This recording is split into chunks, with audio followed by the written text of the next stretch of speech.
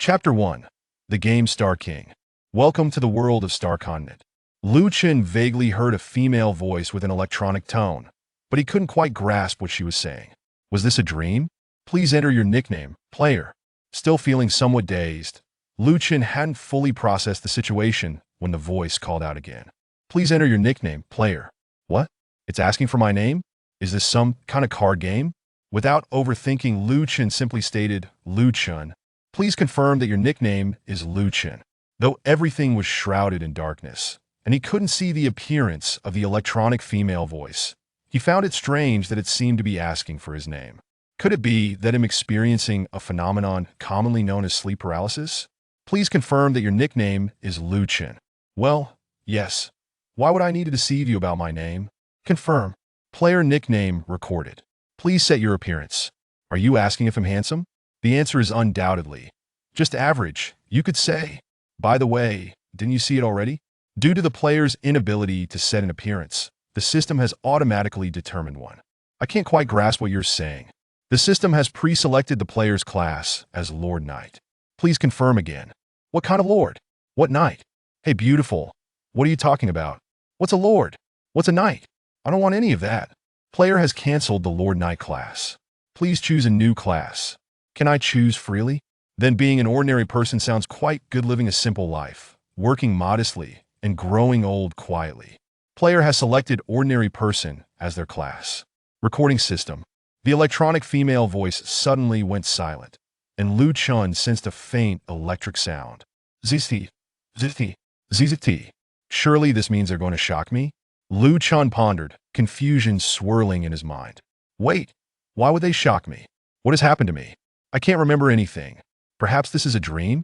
This dream seems to have lasted forever. When Chen finally opened his eyes, he found himself in a peculiar world. He lay on a wooden bed in what was evidently a small cabin. Beside the bed was a small wooden table, adorned with items resembling fabric bandages and glass vials of some kind. Despite the astonishing realism of the world around him, those bandages and vials looked entirely authentic. Certain clues hinted that this was a digitally constructed realm, reminiscent of cutting-edge CG animations boasting 100% realism. At that moment, a strikingly beautiful woman entered through the door, her golden hair cascading like a waterfall. Although her features bore Asian characteristics, she wore a black nun's outfit that suggested a modestly endowed figure. Ah! You're awake. What is this place? The woman, with her large, beautiful eyes blinking, replied, This is the Moonscape Prairie in the Star Continent. We found you lying on the ground, seemingly injured, so we brought you here. Star Continent? Chen realized he had never heard of such a place and asked, I don't quite understand what you mean. This is the world of Star King, a game developed by Star Games Corporation, where you can embark on your gaming life. Star King? Upon hearing the nun's words, Chen recalled that this was the latest virtual world game from Star Games, the largest game development company in the world. He had been interested in purchasing a set of equipment to experience this so-called virtual world game after seeing advertisements. So, this is a game world? Indeed. The nun smiled, her eyes sparkling as she continued. I am the novice guide, Ting. You can say view to see my profile. View? Is that a skill? Chen looked at the beautiful girl and silently thought view. Suddenly, a dialog box appeared in front of him, displaying Ting's avatar, name, and class. Novice Guide, designed to help newcomers acclimate to the game. Level 30, HP? Level 30 doesn't seem very high, does it? Ting, what's my level? You can say interface and then click the attributes button to see your own details. Without hesitation, Chen thought interface, and a frame filled with buttons appeared before him, with options such as attributes, equipment, skills, inventory, quests, reputation, faction, mounts, and logout. Chen tapped attributes, and the button-filled interface transformed into his personal attributes page. Name, Chen. Race, human. Class, commoner. Diligent learning is a virtue of a good commoner. Template, level 1. Attributes, strength, 7 agility, 7 spirit, 7 endurance, 7 energy, 7 charisma, 50 luck, 10. Armor, 30. Free attribute points, 0. Damage, 1,516. Physical crit rate, 5. Overrun rate, 1. Spell strength, 1,011. Spell crit rate, 5. Health points, 80. Mana points, 80. Stamina, 100. Experience points, 0, 100. This attribute interface was straightforward enough to understand. Wait a minute. Why is my name spelled as Lu Chen? Lu Chen quickly noticed several oddities, including the name. As for the name, it's just a game, so if I could change it, I might pick something ridiculous like Heaven Shatterer or Conqueror of the World. But now that I'm Lu Chen, I might as well stick with it. It doesn't really matter. After all, who uses their real name as a game name? The label above indicated Lu Chen's template, implying he had some classification. What on earth is this commoner class? Is that even considered a class? Isn't that just the most common demographic? Also, what on earth does the phrase diligent learning is a virtue of a good commoner mean? Isn't diligence a trait for good students? What does it matter for a mere commoner? Is the game system malfunctioning? With a novice guide present, he should just ask her outright. Lan Ting, is there really a commoner class in this game? The beautiful novice guide maintained her smile, her dazzling eyes blinking in response to Lu Chen's question. Raising an eyebrow, Lu Chen prompted again, Lan Ting? Yes? Is there a commoner class in this game? The beautiful novice guide replied. The Star King game has 10 classes. Warrior, Mage, Priest, Paladin, Ranger, Mechanic, Assassin, Sorcerer, Fistfighter, and Knight. Then what is this commoner class? The novice guide continued to smile, her large eyes twinkling. Fine, it seems this may not be a question she can answer. Lu Chen then opened the interface again and clicked on Equipment. The section displayed only a few items. Weapon, clothing, pants, and shoes, along with a model resembling his character, dressed exactly as Lu Chen was.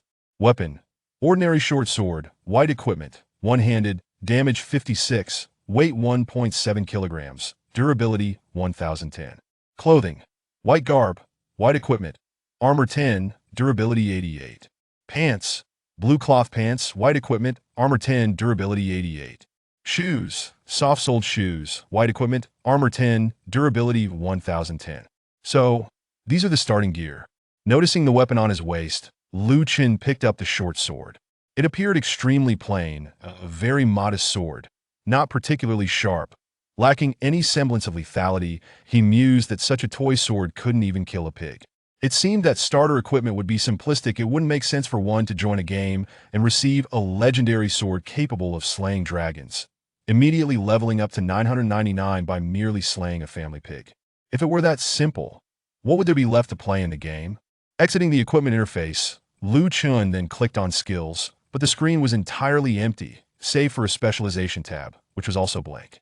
So, as the most ordinary commoner, does he really have no skills? Or were all newcomers required to find a mentor to learn skills upon entering the game? Lan Ting, where can I learn skills? The area outside is the Novice Village, Moonscape Village. You can learn skills from the profession mentors out there. Lu Chen stood up, stretching his limbs, and realized that his body felt indistinguishable from one in the real world. His hands and feet had comparable control, and he managed to jump with ease, indicating that the game's design was exceptionally realistic. He then walked toward the door, eager to behold the world outside. Stepping through the doorframe, he found himself greeted by a mesmerizing landscape. The sky was a brilliant, clear blue, dotted with a few floating white clouds. Beneath this azure expanse lay an endless grassland, where the gentle breeze made the green grasses sway like waves in the sea, rolling one after another in the wind. Near his wooden cabin stood several humble wooden huts, some larger structures lit up brilliantly inside, with windows suggesting a setting akin to a restaurant. Around the wooden huts, various individuals were busy working: carpenters crafting woodwork, blacksmiths forging iron, farmers plowing fields, while others remained standing still. Some donned armor, resembling warriors; others wore robes like mages, some clad in leather armor wielding bows, resembling hunters. Among them was a particularly striking robotic figure, resembling a compact version of a Gundam, likely a profession mentor, perhaps a mechanic. At that moment, the novice guide, Lan Ting, emerged from the doorway and said to Lu Chen, "I'll be here from now on. If you have any questions, feel free to ask me. Welcome to the world of Star King. I hope you enjoy your gaming experience in this realm." Chapter 2. Practical Combat. Those clad in plate armor, robes, and leather armor must be the vocational mentors, Lu Chen mused. Since there exists a commoner profession like his, it stands to reason that there would be commoner vocational mentors as well. Right? it would be prudent to inquire. So Lu Chen turned to the novice guide and asked, Lanting, where can I find the commoner vocational mentor? The novice guide remained silent, and before Lu Chen's eyes appeared a dialog box displaying 10 buttons.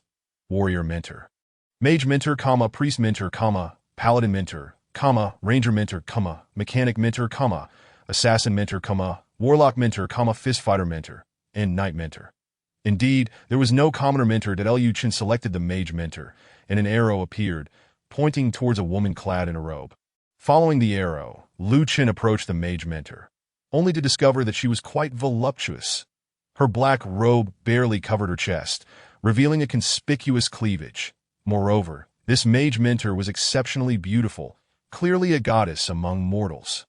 It seemed the game designers had spared no effort in crafting such alluring visuals that Lu Chen decided to examine this captivating Mage mentor. Mage mentor Elena, level 30, located in the novice village of Haoyue village. Health points? Hello, Mage mentor Elena. I wish to learn some skills. Certainly. The voluptuous Mage mentor flashed a sweet smile, and a dialog box appeared before Lu Chen, listing the mage skills. Fireball, Ice arrow, energy sphere. Among others, when Lu Chen clicked on Fireball, he did not immediately learn it.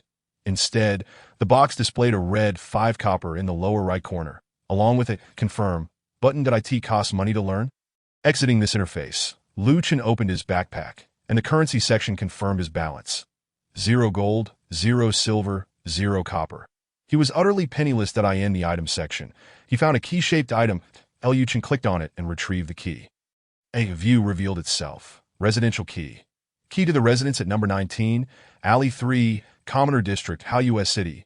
What a surprise! A key to an actual house. Lu Chen felt a wave of emotion. In the real world, he had yet to scrape together enough for a down payment on a house. Yet here in the game, he was a man with a home. Surely, this was a benefit of sorts, returning the key to its place. Lu Chen felt disheartened. What good was a house if he had not a single coin to his name?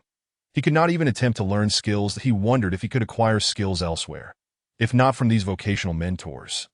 How could he enjoy the game? Or could skills be developed independently?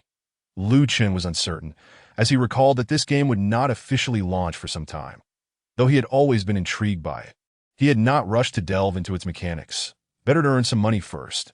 Noticing a man with a question mark above his head, Lu Chen surmised he might have a quest to offer, which could lead to some earnings. Approaching the armored man, Lu Chen used View. Officer Craig, Elite level 30, a fallen officer, health points.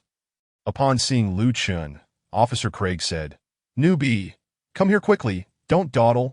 A dialog box appeared, stating, Training. Officer Craig lamented your unarmed state and wished to train you to face this harsh world. He instructed you to fell a nearby wooden dummy. Reward: 1 copper coin. The dialog box provided options: confirm and decline. Without hesitation, Lu Chen clicked confirm. Very well, newbie. Officer Craig nodded, saying, Draw your weapon and strike down that wooden dummy. The previous dialog box displayed the quest details. Strike down the wooden dummy. Progress: 01. Simple enough. Lu Chen unsheathed the long sword at his waist, approached the dummy, and swung his sword. Clang! A -10 appeared beside the dummy, and a mark was left on its surface. Lu Chen felt a slight tingle in his hand. This game was remarkably realistic, even evoking a sense of numbness. Examining the dummy, Lu Chen observed its attributes. Ordinary wooden dummy. Level 1. Rudimentary dummy made of logs, seemingly easy to dismantle with just a couple of strikes. Health points: 110-120. The IT seemed that first strike had dealt 10 points of damage, suggesting he would need approximately 11 more strikes to fell it. Thus, Lu Chen continued his assault. Clang, clang, clang, clang, clang, clang, clang, clang, clang, clang. On the 10th strike, the dummy collapsed. The quest progress updated to 1-1, prompting Lu Chen to return to Officer Craig to submit his task. Newbie, you were rather slow. Had it been me, I would have felled it in 1 blow. Lu Chen inwardly scoffed at the old man, thinking if I were level 30, I could do it in 1 strike too. Well, regardless, you completed the task. Here's your reward.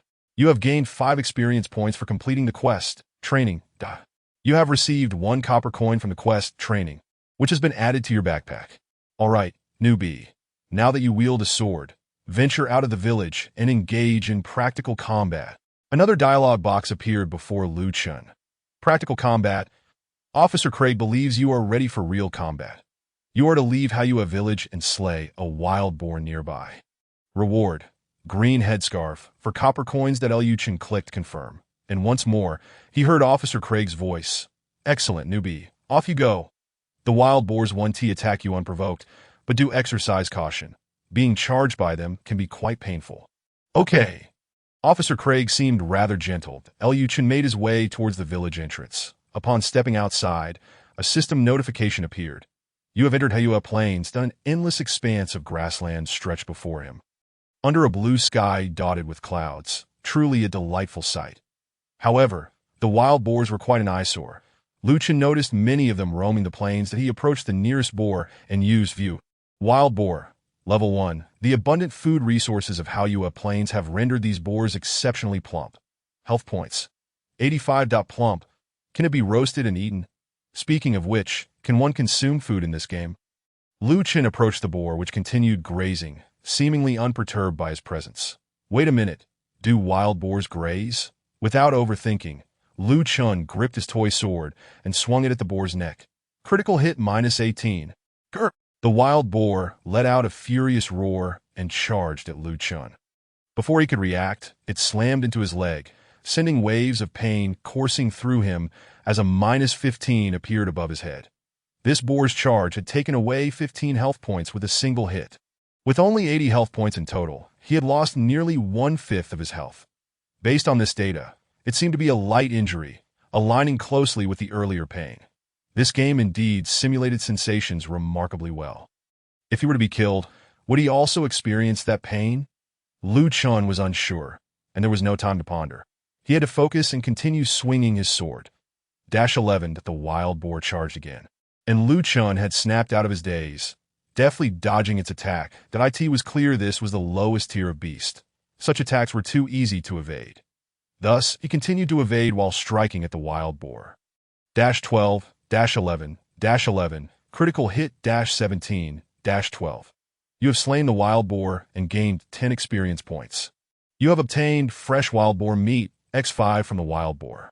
The progress for the quest, Practical Combat, updated to 1-1, marking the task as complete. Chapter 3. Player Logout Failure. Well done, newbie. You completed the task so swiftly. Officer Craig regarded Lu Chen with a look of approval and continued. Here's your reward. Keep striving. You have gained 15 experience points for completing the quest, Practical Combat. You have received a green headscarf from the quest, Practical Combat, which has been added to your backpack. You have received 4 copper coins from the quest, Practical Combat, which have been added to your backpack. Equipping the green headscarf in the headgear slot, Lu Chen noticed an increase of 10 points to his armor, though the garish green hue was rather unappealing. Alright, newbie, as you are a newcomer, lacking skills will hinder your survival in this world. Next, you must seek out your vocational mentor to learn skills. A dialogue box appeared before Lu Chen. Learn skills. Officer Craig believes that possessing skills will enhance your ability to confront enemies.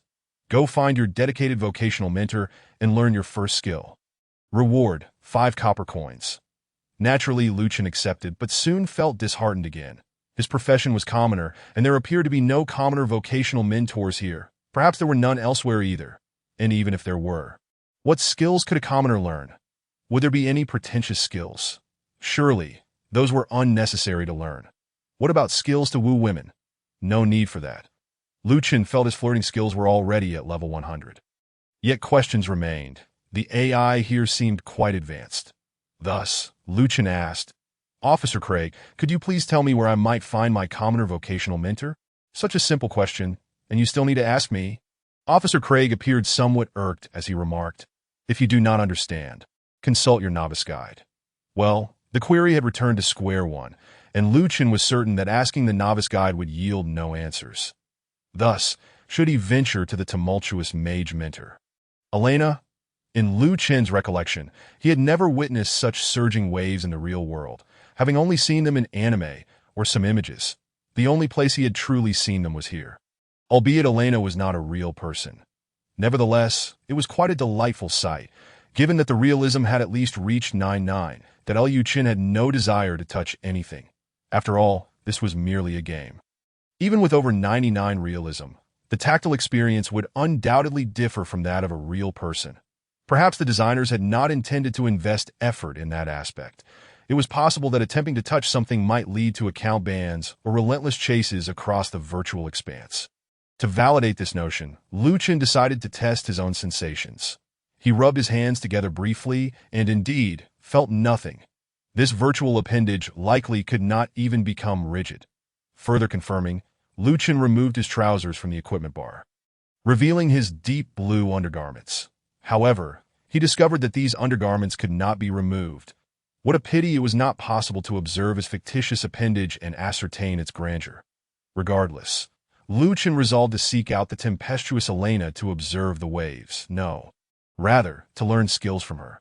"Hello, Mage Mentor Elena. I wish to learn skills." "Certainly." Elena beamed a sweet smile, which Liu Chen found utterly captivating. Such a smile could surely enchant many men, leading them to indulge in the two-dimensional realm. Once more, a dialogue box materialized before him, presenting the spells he could learn at level 1. Fireball, Ice Arrow, and Energy Sphere. Fireball.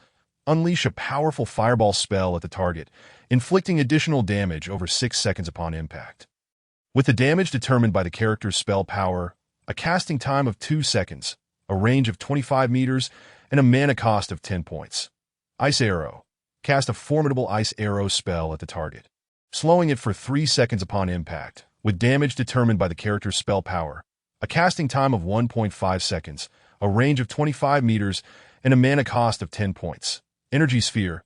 Launch a potent Energy Sphere spell at the target, which will knock back the target upon impact, with damage determined by the character's spell power, a casting time of 2 seconds, a range of 30 meters, and a mana cost of 10 points. These 3 spells appear to be the foundational skills of a mage, suggesting that prior to acquiring skills, they were indeed relegated to bludgeoning wild boars with sticks. As a magic-using profession, how many strikes would it take for a mage to slay a wild boar? Well, no matter. The pressing question now was which spell to select. Liu Chen conjectured that the damage dealt by these 3 spells would vary. A longer casting time likely resulted in greater damage, and the additional effects were distinct. Fireball had lingering damage, Ice Arrow provided a slowing effect, and Energy Sphere had the advantage of distance and could repel the target that as a commoner. Liu Chen perceived his occupational identity as one devoid of definition. Since there was no defined role, he would choose a skill equally undefined. Ice Arrow, it shall be. Liu Chen clicked on Ice Arrow in the dialog box, and a yellow frame enclosed the spell. He then clicked Confirm. Suddenly, Liu Chen felt a surge of blue light emanating from him, as if he had sprouted another arm named Ice Arrow, enabling him to wield it at will. Congratulations, you have learned the skill, Ice Arrow. Astonishingly, he had truly acquired it. Well done, Novice Mage, choosing Ice Arrow as your first skill. It is a powerful skill that balances offense and defense. Make good use of it henceforth, Elena concluded with a playful wink, causing Liu Chen's heart to flutter.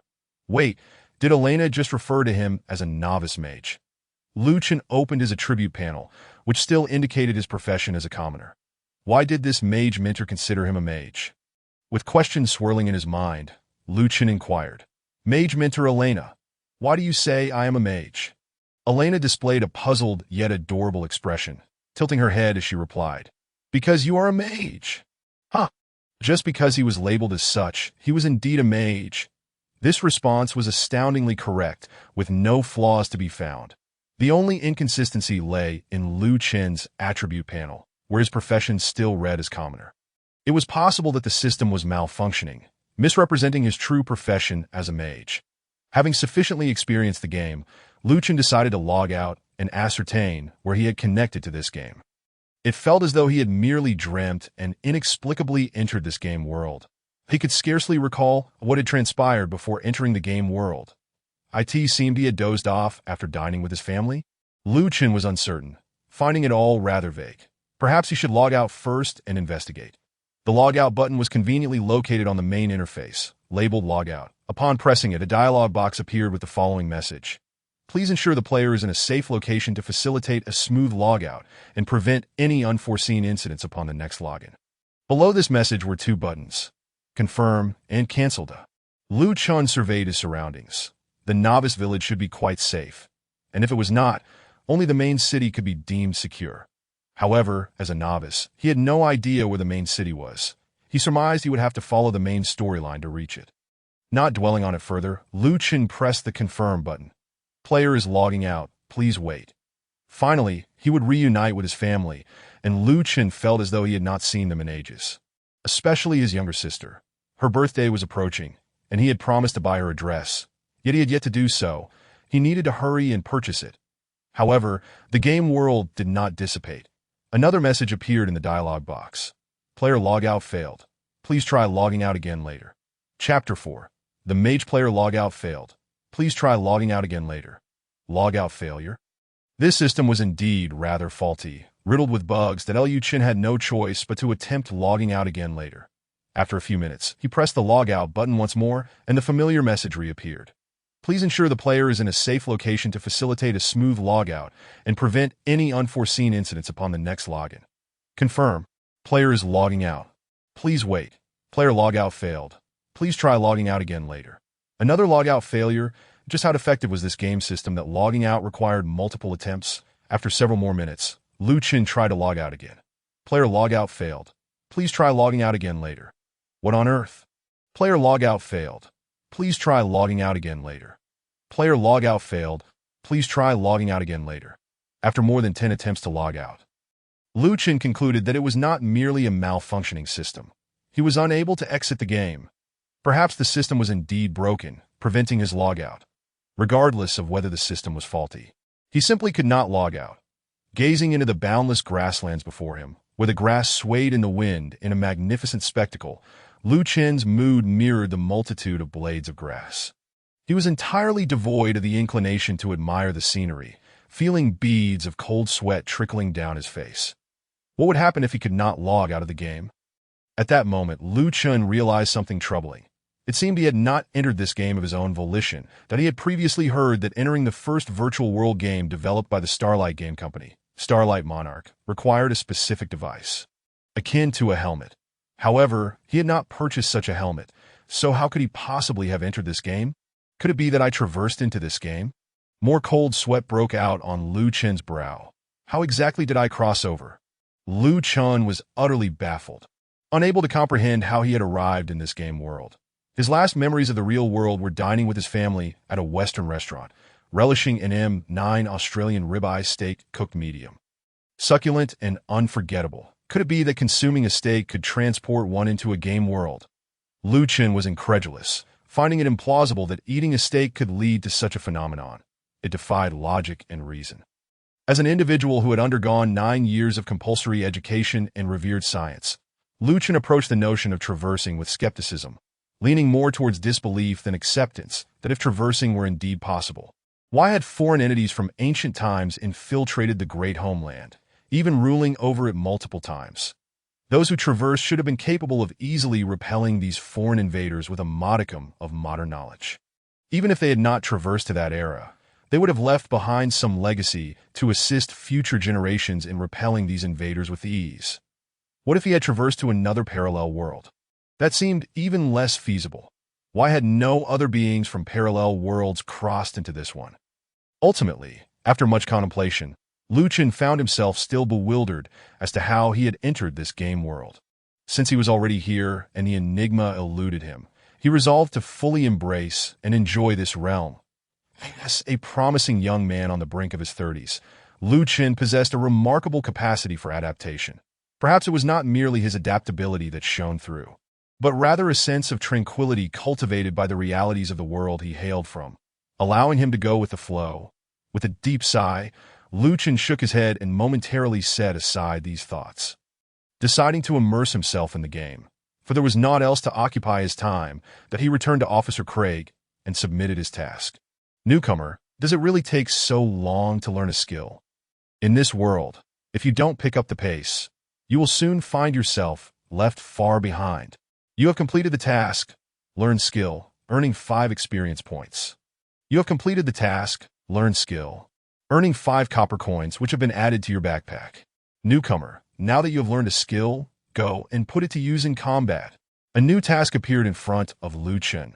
Engage in combat again. Officer Craig observed that Lu Chen had acquired a new skill and believed he should practice it extensively to hone his abilities, that he instructed Lu Chen to slay 5 wild boars nearby. Reward, cloth belt, 10 copper coins. With a click on confirm, Lu Chen stepped out of the village. Having just learned the skill, Ice Arrow, he was eager to cast it and witness its effects. Upon exiting Haoyue village, Lu Chen spotted a wild boar grazing not far off.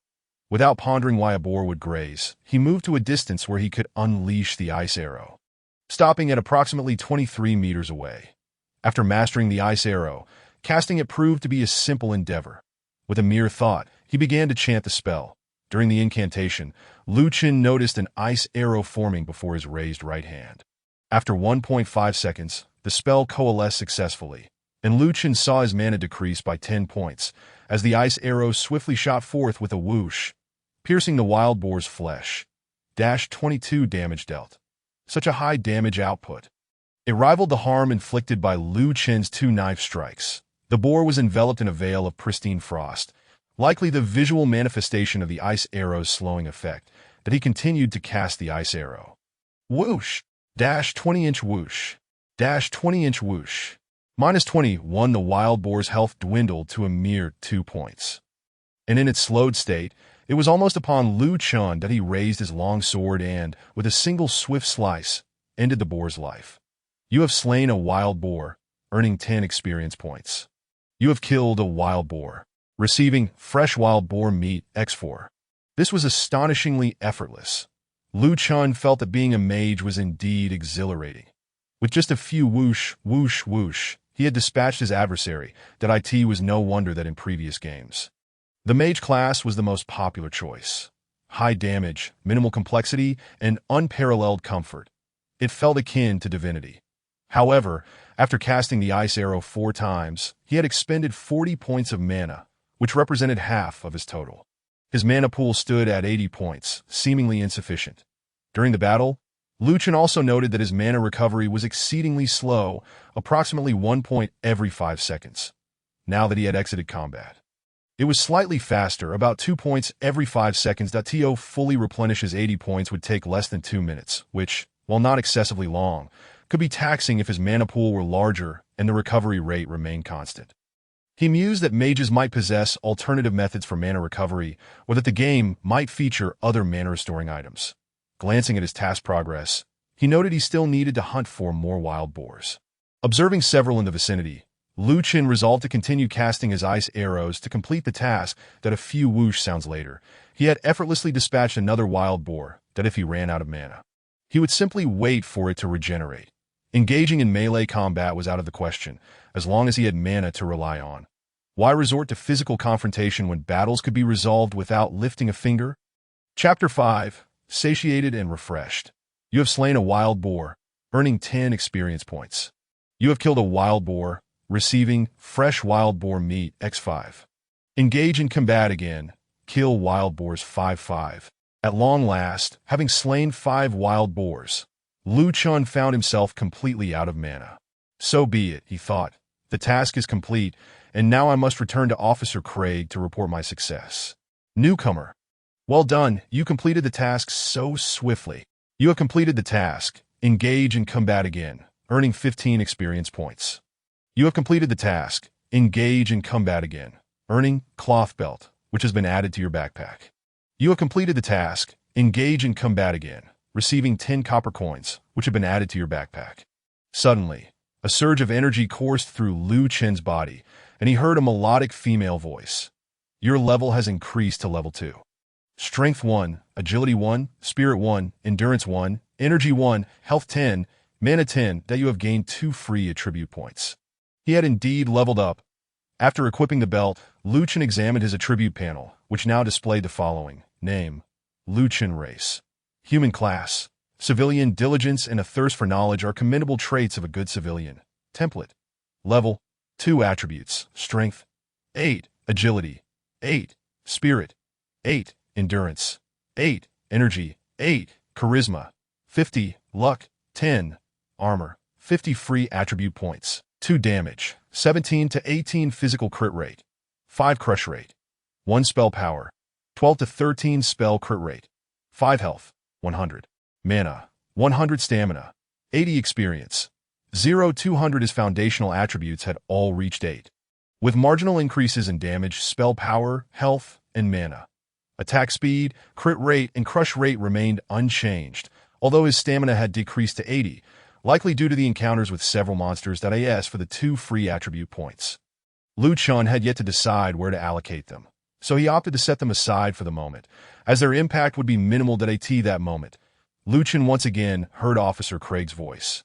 Newcomer.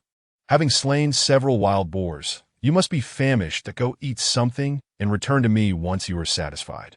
A new task appeared before Lu Chen, satiated and refreshed. Officer Craig noted Lu Chen's fatigued appearance and deemed it time for him to replenish his energy. Head to the dining hall and order the signature set meal. Indulge in the classic cuisine of the Starry Continent. Reward, 5 copper coins. After clicking confirm, Lu Chen followed the prompt and entered the largest wooden building. Inside, he found a young girl, resembling a waitress, standing at the reception. Upon noticing Lu Chen's arrival, she warmly greeted him with a sweet voice. Welcome. Afterward, she gestured for Lu Chen to take a seat and asked, Sir, is this your first time here? Lu Chen nodded and replied, Yes. That's wonderful. The waitress appeared delighted and said, As a special offer for first-time visitors, our restaurant provides a complimentary classic set meal for our customers. Please hold on. I will prepare your meal right away. What a delightful surprise. A complimentary meal. Lu Chen wondered if this was a perk of accepting this satiated and refreshed task, or if it was a standard offering for all first-time patrons. Before he could ponder further, the waitress returned with a tray bearing his meal. Good day, sir. Here is your signature set meal. Enjoy. With a smile, she nodded at Lu Chen before returning to her post. The signature set meal consisted of a plate of curry rice and a bowl of what appeared to be corn chowder. Lu Chen initiated a view on the meal. Curry rice, a dish from the signature set meal of the Newbie Village restaurant. Rich in nutrients and delectable, capable of gradually restoring stamina while consumed. It is mildly spicy by default. Corn chowder, a soup from the signature set meal of the Newbie Village restaurant. Rich in nutrients and delectable, capable of gradually restoring stamina while consumed. Be careful not to burn yourself.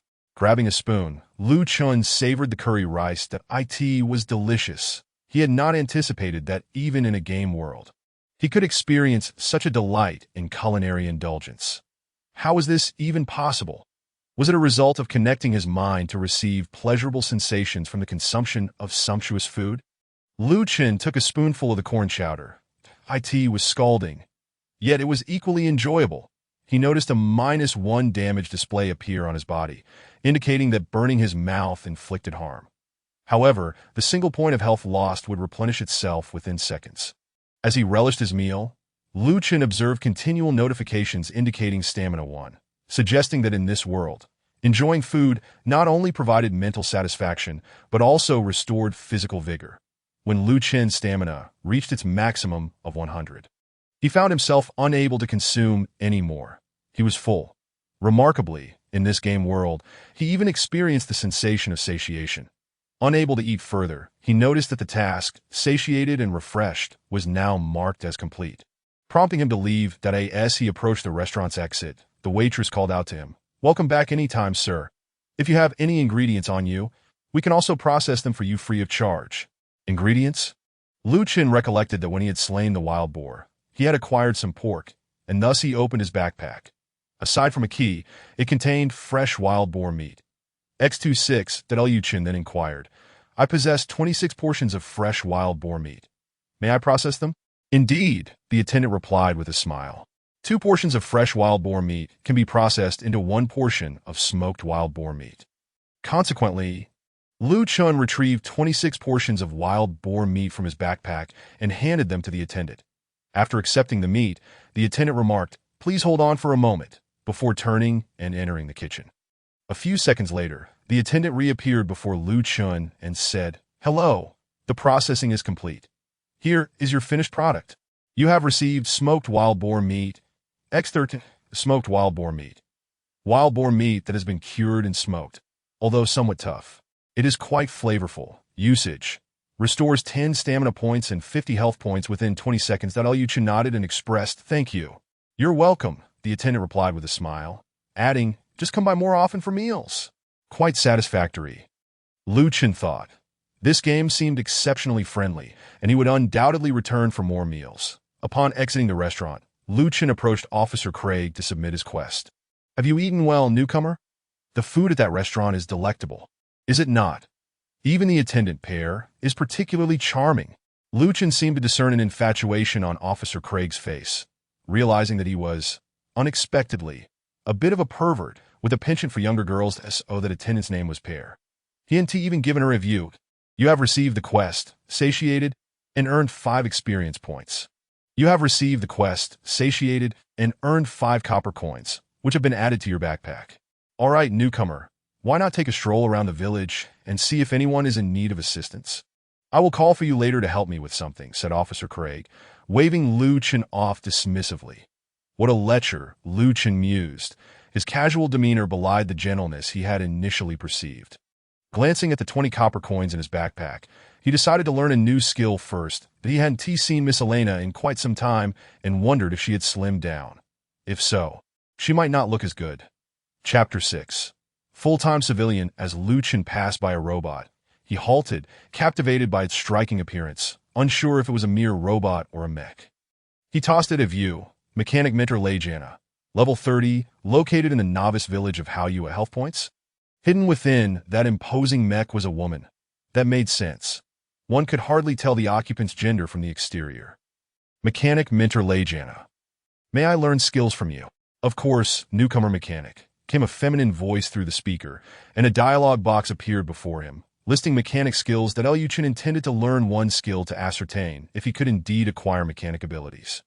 Since the mechanic mentor had referred to him as a newcomer mechanic, it seemed he could learn mechanic skills. Among the level 2 skills available were mechanical strengthening, mechanical affinity, and basic mechanical crafting.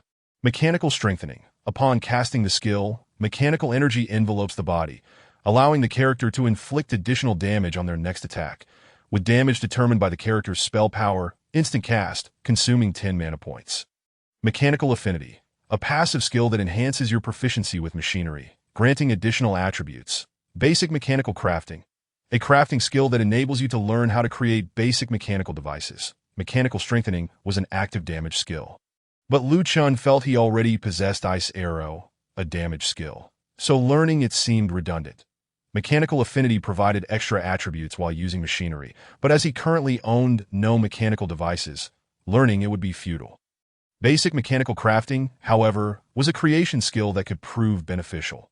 Perhaps he could fabricate some powerful mechanical devices. Chen selected basic mechanical crafting, clicked confirm, and after spending 5 copper coins, he felt a surge of blue light envelop him, as if he had learned something new. "Congratulations, you have learned basic mechanical crafting." Incredibly, he had truly acquired a mechanic skill. At that moment, Chen heard the speaker of the robot declare, "Newcomer mechanic. Make good use of your new skills to create powerful mechanical equipment." This was the second time the mechanic mentor referred to him as a newcomer mechanic, while the previous mage mentor had labeled him a newcomer mage. Could it be, Chen pondered, that my civilian class is regarded as a newcomer to all professional mentors? To verify his hypothesis, Chen approached the imposing man clad in armor and tossed him a view. Warrior Mentor William, level 30, located in the Novice village of Haoyue. Health points? Warrior Mentor William, may I learn skills from you? Certainly. Newcomer Warrior. The man's voice was deep and robust, and before Chen appeared a list of warrior skills available at level 2. Charge, taunt, and slash. Charge. Rush towards an enemy. Instant cast, no cost. Taunt. Provokes the target to attack you and increases their enmity towards you. Instant cast, no cost, slash.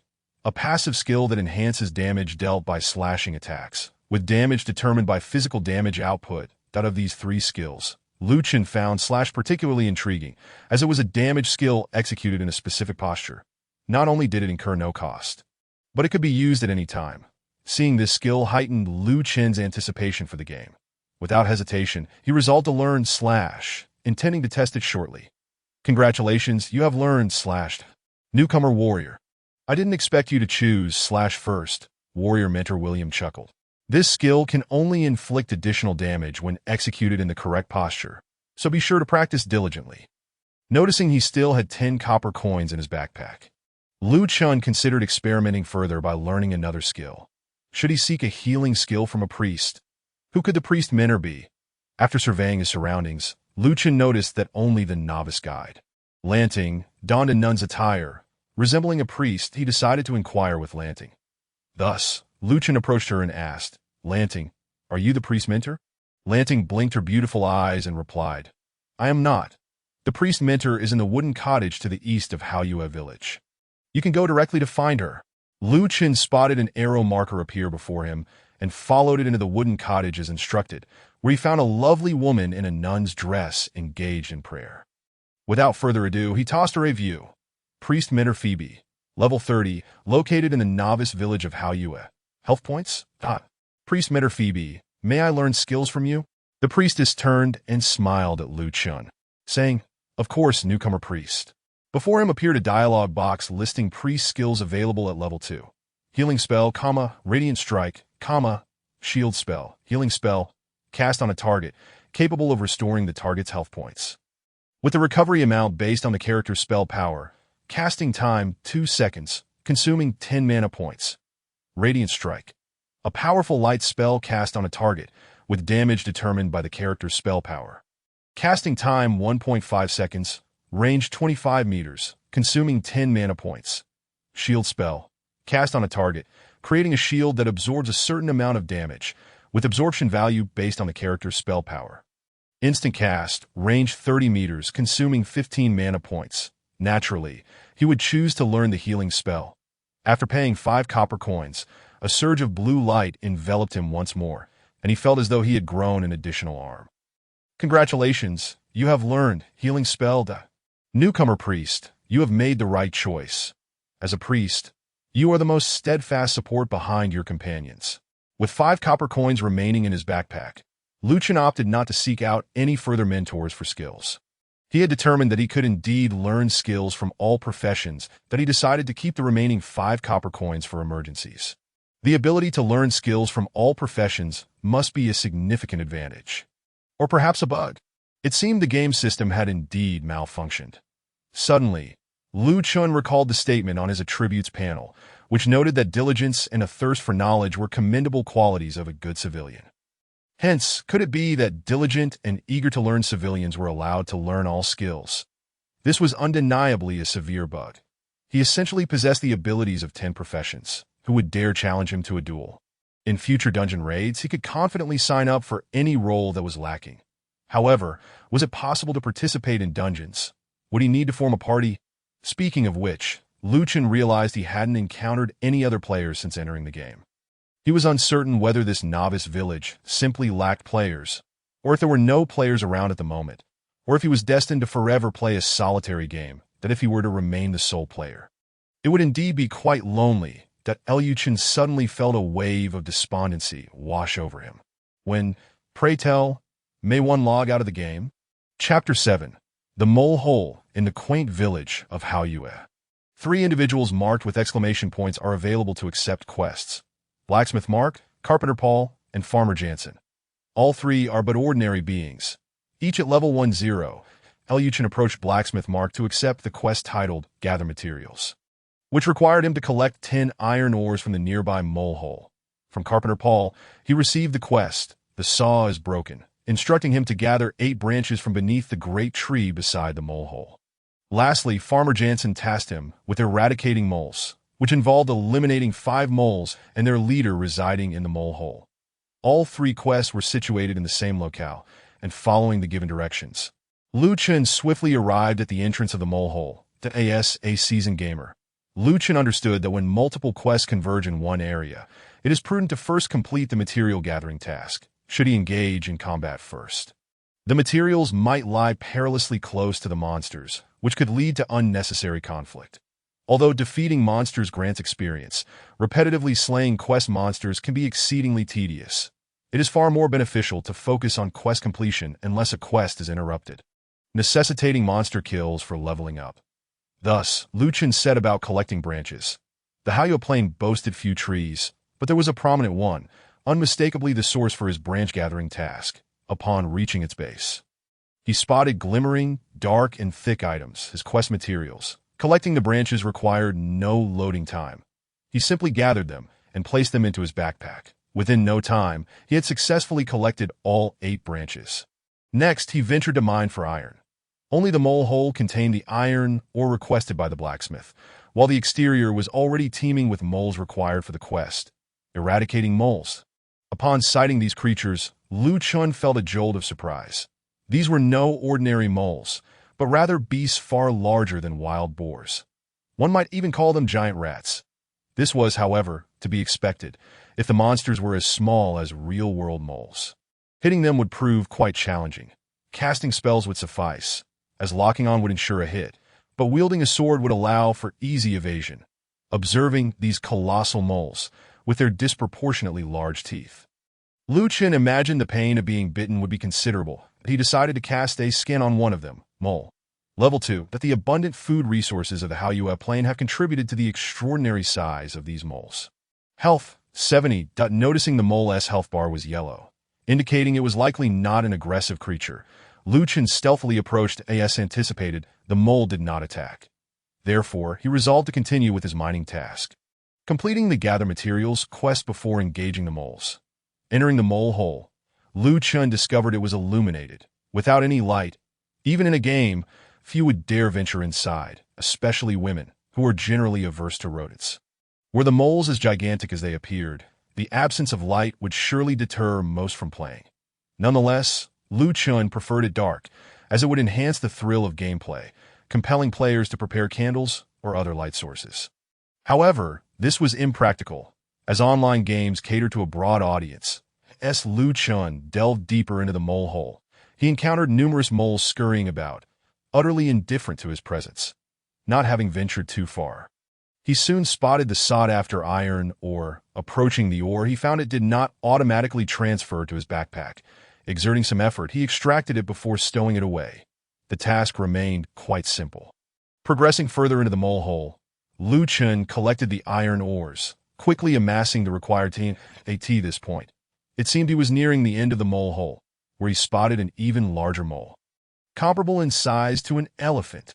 How terrifying, Chen thought, beads of sweat forming on his brow. One bite from that beast could surely sever my head. He cast a skin on the elephantine mole. Mole Leader. Level 3. That the plentiful food resources of the Haoyue plain have caused these moles to grow to extraordinary sizes. Health. 160. That although 160 health points seemed somewhat formidable, it was merely a matter of buying a few more times. The health bar was red, indicating it would likely be an aggressive monster. Despite the Mole Leader's 160 health and level being higher than Chen's, he felt no fear, as a diligent and studious commoner with 4 skills from various professions. He regarded the mole as a trivial foe. Thus, Chen stood at a distance, casting Ice Arrow at the Mole Leader. Bio. The display showed -24 damage. That it appeared the damage dealt by Ice Arrow had not significantly increased since his level 1 days. However, at this rate, the Mole Leader would likely remain standing when it reached him. As a seasoned magic user, Chen had a secret weapon. Bio. -25-inch by -26-inch by -24. After casting Ice Arrow 4 times, the giant Mole Leader was closing in on him. Chen retreated a few steps, employing his kite technique to continue casting Ice Arrow. Bio. Critical hit -35-inch by -24-inch by -24. You have slain the Mole Leader and gained 23 experience points. You have defeated the Mole Leader and received Mole Teeth X3. Indeed, it was quite effortless. Being a mage was exhilarating. However, the repeated casting of spells had drained a significant portion of Chen's 100 mana points. Should I allocate all 3 of my free attribute points to energy? He pondered, stroking his chin. Adding 2 points to energy might grant an additional 20 mana points, potentially increasing recovery speed. After careful consideration, Chen decided against it, opting to save the points. After all, he could not log out of the game and had ample time to wait for his mana to restore. Furthermore, The ordinary moles only possessed 70 health points. A mere 3 hits would suffice to vanquish them, or a single strike if they did not perish immediately. Thus, as Chen exited the mole hole, he dispatched the moles along his path, completing his tasks without sustaining any injuries. The ordinary moles granted him only 15 experience points each, and even with the mole leader's 98 experience points, he remained far from leveling up to level 3. Then on his return to Haoyue village, he took the opportunity to bayou at the wild boars outside. After leveling up to level 2, he found that defeating level 1 wild boars yielded only 8 experience points each. But it was better than nothing. Upon reaching the village entrance, Chen had slain 3 wild boars, earning 24 experience points, and promptly made his way to turn in his quests. Blacksmith Mark. You are incredible. You've gathered enough iron ore so swiftly. Here is your reward. You have received 30 experience points for completing the quest. Gather materials. You have received 10 copper coins for completing the quest. Gather materials. Now in your backpack. Carpenter Paul. These branches are adequate. You have received 30 experience points for completing the quest. The saw is broken. You have received 10 copper coins for completing the quest. The saw is broken. Now in your backpack. Farmer Jansen. Splendid. The moles have been completely eradicated. No more moles to ruin my fields. You have received 30 experience points for completing the quest. Eradicating moles.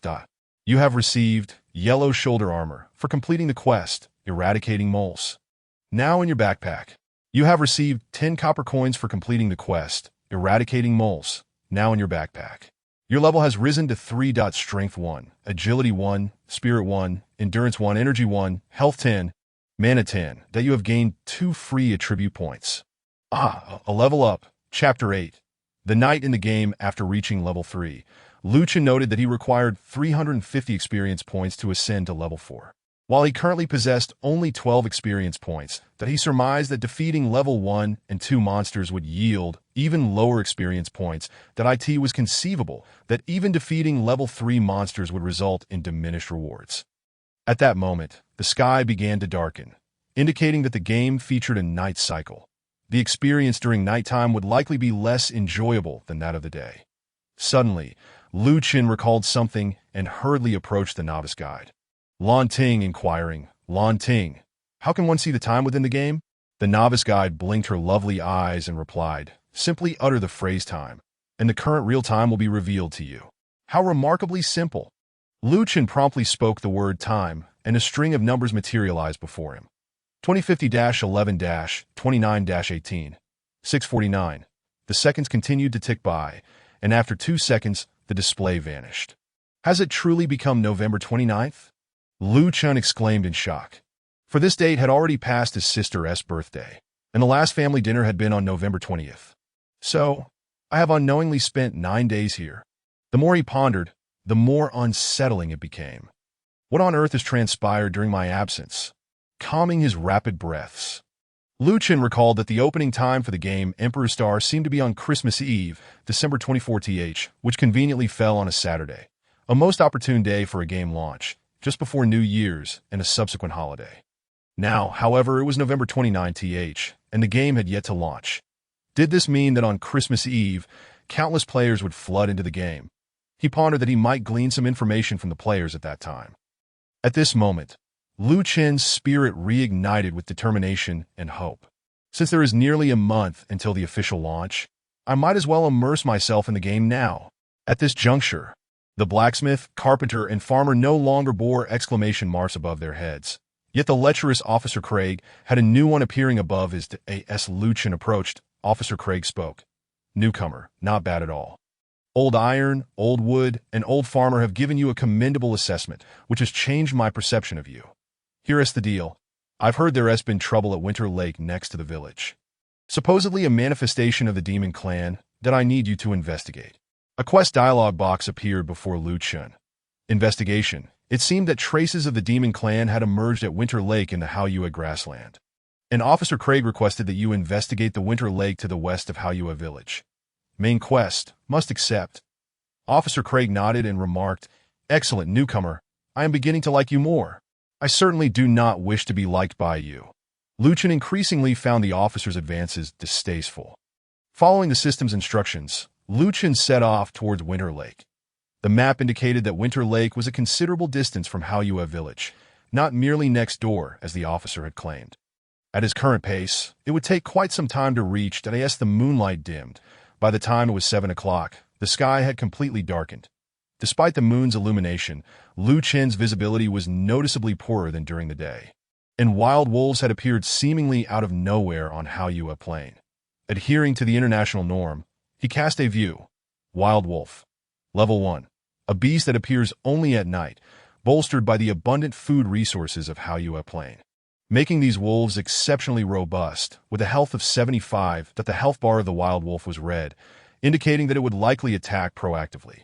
Well, they are merely level 1 nuisances. 75 health points should be easily dispatched with a few bio attacks and a final blow. After defeating a wild wolf, Chen only gained 5 experience points. Was that truly insufficient? To accrue the necessary 350 experience points, he would need to slay 70 wild wolves, as he ventured further from Haoyue village. While dispatching another wild wolf, he discovered that 3-inch bio attacks and a final strike did not suffice to finish it off, and he was bitten, losing 20 health points, enduring the attack of the small creature for the second time. This time a bite, though it only deducted 20 health points. It left Chen feeling as if a chunk of flesh had been taken from his left arm. Casting another view, he realized this particular demonic wolf had 92 health points left. And following his previous attacks, it had only a few health points remaining. Thus Chen delivered another blow. You have slain the wild wolf, gaining 12 experience points. You have slain the wild wolf. Acquiring fresh wolf meat, X4. 12 experience points were quite commendable. Chen opted not to cast a healing spell upon himself. Though his health regeneration was slow, the mere loss of 20 points would soon be replenished. Moving forward cautiously, these level 1 and level 2 creatures were no match for his invincible ice arrow spell. Even level 3 creatures would only require an additional bio. Chen remained vigilant, ensuring his mana never dipped below 75. After each encounter, he would wait until his mana restored to over 75 before proceeding, resulting in a rather leisurely pace towards Winter Lake. One could even describe it as tortoise-like. The recent mistake of allowing a wild wolf to bite him led Chen to cast a view at every sighting of wild creatures. After all, casting view consumed no mana and wasted little time.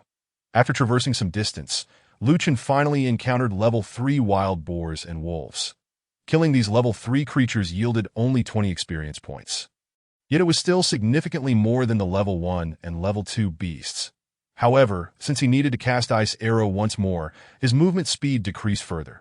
This was unavoidable, given that these wild wolves possessed red health bars. Chen surmised they would attack him even if he did not initiate combat. Hence, nighttime in the game seemed to increase the number of monsters, and the additional creatures would attack proactively. Perhaps there were other hidden difficulties yet to be discovered through exploration. Slowly but surely, Chen remained unconcerned, as he could not log out of the game and was required to be online for 24 hours. With ample time at his disposal, perhaps this was the scenario countless players yearned for, a chance to play incessantly for 24 hours without the need for sleep, rest, or work. Yet Chen had lingering worries. Being unable to log out meant he would be confined within the game world for 24 hours, and he wondered if his physical body in the real world would suffer any consequences.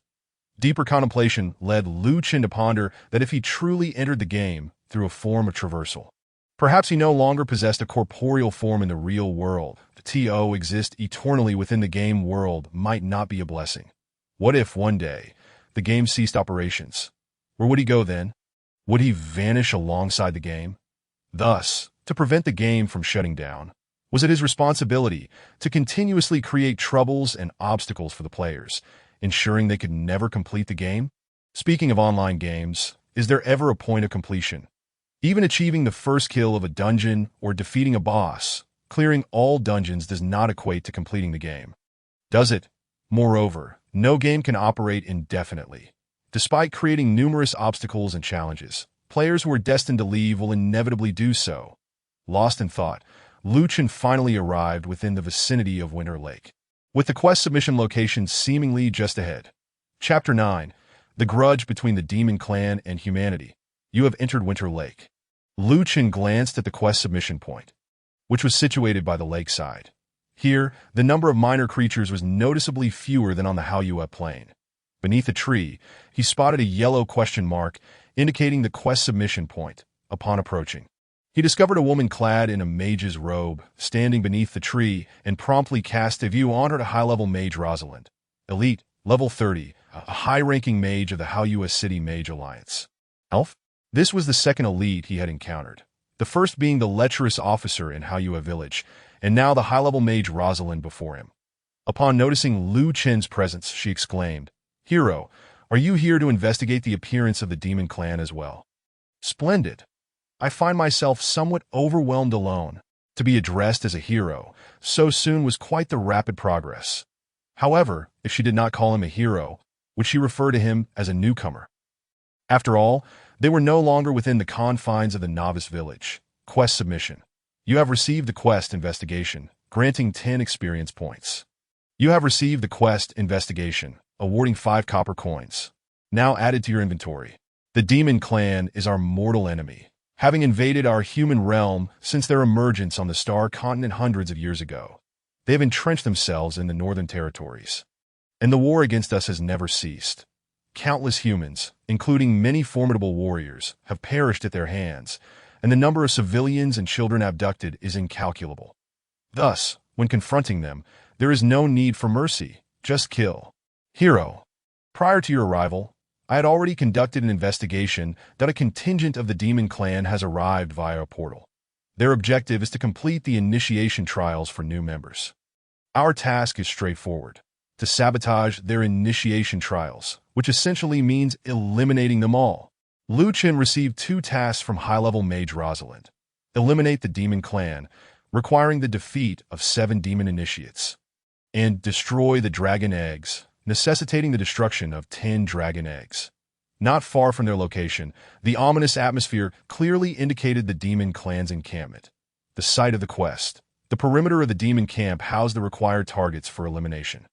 These demon initiates appeared somewhat different from Chen's expectations. He had envisioned them as grotesque and terrifying beings, yet they were merely slightly taller than humans, with purple skin and no other notable features. Let us cast a view to check their details. Demon Initiate. Level 3, a newcomer from the Northern Demon Territory, the Demon Realm. Here to undertake trials, with a health of 118 that the health bar was red, indicating they would likely attack proactively. Well then, let the Ice Arrow spell do its work. Bayou. -26-inch Bayou. -28-inch Bayou. -28-inch Bayou. -26 with only 10 health points remaining. A final slash with his blade. -15. You have slain the Demon Initiate, gaining 20 experience points. You have slain the Demon Initiate, acquiring Tattered Cloth, X3. You have slain the Demon Initiate, acquiring 1 copper coin. Tattered Cloth. This ragged material seems only fit for selling at a shop. After vanquishing the Demon Trialist, Chen noticed 3 relatively large eggs shimmering under a nearby tree, which he surmised were the Earth Dragon eggs he was tasked to destroy. Approaching the eggs, Chen swung his blade.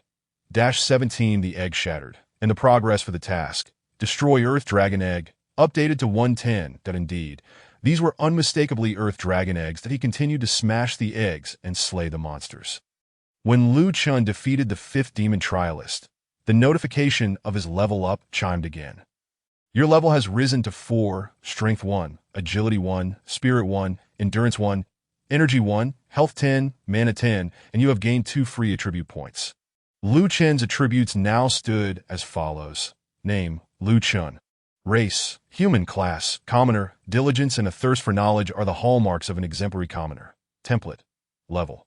4 attributes. Strength, 10 Agility, 10 Spirit, 10 Endurance, 10 Energy, 10 Charm, 50 Luck, 10 Armor, 60 Free attribute points, 6 Damage, 20 to 21 Physical critical hit rate, 5 Crushing rate, 1 Spell power, 15 to 16 Spell critical hit rate, 5 Health, 140 Mana, 140 Stamina, 55 Experience, 600.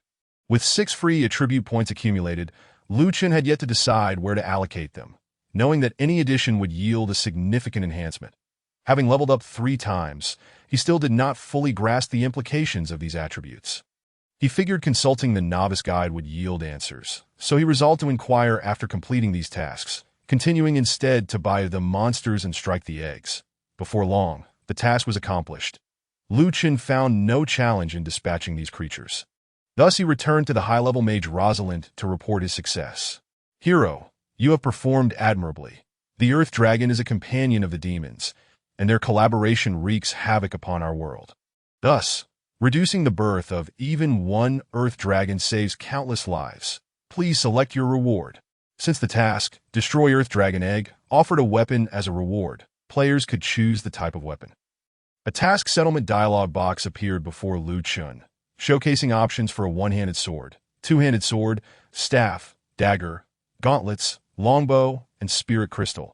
Having grown accustomed to wielding a one-handed sword from prior gameplay, and noting that the reward staff was merely a white item with no attribute enhancements, Chen chose the one-handed sword. You have received 45 experience points as a reward for the task, Destroy Earth Dragon Egg. You have received a reward of Sharp Short Sword from the task, Destroy Earth Dragon Egg, which has been added to your inventory. You have received 25 copper coins as a reward for the task, Destroy Earth Dragon Egg, which has been added to your inventory. Hero, you have done remarkably well. This lesson will surely deter the demons from brazenly committing atrocities in this area again. Please select your reward. Similarly, the Eliminate Demons task provided a clothing reward, allowing players to choose their attire, which included armor, leather armor, and cloth armor. The armor with the highest defense required a strength of 15 to equip, while the moderately protective leather armor demanded an agility of 15, that the cloth armor, possessing the least defense, had no requirements that Chen had not yet used his free attribute points. His strength and agility remained at 10, preventing him from donning either the armor or leather armor, leaving him no choice but to select the cloth armor. However, it mattered little, as Chen was pursuing a mage route, rendering his attire irrelevant. You have received 45 experience points as a reward for the task, Eliminate Demons. You have received a reward of Warm Robe from the task, Eliminate Demons, which has been added to your inventory. You have received 25 copper coins as a reward for the task, Eliminate Demons, which has been added to your inventory. Opening the Equipment tab, Chen equipped the newly acquired Sharp Short Sword and Warm Robe. Sharp Short Sword. White equipment, one-handed, damage 9-10, weight 1.9 kg, durability 12-12. Warm Robe. White equipment. Cloth armor, defense 25, durability 10-10. That after donning these two new pieces of equipment, Chen's physical damage increased from 20 to 21 to 24-25, and his armor rose from 60 to 75. That the toy sword that once hung at his waist had been replaced by a sharper short sword, finally shedding its resemblance to a mere plaything. Grasping the Sharp Short Sword, Chen felt its weight was slightly more substantial than that of the toy sword, likely resulting in a marginally slower swing speed. Chen's appearance remained rather peculiar, adorned with yellow pauldrons, a green headscarf, and a gray robe, evidently lacking the sophistication of even environmentally friendly attire. Chapter 10. Spell Break. Hero, although you have successfully destroyed all the Earth Dragon eggs within the demon camp, a number of them had already hatched before your intervention. Therefore, your next task is to eliminate those newly hatched Earth Dragon infants. A new task dialog box appeared before Chen. Eliminate Earth Dragon infants. High-level mage Rosalind requests that you enter the demon trial camp and slay 8 newly hatched Earth Dragon infants. Accept. Hero, you have eradicated all participating demon newcomers, but the leader who brought these new members to the trials remains in the camp. These demons pose a significant threat to us humans that go forth and eliminate them as well. Eliminate demon leaders. High-level mage Rosalind requests that you enter the demon trial camp and slay 5 demon leaders. Accept. Hero, good luck. High-level mage Rosalind smiled and waved farewell to Chen. It's absurd that someone at level 30 needs me, a mere level 4 novice, to handle these trivial monsters. Of course, this was merely Chen's grumbling. If everything were to be done for him, what would players have left to do in the game?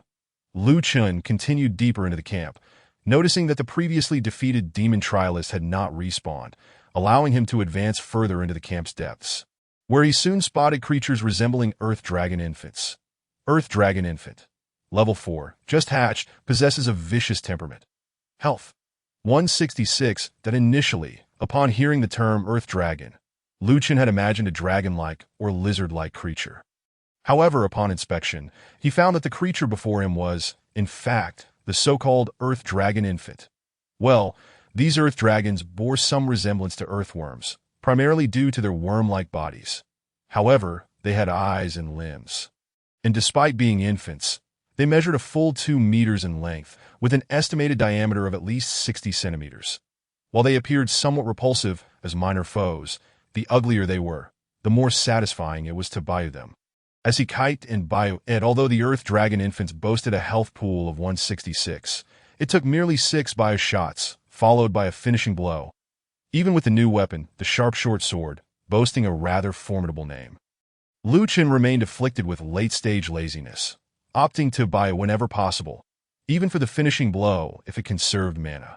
After dispatching the Earth Dragon infants, Chen encountered the Demon Leader and used Inspect.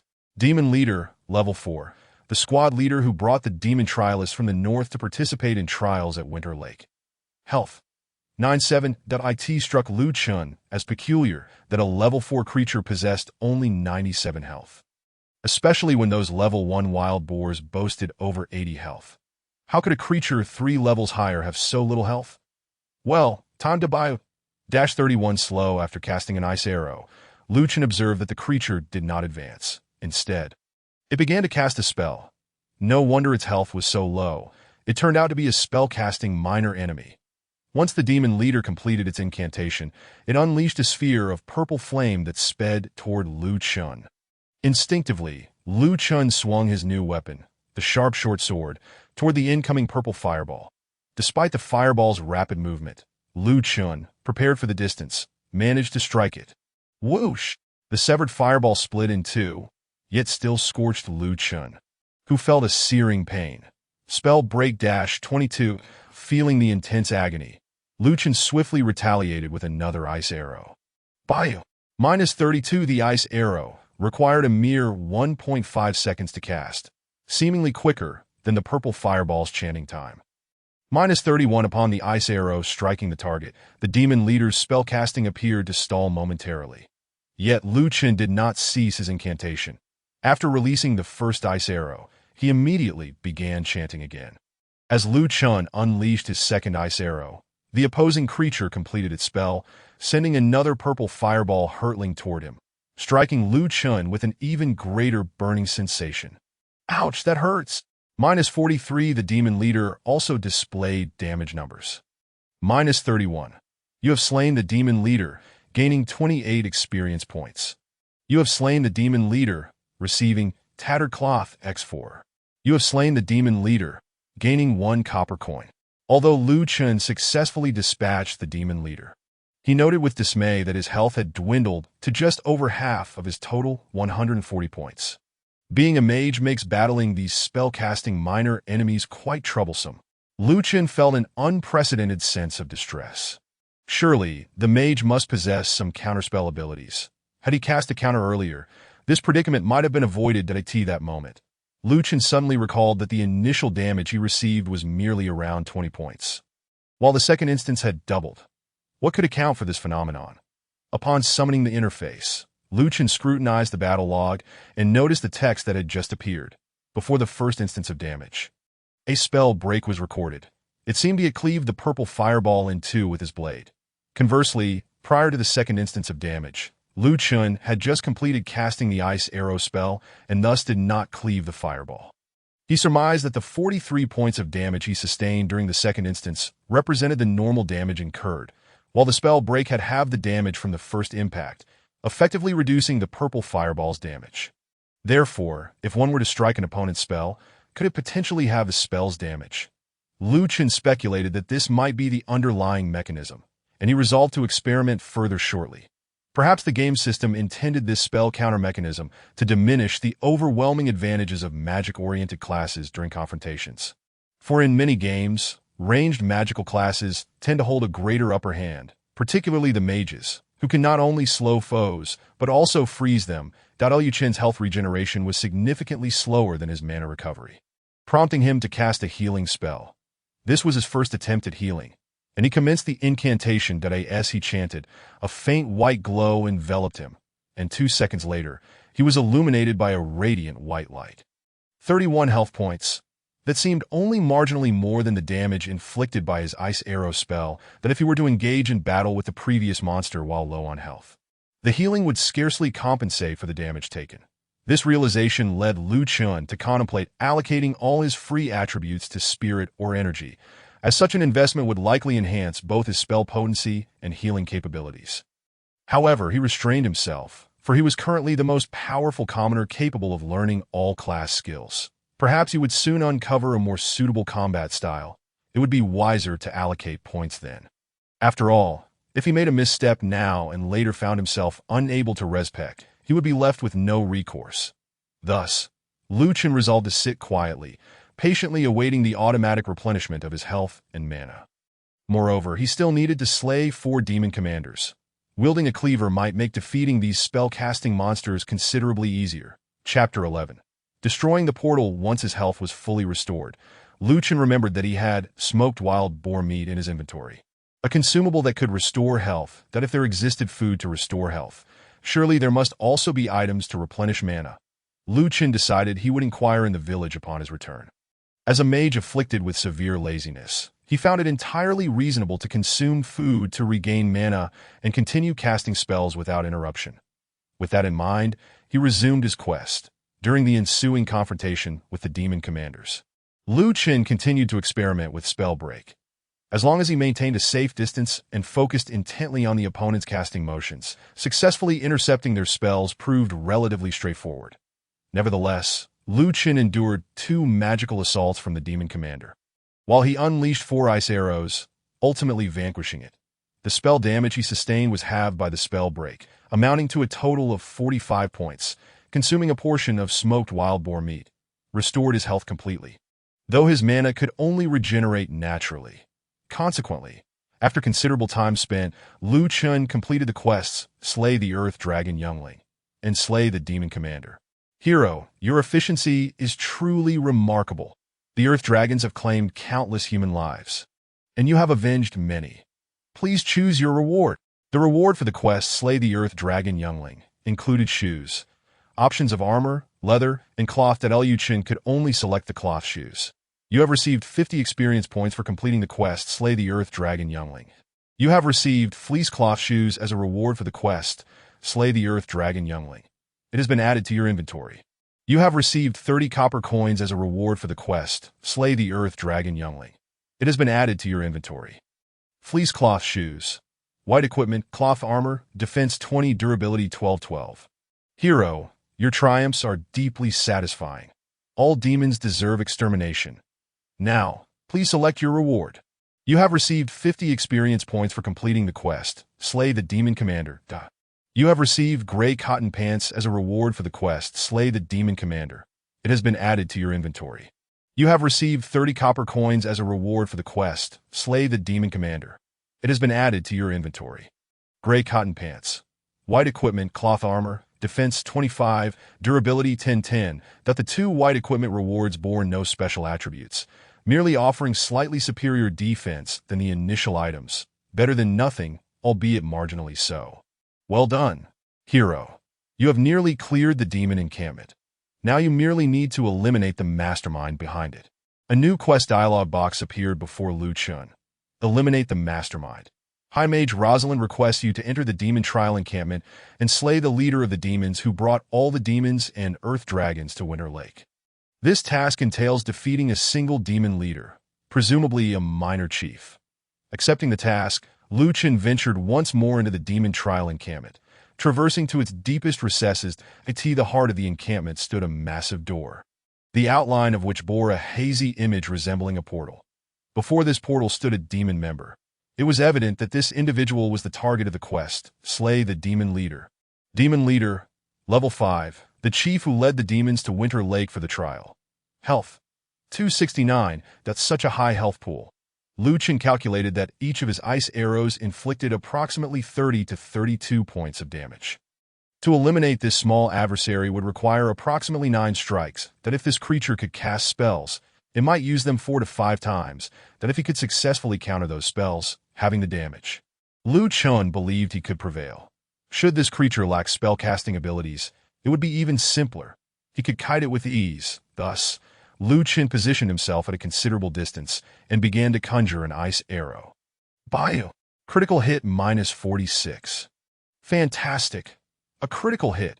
As the damage registered, the demon leader turned and exclaimed, "Human, are you the one who has slaughtered our demon kin and the earth dragons?" Upon finishing his statement, he slowly advanced towards Chen, hindered by the effects of the slow spell. Can it actually speak? How intriguing, Chen mused, continuing to cast ice arrows. Bio.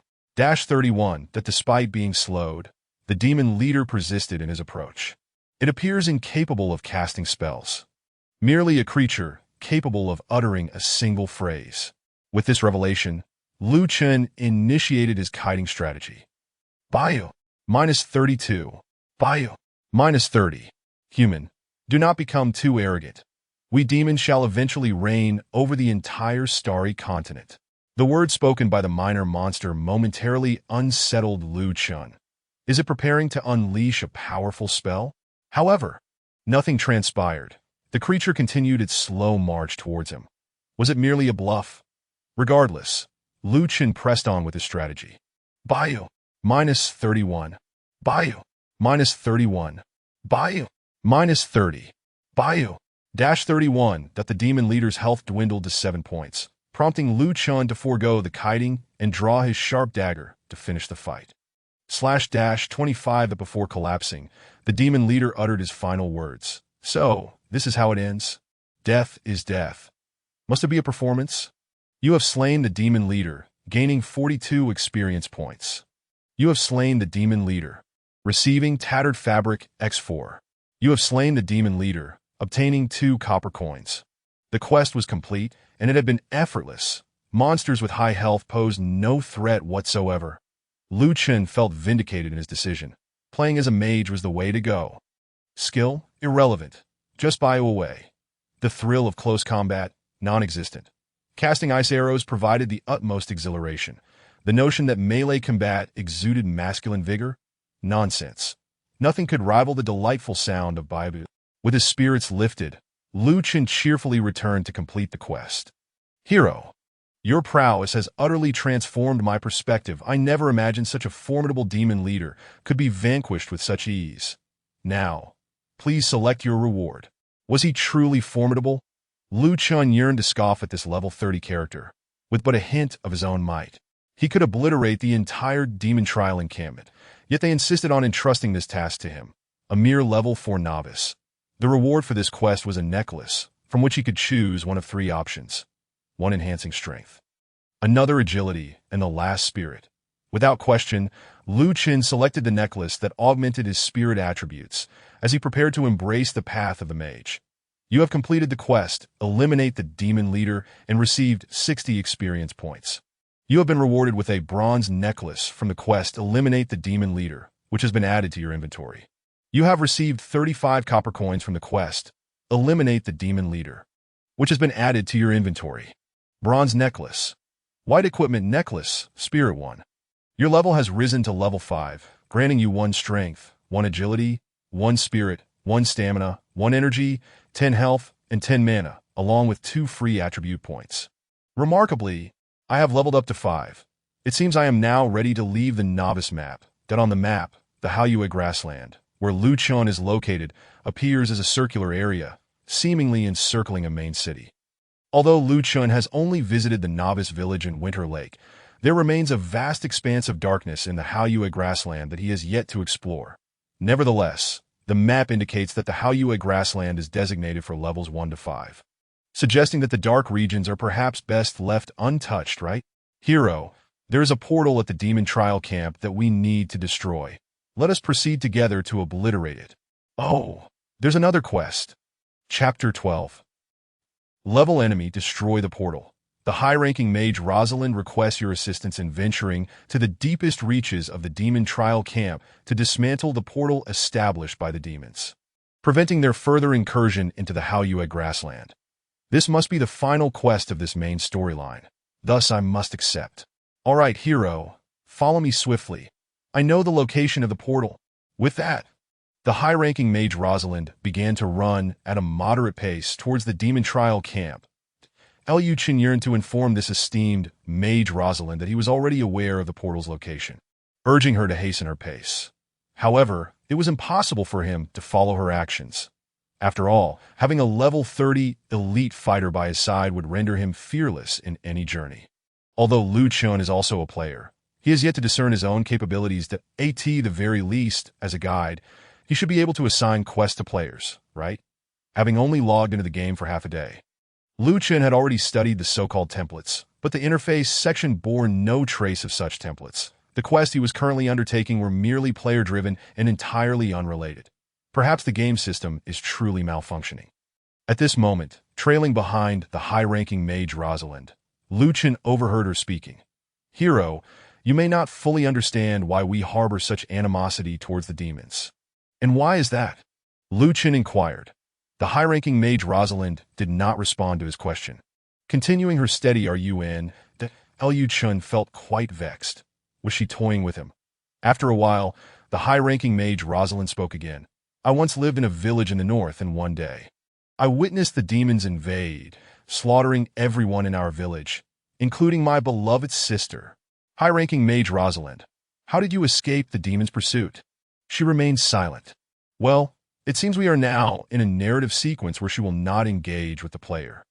Nevertheless, Chen remained curious as to how she managed to evade the demon's clutches, why she alone survived when the entire village perished. Perhaps it is a necessity of the plot. After walking a bit further, the high-ranking mage Rosalind continued. It is not only I. Many villages and towns in the world of the Starry Continent have been invaded by the demons. Hence, the demons are the mortal enemies of all humankind. Thus, this is the message conveyed by the game system, informing players that their adversaries are indeed the demons, and that the main storyline revolves around eradicating them, with the ultimate boss being the demons themselves. So, upon learning of the demons' presence here, I took the initiative to come to Winter Lake, but I discovered far too many demon members present. I could not confront them alone. Thankfully, you, hero, have appeared. How amusing that the game system did not introduce an ordinary level 4 or 5 enemy. That would have truly represented an insurmountable challenge. After all, I, a level 4 novice, single-handedly cleared out a demon camp. Chen found himself at a loss for words. All right, hero, we seem to be nearing our destination. No need to inform me. I can already see the portal. Chen and the high-ranking mage Rosalind quickly arrived at the portal, where she declared, Hero, we only need to destroy the pillars of the portal to dismantle it. The high-ranking mage Rosalind pointed to the pillars of the portal and stated, Right there, just destroy the pillars. And the portal will be, what? Chen looked at the high-ranking mage Rosalind, perplexed by her sudden interruption. Hero, get down quickly. With that, the high-ranking mage Rosalind dropped to the ground. Chen was left bewildered. Suddenly, a shockwave surged toward Chen, instantly knocking him down. 159 Chen gazed at his remaining 1 health point, unable to contain his frustration. Damn it, is this a deliberate attempt to leave me with just 1 health point? Rising to his feet, Chen observed a figure emerging from the portal, a demon far more imposing than the previous one he had encountered, prompting him to use the inspect function. Demon Hero Mo Tong, Elite. Level, a hero of the demons who has led the demon army to conquer countless territories of humanity. Health? The fact that this elite creature possessed a level of astonished Chen. It was indeed terrifying. Startled, Chen hastily cast several healing spells to restore his health to full. I didn't expect it to be you, dear Rosalind. Haha. The demon hero Mo Tong chuckled maliciously. I initially thought it would be a few nameless pawns, but to my surprise, it is the renowned high-ranking mage Rosalind. How delightful. So it is you, Mo Tong. Chen noticed the murderous aura radiating from high-ranking mage Rosalind's face. Indeed, it is I, ha ha ha. The demon hero, Mo Tong, laughed heartily, saying, trading a few newcomers for the life of a high-ranking mage is quite a bargain. High-ranking mage Rosalind displayed an expression of grave concern, whispering to Lu Chun, "Hero, I did not anticipate that this would be a trap devised by the demons. The demon hero Mo Tong is an exceptionally formidable demon, one of those listed on our bounty board. I cannot defeat him alone, and now I must rely on you." "Rely on me?" Lu Chun sighed in resignation. "Please don't drag me into your divine conflicts." In truth, Lu Chen was not overly fearful. It was clear that this was a scripted event, and humanity would undoubtedly drive the enemy away, or someone would come to rescue him. "Hero, we must engage." With that, high-ranking mage Rosalind charged towards the demon hero Mo Tong. Upon reaching approximately 20 meters from the demon hero, she suddenly vanished, only to reappear as 10 identical figures surrounding the demon hero Mo Tong.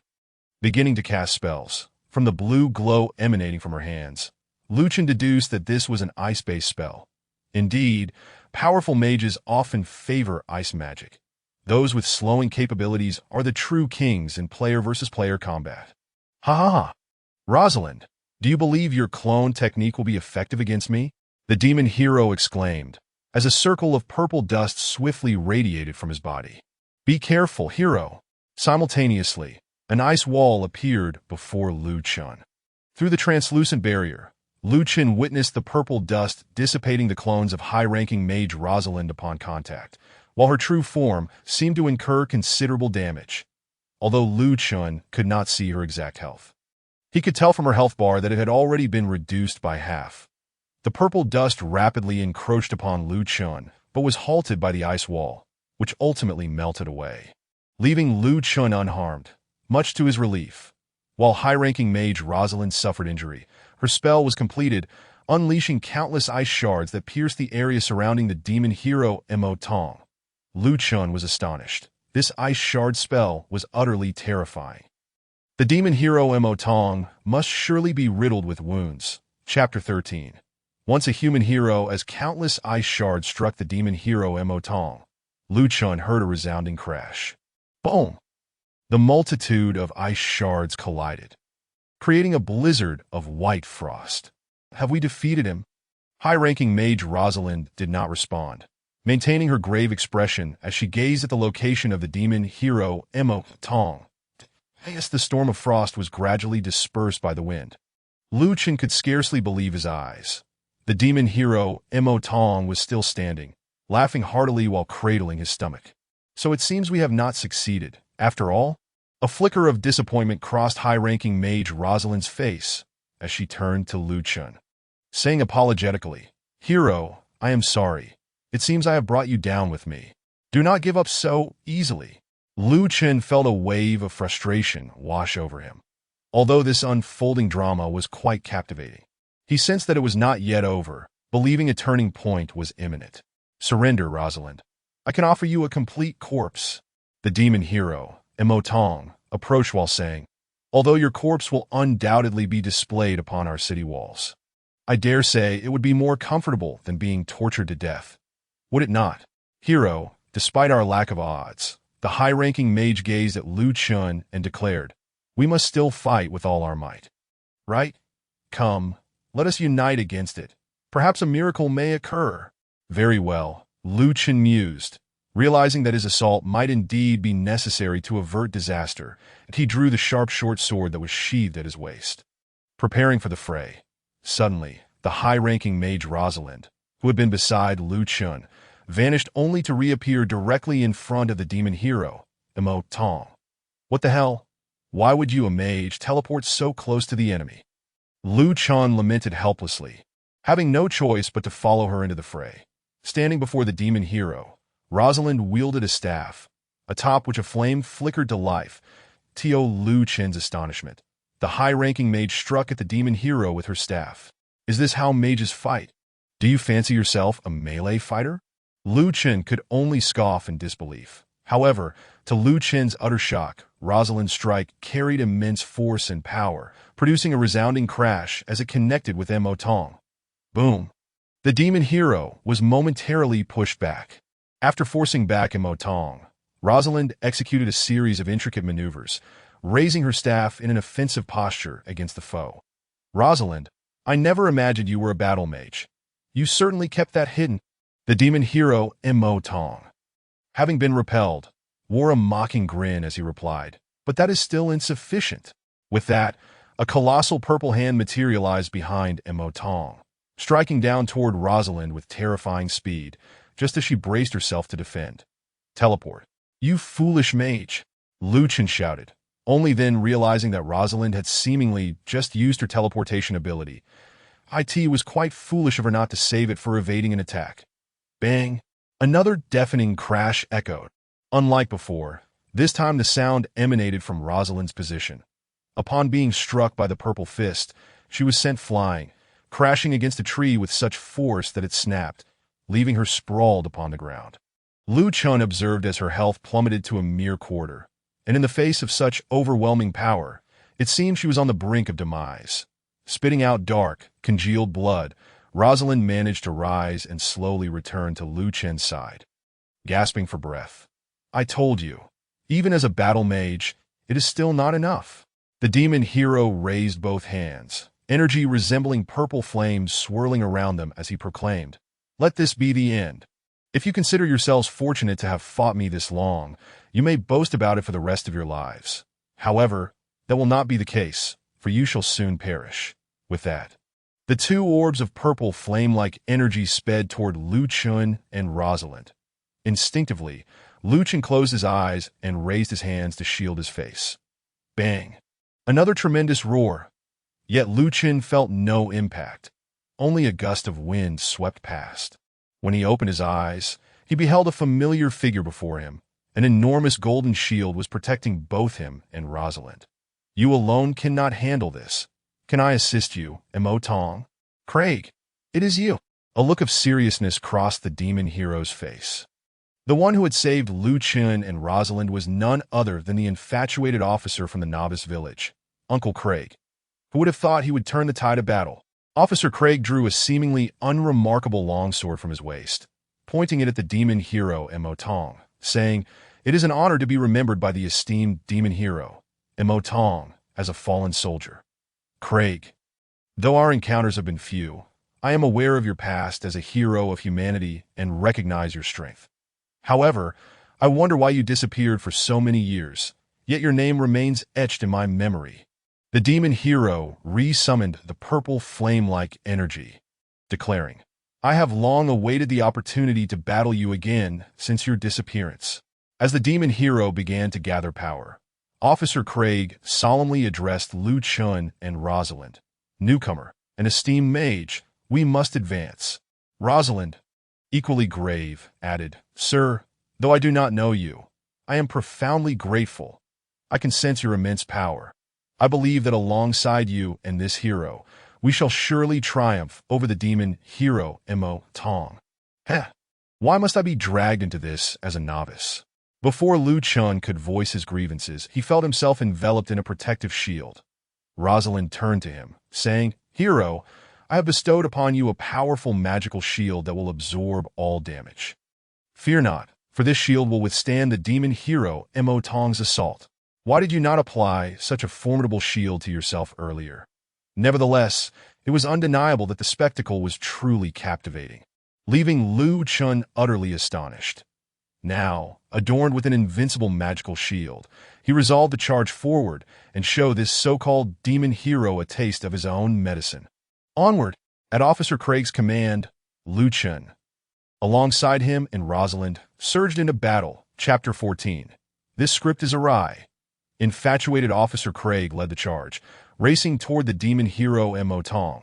Raising his simple longsword to strike, Mo Tong raised his left hand to block. His right hand unleashed the purple flame-like energy towards Officer Craig. With his left hand, Officer Craig lifted his shield, completely deflecting the purple flames that in this initial exchange. It appeared that Officer Craig held the upper hand. For blood began to trickle from Mo Tong's left hand, which had attempted to block the longsword. That moment, the high-ranking mage Rosalind dashed behind the demon hero Mo Tong, gripping her staff tightly, and struck down with a decisive blow. Clang! The fiery staff collided with the demon hero's head, Stunned by the impact, Mo Tong staggered back to Liu Chen, shielded by the magical barrier, charged in, drawing his sharp short sword to strike at the demon hero Mo Tong. Casting ice arrows was out of the question. This was merely a formality, unworthy of wasting precious mana. -5 -6 /-8 well, these few points of damage were better than nothing, surrounded by the trio. The demon hero Mo Tong unleashed a group damage spell, sending waves of purple flame-like energy toward Officer Craig, Rosalind, and Liu Chen. Struck by the purple flames, Officer Craig's health bar seemed to diminish slightly. Indeed, he was a warrior, a true tank. Meanwhile, the high-ranking mage Rosalind, with only a quarter of her health remaining, finally utilized her teleportation to evade the spell. As for Liu Chen, the purple flames vanished upon contact with his magical shield, merely displaying the message damage absorbed, and the shield showed no signs of weakening or faltering. The trio continued their relentless assault, and Liu Chen seized the opportunity to practice the warrior skill, slash, that he had learned earlier. As long as the technique was executed correctly, it could be passively triggered, involving a straightforward downward strike with the sword, which was relatively easy to master. /-9/-8, it was effortless to execute against monsters, though perhaps more challenging in player-versus-player combat. However, after using Liu Chen realized he had to raise his sword again to execute another strike that he speculated that warriors would eventually learn other, similar motion-based damage skills, such as uppercuts or thrusts, which could form a combination that, if such combos were indeed possible, the impact of strikes would undoubtedly be amplified manifold. Presently, using Slash was exhilarating.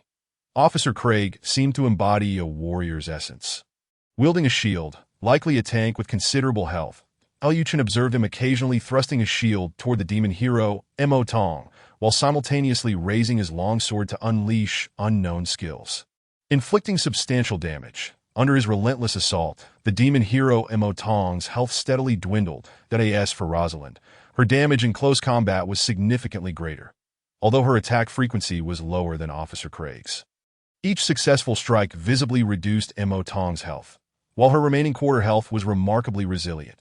Since Officer Craig joined the fray, it appeared she had not lost a single point of health. Thus, having sustained substantial damage within moments, it seemed as though they were merely putting on a show that Liu Chen found the spectacle entertaining, yet questioned its credibility. Perhaps its purpose was to provide players with a thrilling showcase of high-level combat, heightening their expectations for the game. This cinematic experience aimed to convey to players that with higher levels, battles would indeed be spectacular. Indeed, this film has significantly heightened Liu Chen's anticipation that a battle mage. What a captivating profession. The elegance of its graceful movements is truly enchanting. Not only does it possess formidable spellcasting abilities, but it also offers the exhilarating impact of a melee class. Nevertheless, Liu Chen still feels that being a ranged spellcaster is far more comfortable. After all, no matter how thrilling the battle, it pales in comparison to the satisfaction of casting ice arrows. The sound of Haoyue is forever the most melodious.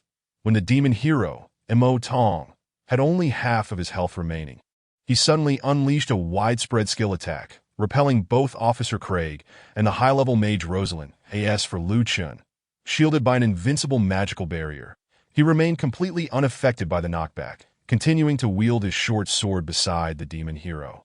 Mo Tong. Damage dealt. 8. Damage dealt. 9. It remained a meager contribution, as Liu Chen could not perceive even the slightest decrease in Mo Tong's health. Craig, that is quite enough. The demon hero Mo Tong raised his hand and pointed at Officer Craig, stating, "After our brief encounter, you indeed possess commendable prowess, but compared to your former self, you are significantly weaker now. Of course, you still have the qualifications to engage with me, but defeating me is an impossibility. Restore your former strength. I have a premonition that we shall soon clash again." Is that truly how it concludes? Liu Chen felt his magical shield had sustained no damage whatsoever and could endure several hundred more rounds. Craig, along with Rosalind, I have not been defeated today. The two of you are insufficient to best me. The demon hero Mo Tong swept his gaze over Officer Craig and the high-level mage, then turned to Liu Chen, saying, "Were it not for this meddling outsider, is it truly that difficult to concede defeat?" Lu Chun sighed in resignation, feeling that his strikes against the demon hero Mo Tong had barely inflicted 100 points of damage. Yet he insisted on claiming significance. If not for this meddling outsider, the demon hero Mo Tong continued to regard Lu Chun. Why do you repeat that phrase? If not for this meddling outsider. This stranger? Why the interrogative tone? Lu Chun suddenly sensed something amiss. Why had the film taken such an abrupt turn? The civilian shall be taken. Upon uttering this, the demon hero Mo Tong lunged towards the bewildered Lu Chun and seized him in an embrace. Dashing away. Why are you running while holding me? Faced with the formidable strength of the demon hero Mo Tong, Lu Chun could only struggle helplessly, finding it utterly futile to escape the demon's grasp. Watching as he was whisked away toward the teleportation portal. What on earth is happening? Lu Chun felt certain that there must be a flaw in the script. He could not fathom why the storyline had taken such a twist. With the film's antagonist abducting an audience member, turning to glance at Officer Craig and the high-level mage Rosalind, he found them standing idly, showing no intention of rescuing him. Could it truly be that the game system had malfunctioned? The demon hero Mo Tong carried Lu Chun directly into the teleportation portal. Upon crossing through, a system notification appeared before Lu Chun. You have entered Demon Ridge City. Had he truly been taken away? At that moment, he heard the sound of something collapsing and turned towards the source, discovering that the teleportation portal had crumbled, sending ashes swirling into the air, while his task, destroy the teleportation portal, indicated it had been completed. Chapter 15. The truth is singular. Demon hero Mo Tong. Where are you taking me? Demon hero Mo Tong. Why have you captured me? Demon hero Mo Tong. Do you not grow weary from carrying me? All right then. Lu Chun concluded that this character would not converse with him, perhaps due to his status as a non-demon member, or it could be that the game system had not granted him any dialogue capabilities. Opening the map, Lu Chun noted that he was located in the far north of the Starry Continent, in a place called Demon Ridge City, where the northern regions were entirely under demon territory. Along the way, Lu Chun observed numerous demons, whose levels were marked as, and he could not ascertain their true strength. Moreover, most were elite monsters. The scale of this Demon Ridge City was quite substantial. Were it not for the purple-skinned creatures, it could easily be mistaken for an ordinary human city. Ultimately, the demon hero Mo Tong brought Lu Chun to a structure resembling a cathedral, unceremoniously casting him to the ground before departing. Just as Lu Chun sought to stretch his limbs after being unceremoniously discarded, he found himself bound by suddenly materializing purple threads, ensnared by a robed demon within the cathedral. Thus, Lu Chun initiated a check that high-level demon shaman Mo Tong. Elite level, a high-level shaman responsible for detaining captured civilians' health points. Upon seeing this information, Lu Chun first scoffed, questioning if all elite demons bore the surname Mo. His second observation was the sheer audacity of the demons to capture civilians. It was no wonder that the plot had shifted during his task to destroy the teleportation portal. The minor monsters had attempted to abduct him. Was this yet another bug?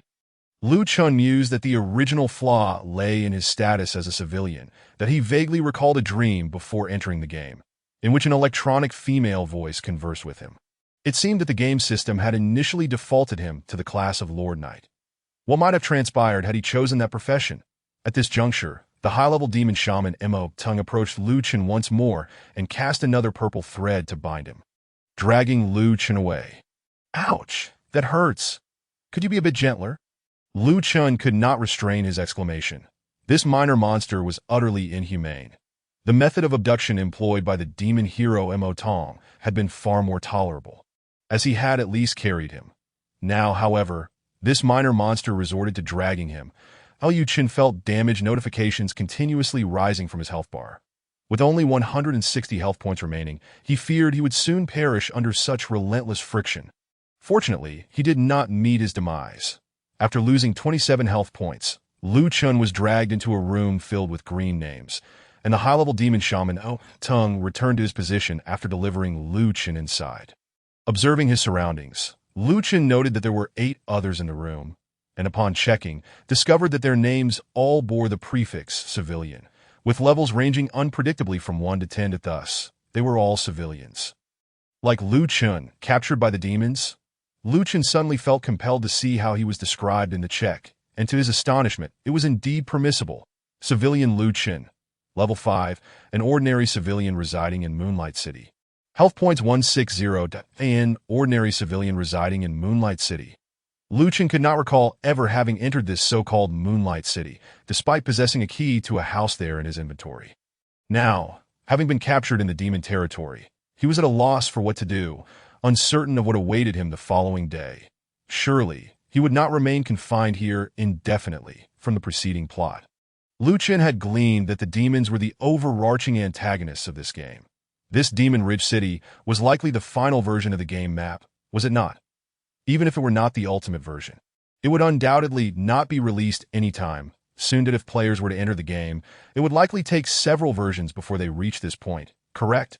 If a new version were released annually, it could potentially take years before they arrived here to rescue these civilians.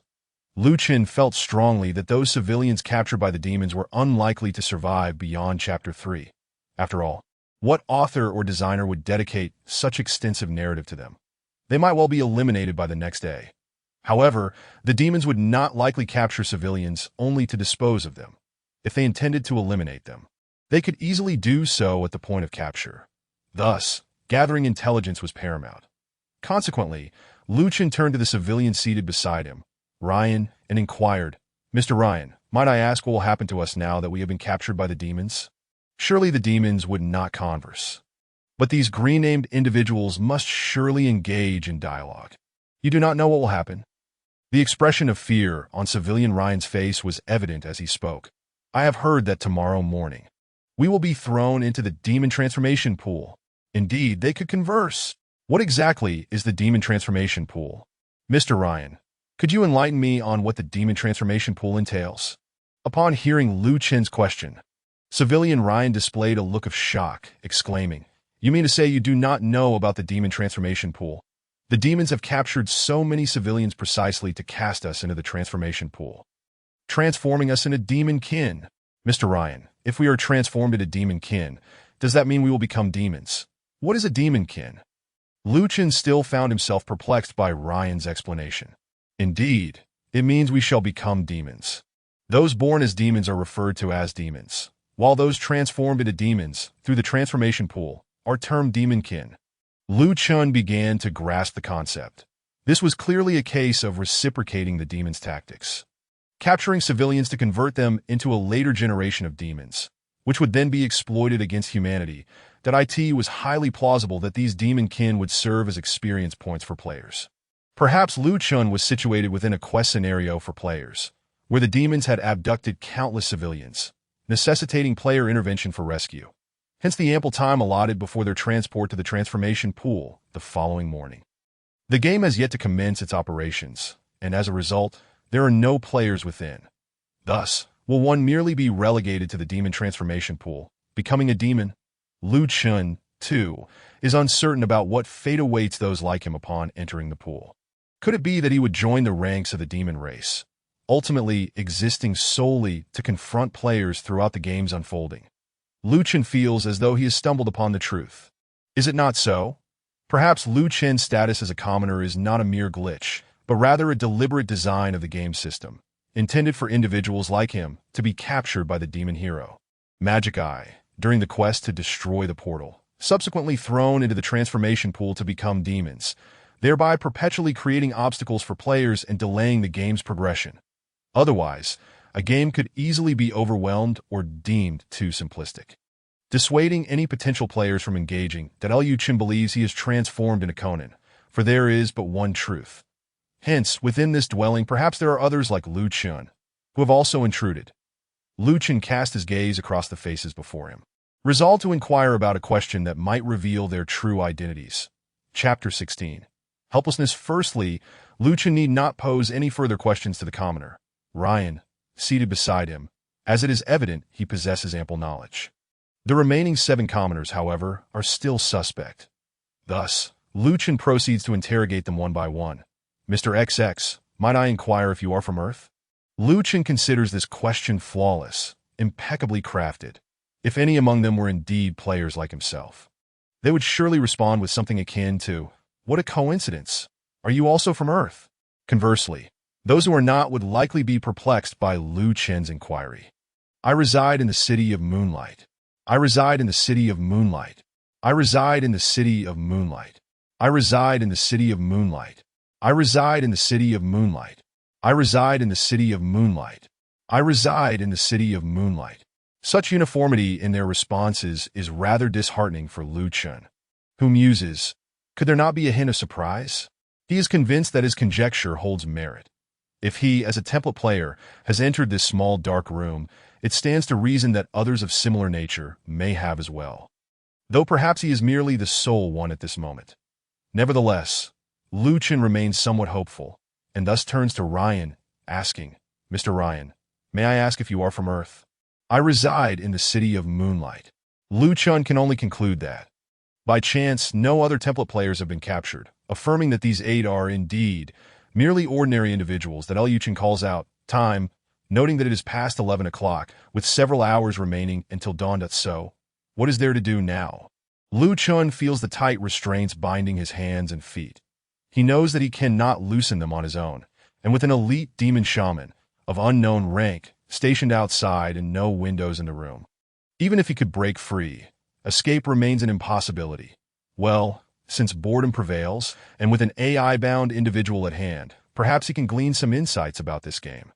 Mr. Ryan, how did you find yourself captured? The commoner Ryan, still visibly shaken, replies, I was hunting wild boars when I was suddenly knocked unconscious. Upon regaining consciousness, I found myself here. They hunt wild boars too?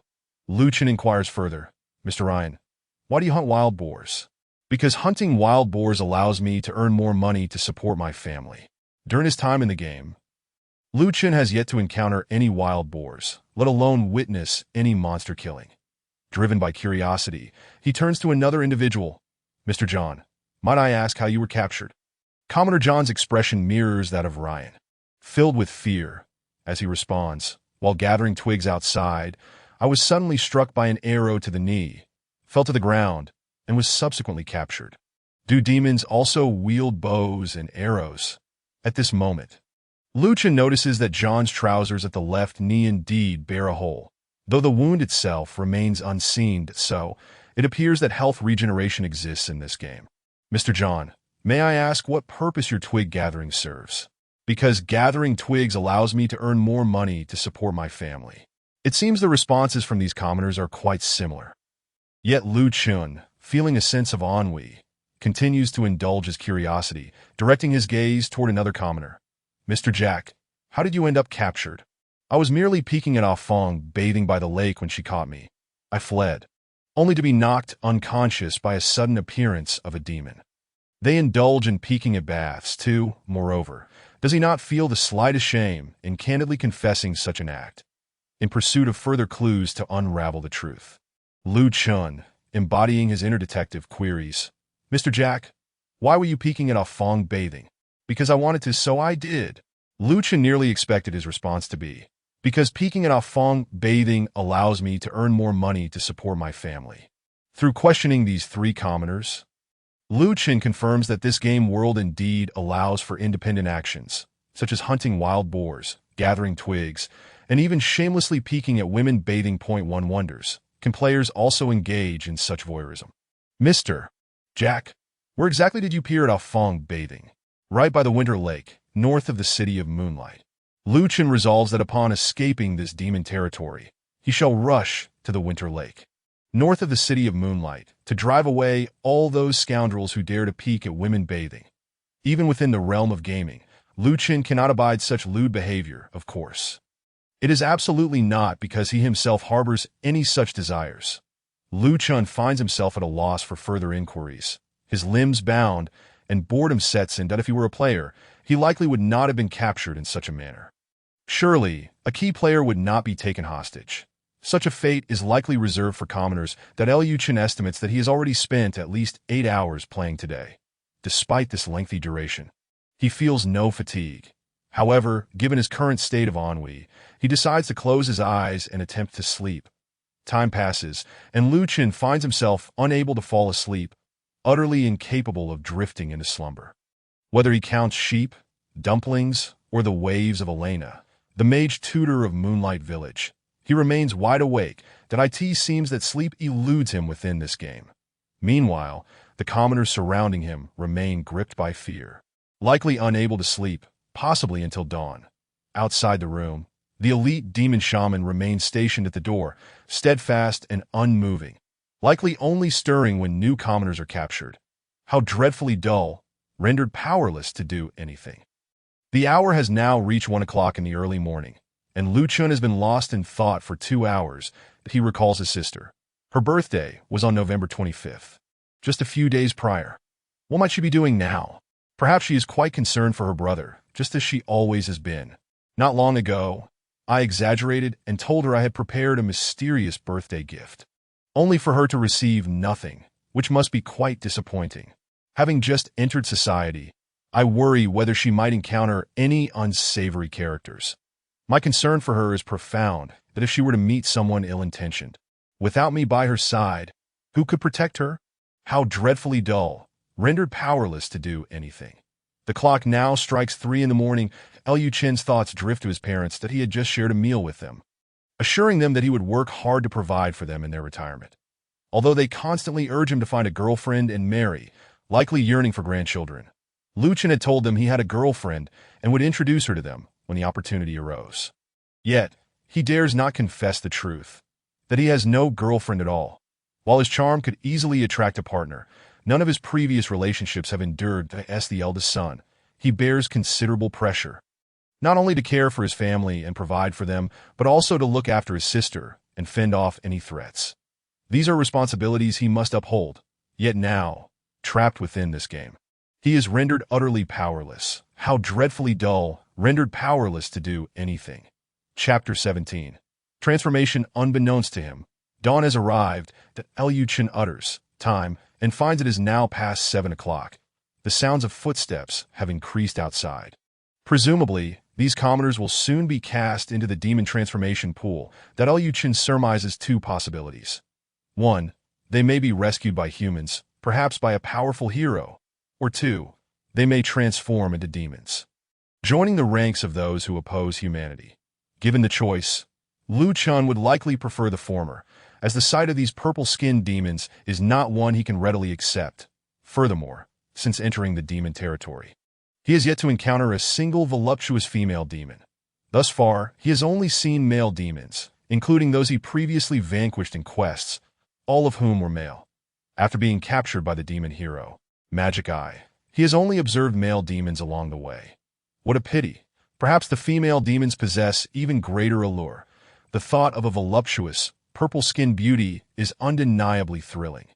Not long after, the footsteps grew increasingly dense, and the sounds drew ever closer. Chen observed several members of the demonic tribe entering, dragging the innocent civilians out one by one, that he was the last to be pulled away. And as the damage of -1 appeared repeatedly on his body, Chen found himself tossed at the entrance of the church and unceremoniously thrown onto a cart, rather than a mere cart. It resembled more of a subterranean dragon cart, pulled by an elite tier dragon of an unspecified level. Once Chen was dragged aboard, the high-ranking shaman, Modding, took the driver's seat and commanded the dragon to set off. At that moment, the streets of Demon Ridge City were devoid of any demonic presence, eerily vacant, as if a valiant human hero might emerge to rescue the innocent civilians. Yet, even until the cart came to a halt, no one arrived to save them.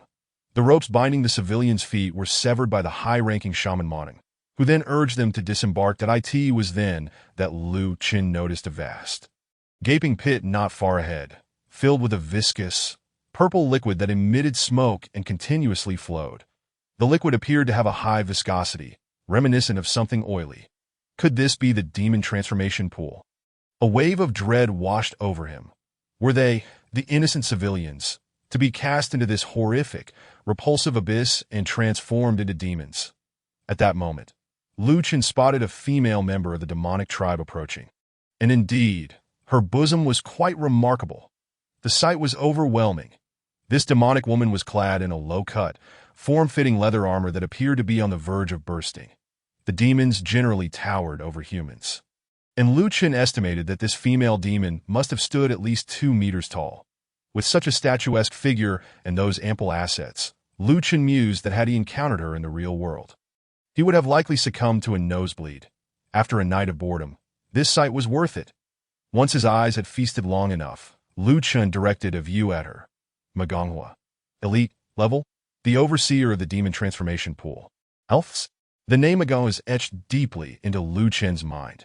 She approached the civilians and took the rope binding John from the hands of the high-ranking shaman Moning, dragging him toward the transformation pool. No! John's voice echoed in terror and despair. But Magonghua merely kicked him into the pit. Splash! John plummeted into the transformation pool without any struggle, instantly sinking into the thick, purple liquid that Lu Chen felt his heart race. What would happen to John? Would he perish, or could he survive? Minutes passed without any change, leading Lu Chen to wonder if he had simply met his end. Could I be next for a player like me? What happens upon death in this game? Will I respawn at a designated point, or will I truly cease to exist? Ah! Suddenly, a terrifying roar erupted from the depths of the pool, and Lu Chen beheld a figure slowly rising from the murky depths. First, he noticed a pair of black wings flapping vigorously, followed by a head with purple skin and blood-red eyes. Then, he saw the rest of the body, also purple and muscular, with robust arms. Finally, he caught sight of the indescribable region, clad only in black underwear. Upon witnessing this stunningly handsome purple-skinned creature, Lu Chen quickly sent a view his way. Demon John. Level 5 transformed from the civilian John of Haoyue City. Health? Wait, why is the health of a level 5 demon listed as? His health bar was orange, indicating hostility, yet he would not initiate an attack. Soon, Demon John floated atop the transformation pool, his black wings flapping incessantly. He could fly. Lu Chen's eyes sparkled with excitement. Becoming a demon granted the ability to fly. And with such a striking purple complexion, coupled with a muscular physique and enormous wings, it was utterly captivating. Before his transformation, John had stood at around 1.70 meters. Now, he towered over 2 meters. Did demons possess the ability to fly? None of the demonic members Lu Chen had encountered, including the demon hero Modong, seemed capable of flight. Was it solely the demons who could soar? Demon John swiftly approached Magonghua, kneeling before her. At your service, my mistress. Almost immediately, another civilian was dragged to the transformation pool, leaving behind terrified cries of no. Before being kicked in moments later, another terrifying roar echoed from the pool. Ah! Yet another muscular, winged demon emerged, equally striking. One by one, civilians were dragged before the transformation pool by Magonghua, each being kicked in and successfully transformed into demons. When only Lu Chen and the remaining civilian, Ryan, were left, he realized that his turn was imminent. To AT that moment, Lu Chen felt a mix of trepidation and anticipation. He yearned to be transformed into a demon, yet he also hoped for a human hero to rescue him. The desire to become a dashing, winged demon clashed with his wish to return to the ranks of players.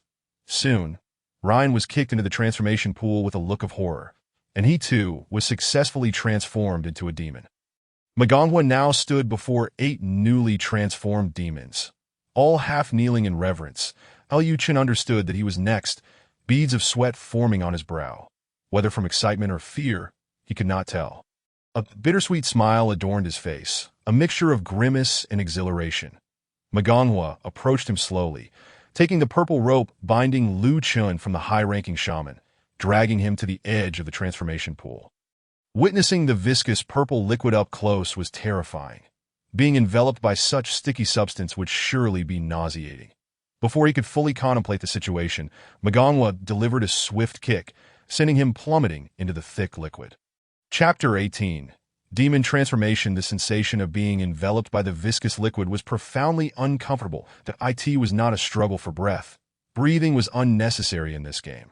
Rather, the discomfort stemmed from the feeling of being ensnared in a thick, gooey substance akin to sinking into mud or cement. Within the purple liquid, Lu Chen found his limbs immobilized, his body sinking deeper. Simultaneously, he felt the repugnant liquid seeping into him. Gradually, a sensation of swelling began to manifest throughout his body, an intensifying pressure as if he might burst apart. Before long, the explosive sensation dissipated, replaced by an unprecedented feeling of strength coursing through him that he felt increasingly powerful, as if he were growing stronger by the second. Next, two spots beneath his shoulder blades began to itch intensely, reminiscent of the sensation of new growth that Chen realized his descent had halted, and he floated within the purple liquid, reveling in his burgeoning strength. Moments later, the enhancement of power ceased, and he sensed that new appendages had sprouted from his back, seemingly under his control. Congratulations! You have learned the skill, Demon Transformation. That as the system message appeared, Chen longed to access the skills interface to see how it described the skill. However, his limbs remained immobilized in the thick liquid. Only the newly formed appendages on his back could move, and though he could not see them, he felt certain they were a pair of wings, identical to those of the other civilians who had transformed into demons. Tentatively flapping his new wings, Chen felt himself rising. Soon, he broke through the surface of the liquid, re-emerging into the world above. With continued flaps, he ascended higher, and as his feet left the surface, he confirmed that he was indeed flying. Was this not the experience of a lifetime? The ability to soar through the skies, a dream long yearned for by humanity, but never attained. Even with inventions like airplanes and rockets allowing humans to linger in the sky, true flight had always eluded them at this moment. Chen reveled in the sensation of flying. It was exquisite. Exhilarating, he continued to flap his wings, realizing that he could only ascend about 1 meter above the ground, unable to soar any higher. Yet even at this modest altitude, the thrill was unprecedented. Suddenly feeling Magongwa's gaze upon him, Chen set aside his curiosity about the new skill and flew to her side, to avoid drawing attention. He knelt on one leg like the other newly transformed demons, awaiting her command. Very well. You have all successfully transformed into demons and joined our ranks. Now, I shall impart to you another ability. Once you master this skill, you will unleash havoc upon the human world. Though Chen did not raise his gaze, he could see brilliant purple light emanating from Magongwa. As the purple radiance enveloped Chen, he felt the exhilarating sensation of acquiring a new skill. Congratulations, you have learned the skill, Metamorphosis. This skill grants you the power of disguise. Utilize this ability wisely to aid our demon clan in expanding our territory, and let us ascend to the pinnacle of this world. At 2 o'clock in the afternoon, gather here again that I will open a portal, allowing you to return to the moonlit prairie and infiltrate the human realm that go forth and create chaos. Understood. The other 8 demons responded in unison to Ninghui, and Chen hastily echoed, understood. Though slightly delayed, it seemed Ninghui did not perceive anything amiss. Perhaps she harbored no suspicions, for Chen was indeed a mere civilian, albeit one with untapped potential. Hearing the demon's affirmations, the tempestuous Ninghui turned and departed. So now, was it free time? The other demons remained standing, motionless. Hadn't they agreed on free time? Why did they still stand there? It was at this moment that Chen finally had the opportunity to open the skills interface and explore the 2 newly acquired skills.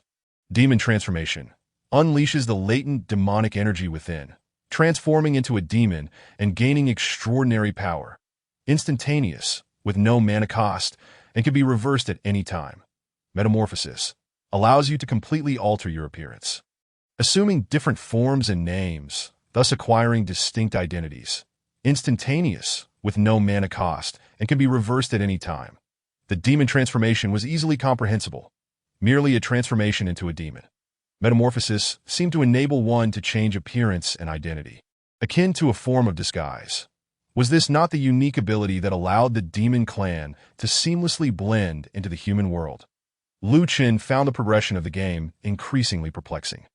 Thus, following his second hypothesis, by afternoon he would return to the human realm through the portal, continuously sowing discord while crafting trouble for the players.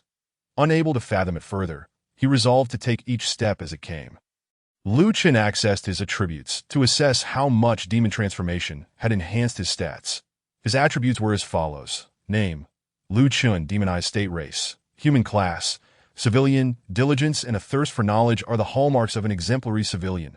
Template: level 5 attributes. Strength 22, agility 22, spirit 24, endurance 22, energy, 22, charisma, 50, luck, 10, armor, 200 free attribute points, 8 physical damage, 42 to 43 physical crit rate, 9, 7 crushing rate, 1 spell power, 35 to 36 spell crit rate, 11 health, 320 mana, 320 stamina, 55 experience, 10-10-50. Upon seeing these figures, Chen was utterly astonished. Had his attributes truly doubled? That seemed rather exaggerated. However, upon deeper reflection, a doubling of attributes did not seem so outrageous. Creatures with such attributes would hardly pose a significant challenge to players of the same level. They might only possess slightly more health and marginally higher attack power. If one could not defeat them alone, summoning 2 or 3 allies would easily crush them. They were still not formidable enough, lacking the ability to annihilate players of the same level. If only his attributes could increase tenfold. How splendid that would be. Alas, this was merely Chen's fanciful wish. A tenfold increase would equate to the level of a major boss, far beyond the capabilities of an ordinary player. Even a full party might struggle against such an entity. Nevertheless, Chen felt immensely satisfied. This could be considered a golden finger. Indeed, moreover, with the other skill, Metamorphosis, he could effortlessly transform into a beautiful maiden, luring players to secluded spots, then employing demon transformation to eliminate them. Such a plot, reminiscent of tales where the seemingly insignificant conceals a fierce strength, was undeniably thrilling. Now, he truly felt like a protagonist. Chapter 19. Demon Ridge City. Demon Ryan. Shall we explore the surroundings? The Demon Ryan glanced at Chen, but continued to stare vacantly. Demon Ryan. How do you feel after becoming a demon? Ryan merely cast a sidelong glance at Chen, still lost in thought. Were these civilians rendered mute upon becoming demons? Chen inquired of 2 other demons. But they too responded with indifferent gazes, showing no inclination to engage. Very well, if you choose not to respond, I shan't take you out for fun. Chen checked the time. It was just past 10 o'clock. Leaving over 3 hours until 2 in the afternoon, that he could wander around Demon Ridge City to pass the time. His first objective was to find a mirror to see what he looked like in his demonized form. After entering the game, he had previously gazed into a mirror where he appeared as an utterly ordinary passerby, perfectly aligning with the civilian class. His appearance was neither ugly nor particularly attractive, perhaps a solid 50 out of 100. This explained why his charisma was rated at 50, that if he were able to customize his appearance, surely he could enhance this charisma score, right? Chen vaguely recalled that upon entering the game, he had the option to set his appearance, but ultimately, he had not done so, leaving it to the system to configure that as he strolled through the streets of Demon Ridge City, he noticed numerous members of the demon clan milling about. Chen attempted to initiate conversations with a few, but all he received were cold stares. How dreary. The human realm had been far more engaging. At least there, people would respond, and there were far more women. To date, Chen had only encountered Mo Ninghua as a female demon, but he speculated that the scarcity of women in Demon Ridge City could be due to its status as a high-level map, likely accessible only in a later version of the game. With all the inhabitants being minor creatures, there was little need for distinctive female characters. Even so, some areas in Demon Ridge City resembled marketplaces. Yet Chen could not purchase anything from the demons, as their interactions still yielded nothing but indifferent gazes that in the marketplace. He discovered a bronze mirror and, standing before it, finally beheld his appearance post-transformation. His once ordinary face remained just that, still very averaged, so, even as a demon, he retained an unremarkable visage, far inferior to the nearby minor demon creatures. The most significant change was his height.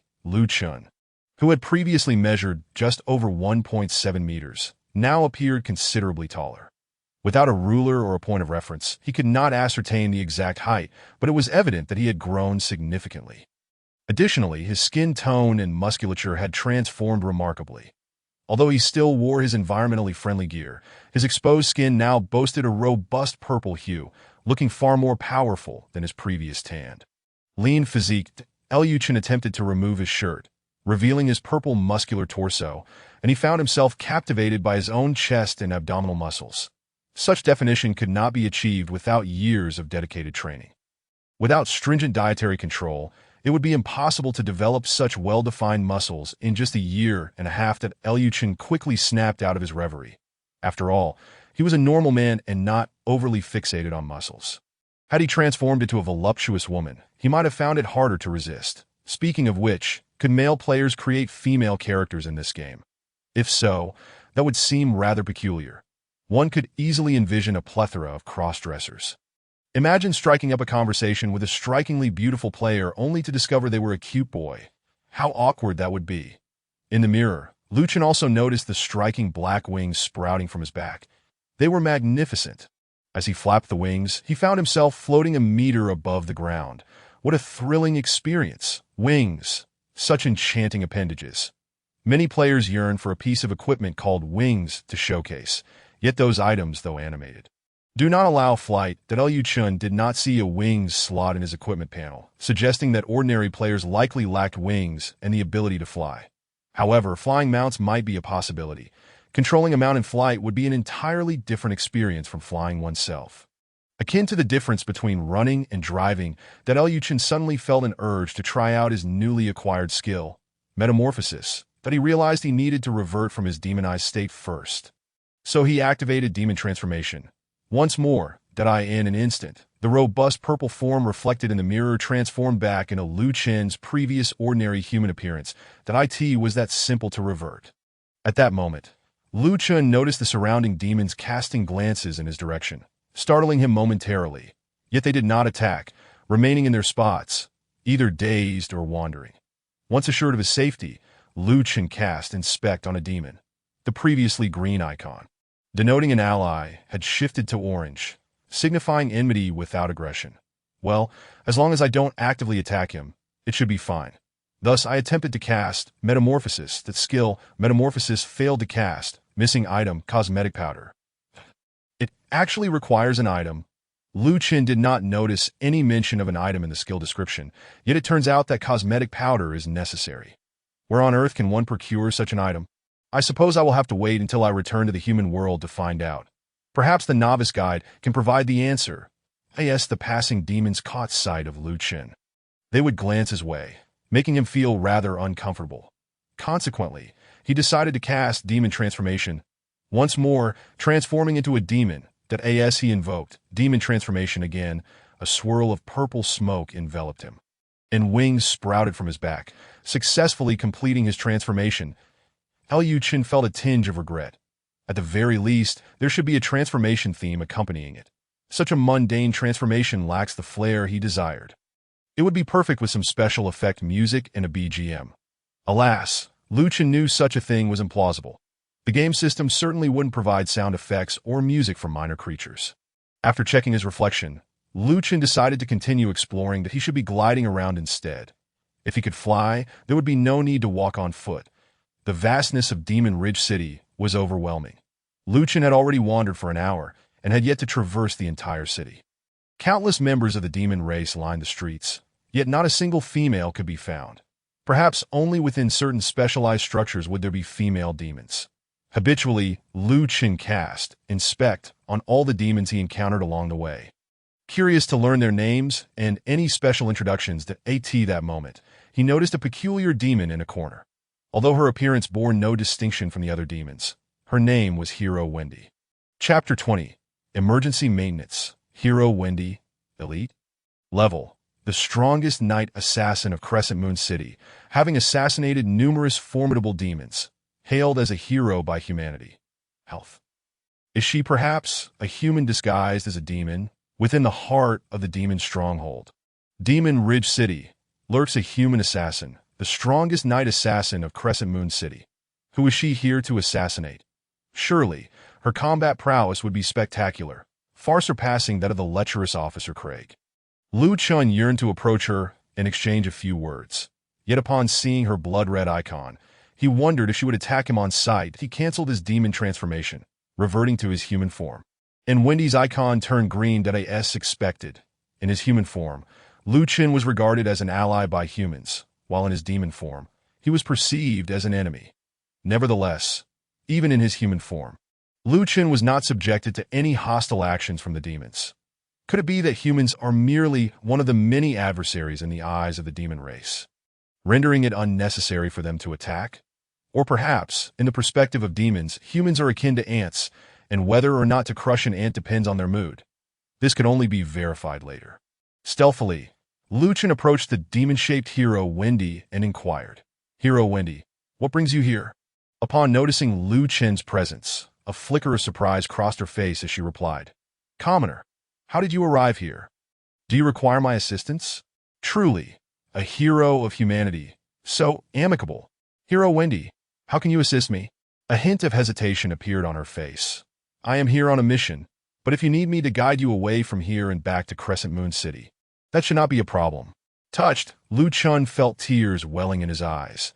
It was astonishing to encounter such kindness in this game, although he was tempted to flee with her after hearing her response. He felt it unnecessary to have her escort him back, especially since the demon named Mo Ninghua had mentioned they could utilize a portal to return. "Thank you, Hero Wendy." Chen smiled. "There is no need for your assistance. I have a way to return." A look of shock crossed Wendy's purple visage. "You, a commoner, possess a means to return?" "Indeed. Thank you, Hero Wendy. I shall take my leave now." With that, Chen waved goodbye and departed. For the first time, he felt the warmth of friendship within this game. It was designed with such humanity and friendliness. It was no wonder that Starry Sky Game Company's inaugural virtual world game would be a hit. If it were to fail, Chen vowed to livestream himself eating a keyboard. As the clock approached midnight, Chen decided to continue wandering. Perhaps he might stumble upon more intriguing occurrences. After all, there were still over 2 hours until the demon assembly time. Suddenly, a system message appeared before him. System message, friendly reminder. The game will undergo emergency maintenance in 5 minutes, with an estimated duration of 1 hour. Players are advised to log out in a safe location to avoid unforeseen incidents upon the next login. The game is set for emergency maintenance. This game seems not to have even launched yet. Who are the players? Who is this system message intended for? Or does the game issue such messages regardless of player presence prior to each emergency maintenance? What might happen to a template player like Chen during the maintenance? Could he be logged out as a result? Chen believed this possibility to be quite high. After all, system maintenance might entail a server reboot, which would inevitably kick any player out of the game, including template players like him, thus leading to an automatic logout. Finally, the moment to log out was approaching. If he could cry, Chen felt he would be in tears. He had missed his sister and parents dearly, and longed for home. At last, he could see his sister again. He could meet his parents once more. He could return home. A minute later, another system message appeared. System message, friendly reminder. The game will undergo emergency maintenance in 4 minutes, with an estimated duration of 1 hour. Players are advised to log out in a safe location to prevent unexpected incidents upon the next login. Just 4 more minutes until he could go home.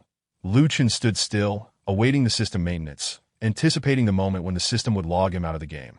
"Come now, initiate the maintenance. I am ready."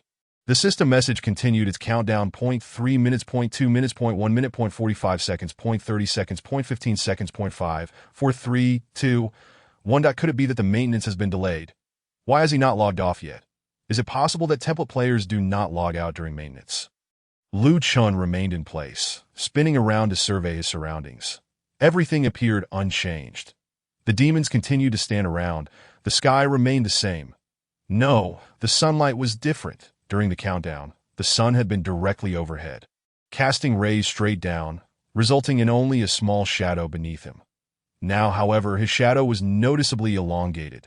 The sun was no longer directly above. Chen quickly called up the time. 2050-11-30-13. 1:34. He remembered checking the time just before the maintenance. It hadn't yet reached midnight. Now it was already 1 p.m., meaning an hour had passed. Had the maintenance concluded? Reflecting on the moment the countdown ended, it seemed that his smoke wand had turned pitch black in an instant. Could it be that the system conducted maintenance at that very moment? A wave of despondency washed over him, and Chen sank to the ground, overwhelmed by the urge to weep. Yet within the game, there was no function for crying, only an endless sorrow. Sister, parents, home. Chen struck the ground repeatedly, his body registering -2 damage with each blow. Damn this game. Damn this game. Damn this game. After a bout of venting his frustrations, Chen gradually regained his composure. He could hardly afford to remain unsettled. Such was the reality. His speculation about whether the game's emergency maintenance would log him out was merely a figment of his imagination, unsubstantiated, and therefore, he quickly restored his spirits that in truth, he had sensed this outcome long ago. Chen pondered that perhaps he had genuinely crossed over. As long as the game existed, so did he, and if the game ceased to operate, he would vanish alongside it, just as during the recent maintenance when operations halted. And he seemingly disappeared. Suddenly, Chen recalled that the time for the demon assembly was imminent. He still needed to reach the demon pool to return to Crescent Moon Grassland. Logging out of the game would have to wait, since he was still within the game. He could only continue to engage with it. Whether he was unable to log out or had truly traversed into this game, Chen felt he was left with no choice but to pursue the path of continuing to play. Chapter 21. Returning. When Chen arrived at the demon pool, the time was around 1:30 p.m. The 8 newly transformed demons stood motionless in their positions. The surging demon essence was constructing the portal. With nothing else to occupy his time, Chen could only stand beside the 8 demons, awaiting their transport. As Chen observed him Ninghua occasionally casting spells, murmuring softly, and tapping on the stone pillars of the teleportation array. He found the scene rather delightful. Her voluptuous form swayed rhythmically with her efforts, and each subtle movement sent a jolt to his heart. Indeed, a well-proportioned figure is pleasing to behold at that moment. Chen thought of his sister. Though she was also strikingly beautiful, she regrettably lacked curves both in front and behind. Such mediocrity was truly a pity that if she possessed even half of Ninghua's figure.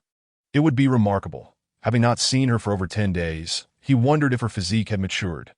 With a sigh, Chen shook his head, realizing such thoughts were futile. The teleportation portal seemed to be constructed, revealing a vague image of endless greenery within its arch. Most likely the Haoyue prairie. Ninghua stood before the portal, muttering something indistinct, perhaps a spell or a prayer, which Chen could not discern. At 2 o'clock, she approached, her gaze sweeping over the 9 demon folk present, including Chen, and commanded, "You may revert from your demon forms." Understood. The demon folk immediately activated demon transformation, shedding their monstrous appearances to return to their human forms. Chen, too, hastily reverted to his original state. In such a critical moment, any mishap could prove disastrous. At this juncture, Chen cast several view spells towards the nearby demon civilians. The dialogue boxes that appeared bore descriptions indistinguishable from those prior to their transformation. He then directed another view at Ninghua, whose icon glowed green, indicating she remained an ally. Ninghua continued to scan the 9 civilians, stating, "Now, I will provide you with a teleportation stone. With this stone, you can return to Demon Ridge City, where a portal to Haoyue Prairie opens every afternoon at 2. Understood. Congratulations, you have obtained Demon Ridge City Teleportation Stone. Demon Ridge City Teleportation Stone. Bound. Allows the user to teleport beside the demon pool in Demon Ridge City. Restricted to those possessing demonic energy, with a cooldown of 12 hours. Observing the purple stone in his inventory, Chen was astonished that such an object could facilitate travel to the demon stronghold. The restriction of usage to those with demonic energy effectively barred players and humans from utilizing it. "You all follow me." With that, Ninghua led the demon civilians towards the teleportation portal, with Chen trailing at the rear. As they walked, she instructed, "Upon returning to Haoyue Prairie, you must conceal yourselves well and take the opportunity to wreak havoc on the human world." Understood. Remember, make good use of your skill, transformations, as it can reduce the likelihood of your demon identities being discovered. Should you be captured by the human celestial church, we will be unable to assist you. Fend for yourselves. Understood. At this moment, the demon civilians had formed a queue before the portal. Return now. Understood. The demon civilians began stepping through the portal one by one. Following the last of them, Chen entered the portal as well. This marked Chen's second encounter with the teleportation portal, though it felt more like the first. His previous experience, being captured by the demon hero Tong, did not count as he had been forcibly taken. The sensation of stepping into the portal was peculiar. One moment he was within Demon Ridge City, and the next he found himself in the expansive Haoyue Prairie. It appeared this was a one-way portal, Unlike the previous bidirectional portal at Lindong Lake, that one-way portals likely had specific activation requirements. Otherwise, if one could construct enough of them, they could reach any desired location and launch surprise attacks at will. Chen glanced down and noticed intricate symbols or text inscribed on the ground, confirming that such markings were essential for creating a one-way portal. In contrast, a bidirectional portal likely required simultaneous construction at both ends. However, this remained mere speculation. Only by mastering the teleportation skill would he truly understand it. Speaking of which, mages were expected to possess such skills, weren't they? The civilians who had entered the portal before him had vanished without a trace. And Chen pondered whether they had any tasks to fulfill. Ninghua had not assigned him a specific mission, perhaps granting him freedom to act as he pleased. Regardless, returning to Haoyue village took precedence. His backpack already brimmed with coin. Chen estimated that this sum would suffice to learn every available skill from the novice village. Each vocational mentor in the novice village taught 5 skills. And with 10 professions, that amounted to 50 skills that if he mastered them all, he would truly become a jack of all trades. The thought of being a master of all trades felt impressive to him. It seemed a far greater advantage than his skill, demon transformation. Opening the map, Chen discovered he was situated on the eastern edge of Haoyue Prairie, near a place called Longdong Lake. It seemed the prairie had an abundance of lakes, many of which bore names associated with winter. He was already aware of Lindong Lake, Handong Lake, and now Longdong Lake. The journey from Longdong Lake back to Novice Village, Haoyue Village, felt daunting. Merely walking could take over an hour. Chen dared not openly use demon transformation in this area, fearing pursuit from humans would complicate matters. Moreover, the fastest flight speed in demon form was comparable to his maximum running speed, making transformation unnecessary for travel. Thus, he decided to proceed at a leisurely pace. It was daytime, and no wolves roamed the Haoyue Prairie. Only a few level 1 to 3 wild boars scattered about. Chen's current spell power ranged from 17 to 18. With his ice arrows damage dealing between 34 and 36, killing a level 3 wild boar required at most 3 casts. Thus, he continued to walk while defeating monsters along the way. However, after reaching level 5, the experience gained from slaying such low-level creatures was merely 10 points. Far too meager to level up to 6, he required 1,050 experience points, meaning he would need to defeat over 100 wild boars. Indeed, completing quests remained the fastest route to leveling up. Chen recalled the exhilarating experience of questing at Lindong Lake, where defeating level 4 and 5 monsters yielded high experience rewards, allowing him to level up in mere moments. On his journey back, Chen encountered level 2 wild boars, which succumbed easily after 3 hits, but the experience was dishearteningly low at only 5 points. A poor return on investment. As he drew closer to Haoyue Village, he stumbled upon level 1 wild boars, which could be vanquished in 2 strikes, yielding a paltry 2 experience points, truly negligible. With that, Chen resolved to abandon the pursuit of these low-level creatures, rather than squander time. He would hasten the progress of his quests. Thus, he quickened his pace towards Haoyue Village. Chapter 22. The bug has been fixed. You have entered Haoyue Village. At long last, he had returned, after departing Haoyue Village to hunt demons, subsequently being captured and transformed into a demon himself. Chen felt as though an eternity had passed. Upon returning to Haoyue Village through the teleportation portal, he found himself at a loss as to what his role as a demon entailed. The demon faction had not assigned him any tasks or clear objectives, merely instructing him to wreak havoc upon the human world. What was the purpose behind this? Thus, due to a bug, Chen had been captured. Because of a bug, he had been cast into the demon pool and transformed into a demon. Was everything the result of a malfunction? It seemed the game system had indeed faltered. With no specific storyline character to follow, he decided to continue with the main quests. However, Chen intended to first seek out the vocational mentors to learn skills.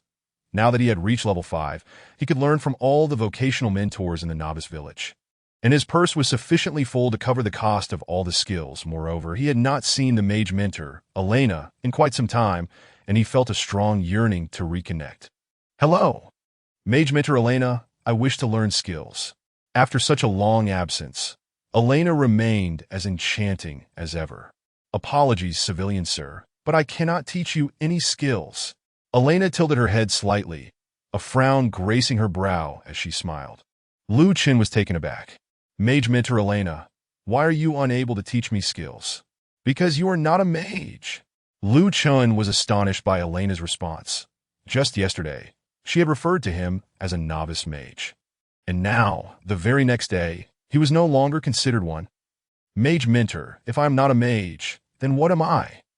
Elena's expression turned quizzical as she replied. You are simply a civilian. I'm just a civilian. Chen found this perplexing, prompting him to approach the mechanic mentor, Lejana, to inquire. Mechanic mentor Lejana, may I learn skills from you? Apologies, civilian sir, but I cannot teach you any skills.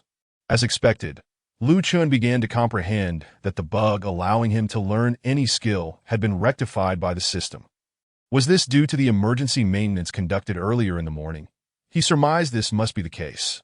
Otherwise, in a game that had not yet launched, why would there be sudden emergency maintenance? Therefore, the maintenance was indeed a result of this bug. Chen sensed an unseen gaze upon him and glanced up at the azure sky. Are you watching me? Facing the sky, Chen shouted loudly. Was it you who trapped me in this game? What purpose do you serve by doing this? However, no one answered Chen's inquiries. The azure sky remained just that, an expanse of blue, with only the occasional drift of pristine white clouds. Chen was resolutely convinced that someone from the game system had intervened due to his bug and repaired the system. Perhaps that individual had been watching him ever since he entered the game. Chen opened his skills panel, which still displayed 6 abilities. Learn from the warrior mentor, frostbolt from the mage mentor, basic mechanical crafting from the mechanic mentor, healing from the priest mentor, and metamorphosis and demon transformation learned from the demon clan. The system maintenance had merely rectified the bug that allowed Chen to learn skills from all professions. It had not fixed the bug that enabled him to acquire metamorphosis and demon transformation. This perhaps indicated that learning these 2 skills was of little consequence. After pondering this, Chen found it quite reasonable. A skill like disguise had no impact on actual combat, and its utility in other contexts was likely unknown even to the game designers. As ordinary players would not possess such a skill. As for demon transformation, although it granted him doubled attributes, it was merely that doubled attributes for players if one were unable to defeat a foe alone. They could always team up with another, and if that did not suffice, they could assemble a larger group. After all, even the mightiest of bosses could be vanquished through the combined efforts and strategies of players. Indeed, if he could exploit the bug that allowed him to learn skills from all professions, wielding such an extraordinary advantage would be truly terrifying. In the novice village. At level 5, one could learn 5 skills from a single profession mentor, with 10 professions. That amounted to 50 skills. Possessing 50 skills at level 5 was utterly formidable. Moreover, upon leaving the novice village, one could learn even more advanced skills. Assuming a profession could reach a maximum of 30 skills. That would total 300 skills across 10 professions.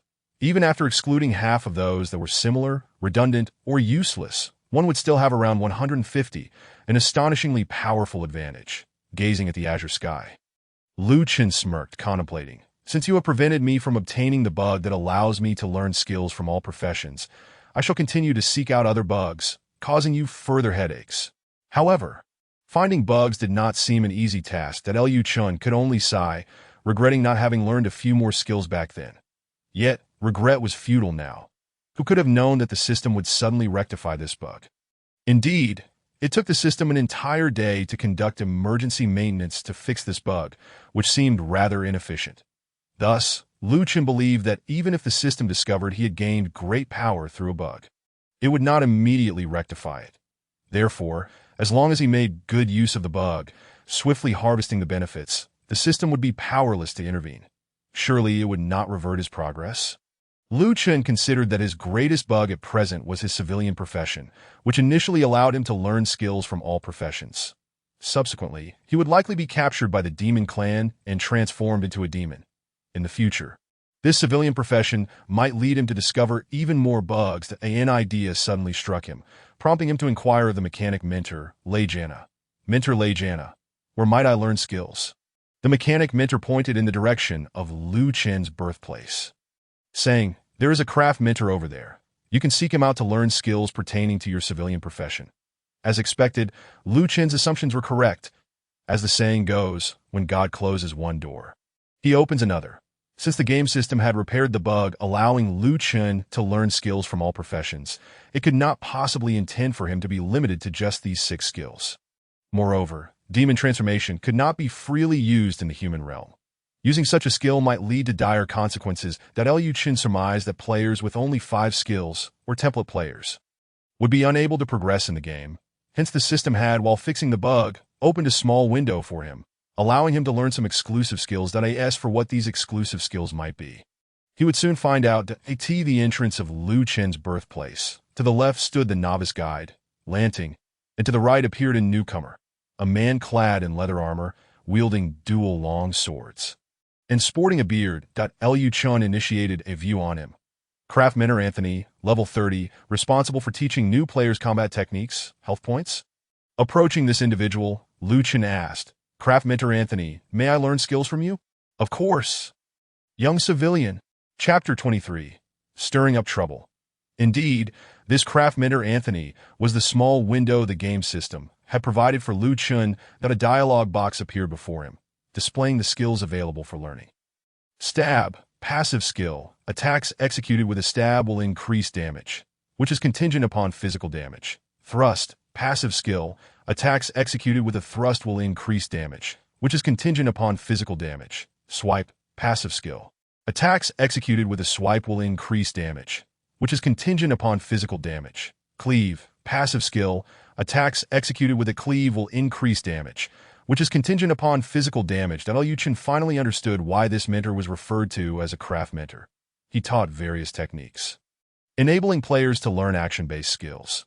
This craft mentor Anthony seemed to instruct in all physical professions action skills, including those of the warrior, assassin, monk, and knight, with each profession likely possessing around 5 action skills, totaling 20 action skills.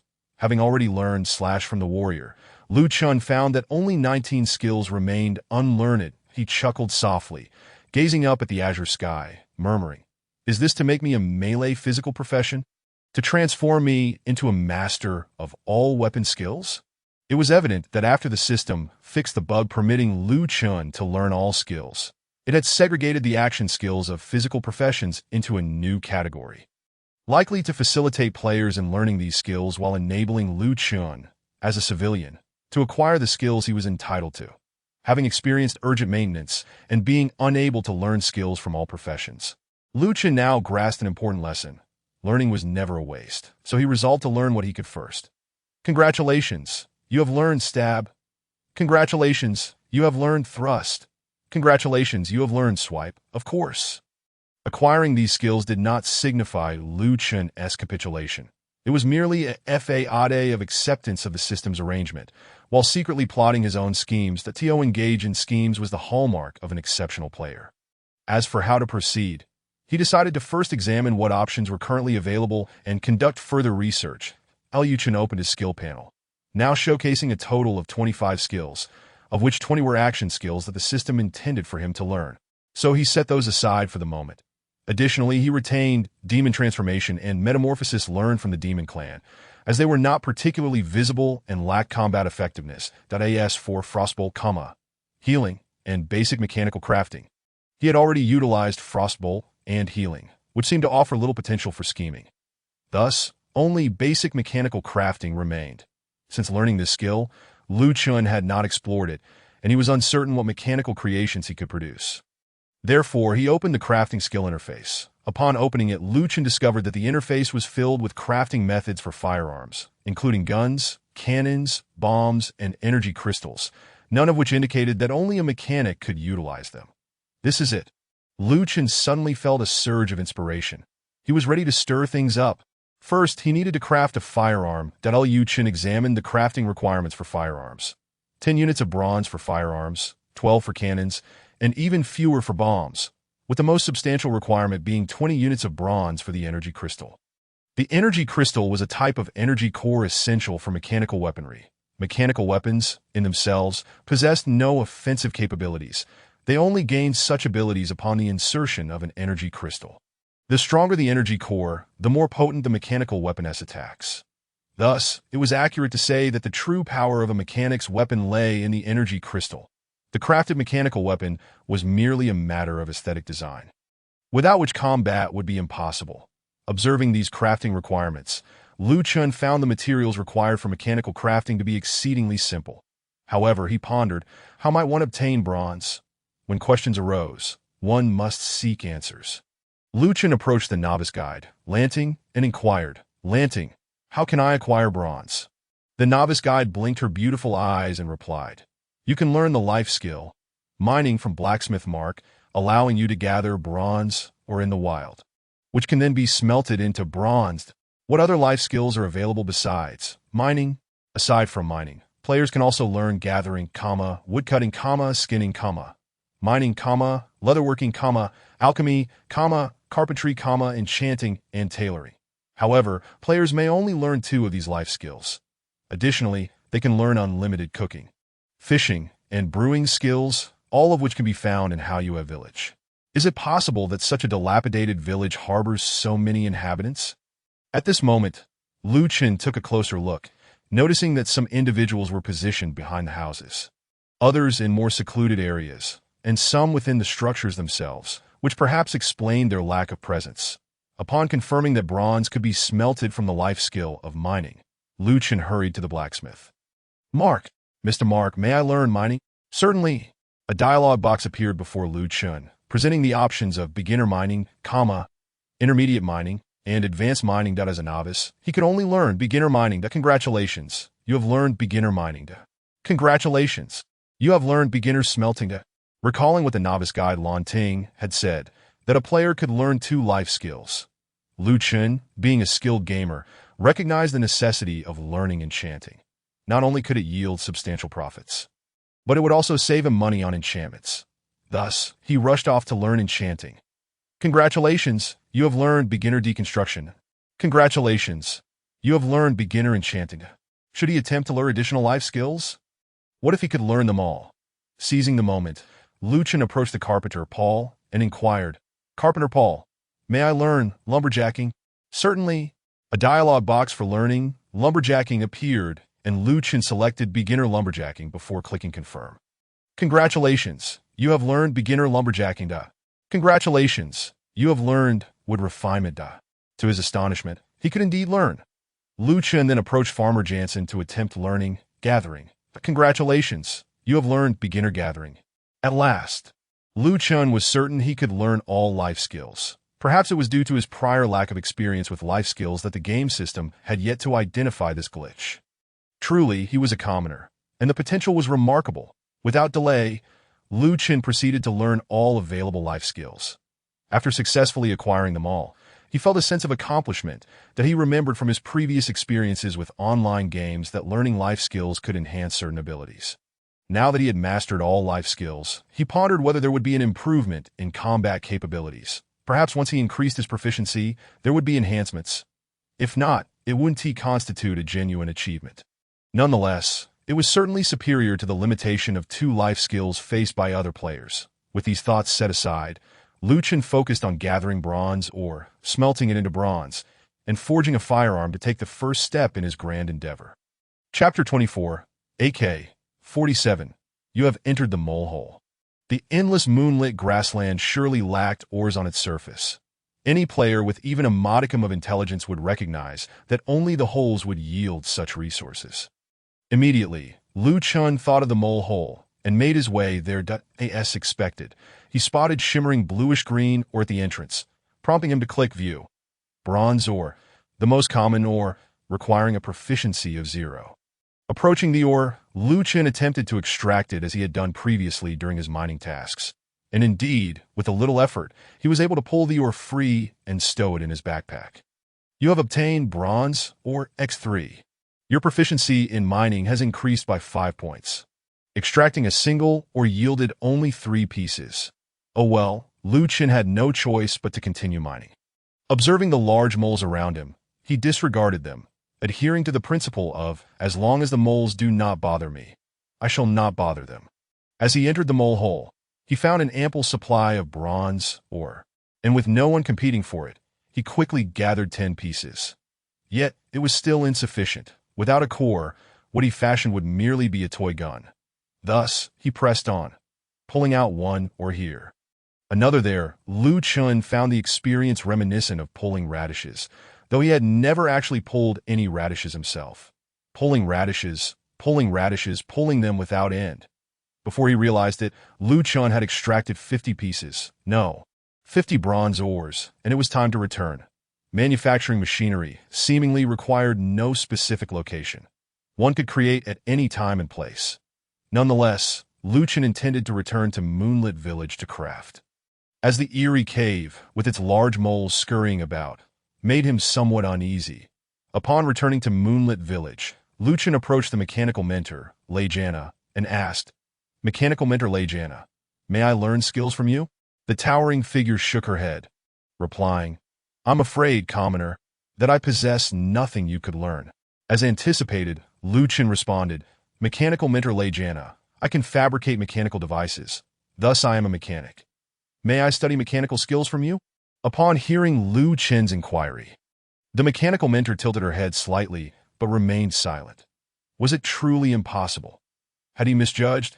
Just as Chen was about to withdraw, mechanical mentor Lejana spoke, "If you can indeed create mechanical devices, then you may learn mechanical skills from me." Elation surged through Chen. He had indeed discovered a glitch. Why was it that after the system's urgent maintenance, he could not learn skills from the vocational mentors? Chen speculated that prior to the maintenance, his commoner status and the phrase diligent and eager to learn is a commendable trait of a good commoner, along with the previous mentor's addresses towards him, indicated that commoners were seen as novices in the eyes of vocational mentors. However, the emergency maintenance had altered his novice identity to that of a commoner profession, which in the eyes of these mentors rendered him ineligible to learn their skills. Yet, as long as he could provide evidence of his ability to craft mechanical devices, he could prove himself worthy of learning the skills of his profession. Right? Ice arrow technique was the first skill Chen dismissed, for within this village, lacking a target or an audience, he was unable to cast ice arrow in front of the tempestuous mage mentor, Elena, to validate his identity as a mage. Moreover, even if he could cast ice arrow, it did not necessarily affirm his status as a mage. Healing technique was the second skill he excluded, as this spell likely utilized holy light or light elements, closely resembling the healing abilities of a paladin. The priest mentor might very well conclude that what Chen cast was not a priestly skill.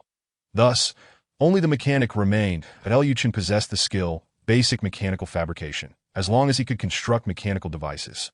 It would serve as compelling evidence of his identity as a mechanic. Following their conversation, Chen was certain of this. He had finally uncovered a glitch. Therefore, before mechanical mentor Lejana, Chen began to fabricate mechanical devices. Firearms came in several distinct forms: rifle, submachine gun, and sniper rifle. Although their appearances differed, their performances were identical, and they all functioned as semi-automatic firearms. Full auto attacks were likely skills meant for area attacks, perhaps obtainable at higher levels. That Chen opted to craft the rifle, that he wondered if players could observe him and his actions. If so, it would only benefit him. Having mechanical mentor Lejana witness his fabrication would be the most compelling evidence. Clicking on rifle in the interface and then craft initiated the process. Congratulations, you have successfully crafted a rifle. You may now name your rifle. Your proficiency in basic mechanical fabrication has increased by 8 points. To his astonishment, he could name his weapon. What should he call it? After a moment's reflection, Chen decided to name it after the renowned rifle from a century ago. Thus, he entered the name in the naming dialog box before him. You have named your rifle AK-47. Equipping the K-47 into the weapon slot of his inventory, the rifle appeared on Chen's back. With a quick switch, the rifle was in his hands. Although the appearance of this rifle bore no resemblance to the actual AK-47, Chen felt a thrill coursing through him as he held it. Having played countless shooting games before, he had only experienced FPS games on computers or consoles, which lacked a high degree of realism. Yet, the game Star Sovereign, in which Chen found himself, was the first virtual reality game boasting over 99% realism, in terms of texture, feel, and appearance. Thus, Chen felt as if he was truly wielding a real firearm. However, due to the absence of spirit crystals, this weapon bore no damage whatsoever. Therefore, Chen inserted the 47 into his waist, opened basic mechanical fabrication, selected the spirit crystal, and commenced crafting. Congratulations, you have successfully crafted a beginner's spirit crystal. Your proficiency in basic mechanical fabrication has increased by 10 points. Beginner's spirit crystal, a white gear, a unique energy crystal of the Starry Continent, capable of being embedded in mechanical weapons to grant them formidable lethality. Damage 10-11. After Liu Chen embedded the spirit crystal into the K-47, the rifle erupted with a dazzling brilliance in an instant. A K-47 rifle embedded with a novice spirit crystal, white equipment, damage 10-11, firing interval 1. 5 seconds, durability 12-12. Unlike swords and other melee weapons, firearms possess no weight, only a firing interval. The greater the weight of melee weapons like swords, the slower the attack speed. Conversely, firearms exhibit varying firing intervals depending on the type of spirit crystal used. As Liu Chen grasped the AK-47, he noticed two attributes had been augmented in his stats: firearm attack power, 27-28, and firearm critical rate, 5. Liu Chen was uncertain about how these attributes correlated with others. Intending to inquire further with the novice guide later, he felt a plethora of questions brewing within him. Yet the immediate priority remained to learn skills from the mechanic mentor. Chapter 25. Tap, tap, tap. Mechanic mentor Lejana. May I now learn skills from you? My apologies, commoner, but there is nothing here for you to learn. As anticipated, they remained indifferent to players, and after a lapse of time without interaction, they would erase any chat history with them. Holding up the AK-47 he had just crafted, Liu Chen stated, "Mechanic mentor Lejana, this is the mechanical device I have created, hence I am a mechanic. May I learn mechanic skills from you?" The mechanic mentor Lejana tilted her head slightly, her artificial intelligence seemingly processing information. After a few seconds, she replied, "Of course, mechanic." Indeed, success. A dialogue box reappeared before Liu Chen, presenting the skills available for him to learn, for in total: mechanical strengthening, mechanical affinity at level 1, piercing shot at level 3, and propulsion at level 5. Piercing shot condenses the energy of firearms to unleash a shot that ignores resistances. Instant cast, range 25 meters, consuming 15 mana points, with a cooldown of 10 seconds. Propulsion utilizes internal mechanical energy to swiftly move 5 meters in a specified direction. Instant cast, consuming 20 mana points. Consecutive casts of propulsion within 10 seconds will double mana consumption. The damage of mechanical strengthening increases by 100 for 2 seconds after casting propulsion. Liu Chen decisively learned all 4 skills. Congratulations, you have learned mechanical strengthening. Congratulations, you have learned mechanical affinity. Congratulations, you have learned piercing shot. Congratulations, you have learned propulsion. Gazing at the newly acquired skills in his list, Liu Chen chuckled coldly, looking up at the azure sky, murmuring, "So, how about it? Have I uncovered a bug? I have successfully caused a stir. What do you think? Shall there be another emergency maintenance to fix this bug?" The clear sky remained unchanged, leading Liu Chen to speculate that the game system would not respond to any of his inquiries. But he glanced down at the AK-47 he had painstakingly crafted, sighing with resignation, realizing that while he aspired to be a mage, the system had relegated him to the role of a mechanic. Raising his gaze to the strikingly attired mechanic mentor Lejana, Liu Chen concluded that being a mechanic was not so bad after all. Clad in such impressive armor, it exuded an undeniable aura of power. With no immediate leads on other bugs, he decided against stirring up trouble for the moment. As dusk approached rapidly, that he resolved to continue with the main quest. However, before delving into the main task, he recalled inquiries he wished to pose to the novice guide and approached her, asking, "Lanting, might I inquire how basic attributes enhance abilities?" "Hello, 1 point of strength increases physical damage by 1 point. 1 point of agility enhances physical damage by 0.5 points and provides a slight boost to physical critical rate. 1 point of spirit amplifies spell power by 1 point and adds a minor increase to spell critical rate. 1 point of energy raises spell power by 0.5 points, as well as 10 mana points and mana recovery speed, and 1 point of endurance grants 10 health points and improves health recovery speed." The novice guide's responses aligned closely with Liu Chen's previous assumptions. Such attributes generally functioned in this manner across games. Lanting. How does one acquire makeup powder? Hello. Makeup powder can be purchased in major cities. Lanting, how is firearm attack power calculated?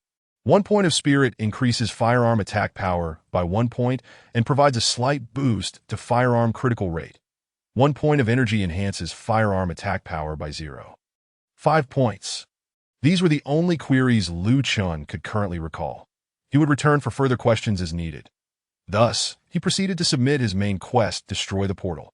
Upon opening the quest panel, he noted that the task required him to find the advanced mage Rosalind at the Winter Lake, which seemed rather troublesome, necessitating another lengthy trek.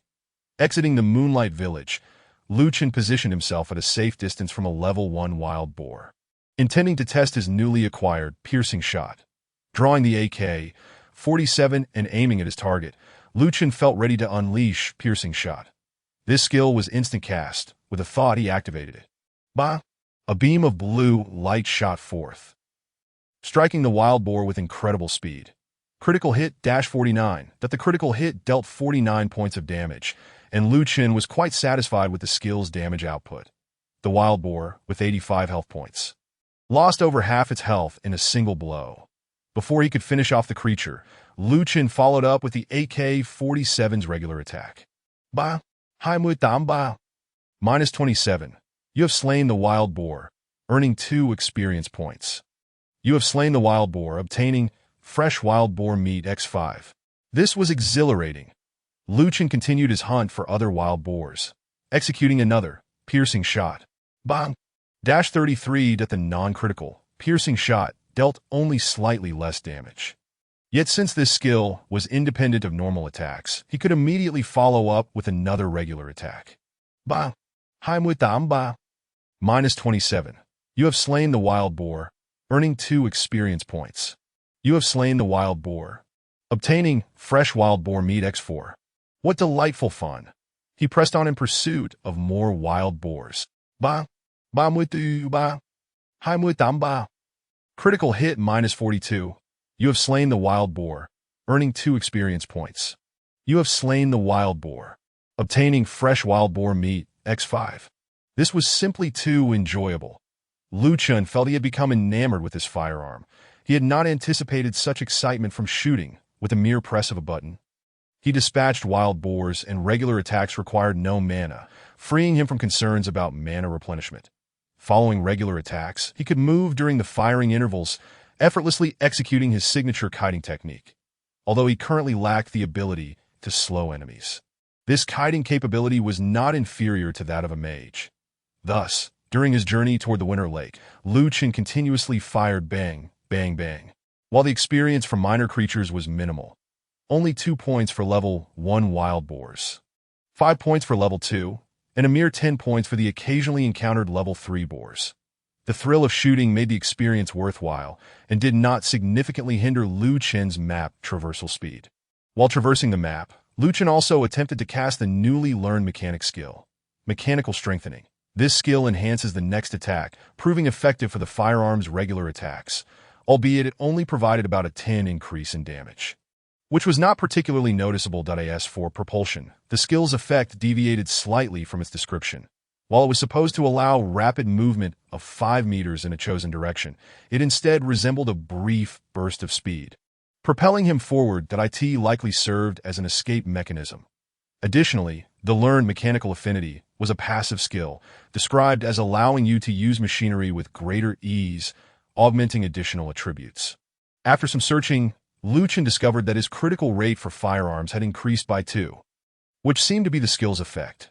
Removing the AK-47 reverted the critical rate to its previous state. Could it be that utilizing other mechanical devices might enhance certain attributes as well? Lu Chen remained uncertain, as the skill's description lacked clarity. Speaking of which, could firearms be utilized by other classes? Upon posing this question, Lu Chen felt somewhat foolish. Why wouldn't they? After all, he himself was another class, wasn't he? Chapter 26 Additional Changes. You have entered the Winter Lake. Ultimately, it was only after nightfall that Lu Chen arrived within the bounds of the Winter Lake's map. Traversing by foot proved quite slow. Within the interface, there was a mount option, though Lu Chen was unaware of the level required to obtain one. Were he to acquire a mount, his map traversal speed would likely double upon his second visit to the Winter Lake. Chen observed that it appeared somewhat different. It seemed to have grown more beautiful.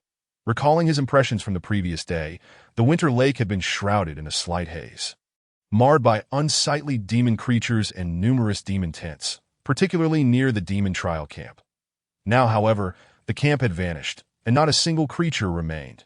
The soft moonlight illuminated the lake's surface, casting a shimmering sheen that resembled a delicate layer of frost, creating an atmosphere of serene tranquility, imbued with an air of mystery and enchantingly romantic. However, here stood Chen all alone. The more exquisite the scenery, the more pronounced the desolation in his eyes. In this moment of splendid beauty, devoid of a beloved companion or the warmth of family, he was left with nothing but an overwhelming sorrow. Alas, he thought, dismissing the sadness with a wave of his hand. He quickly gathered his spirits, convinced that he had yet to fully enact his vengeance upon the game system, and that this was hardly the time for lamentation. Although the memory of the Demon Clan's trial camp had faded into oblivion, Chen retained the knowledge of the portal's original location. By continuing along the lakeside and making a couple of small detours, he could reach the portal's site. Before long, the figures of the besotted Officer Craig and the high-level mage Rosalind appeared before Chen, standing at the very spot where they had last stood the previous day. Those two scoundrels had not come to his aid yesterday. The only difference from the day before was the question mark hovering above Rosalind's head, indicating that the quest had been assigned to her. As Chen approached her, she turned to him and said, "Hero, thanks to your efforts, we successfully repelled the Demon Clan's hero, the Demon Eye, and destroyed their portal. Now, come forth and claim your well-deserved reward." The reward for the Destroy Portal quest included a ring, from which Chen decisively chose the one that enhanced his mental attributes. You have received 70 experience points for completing the quest, Destroy Portal. You have received the reward Alloy Ring for the quest, Destroy Portal. It has been added to your inventory. You have received 40 copper coins for the quest, Destroy Portal. They have been added to your inventory. Alloy Ring.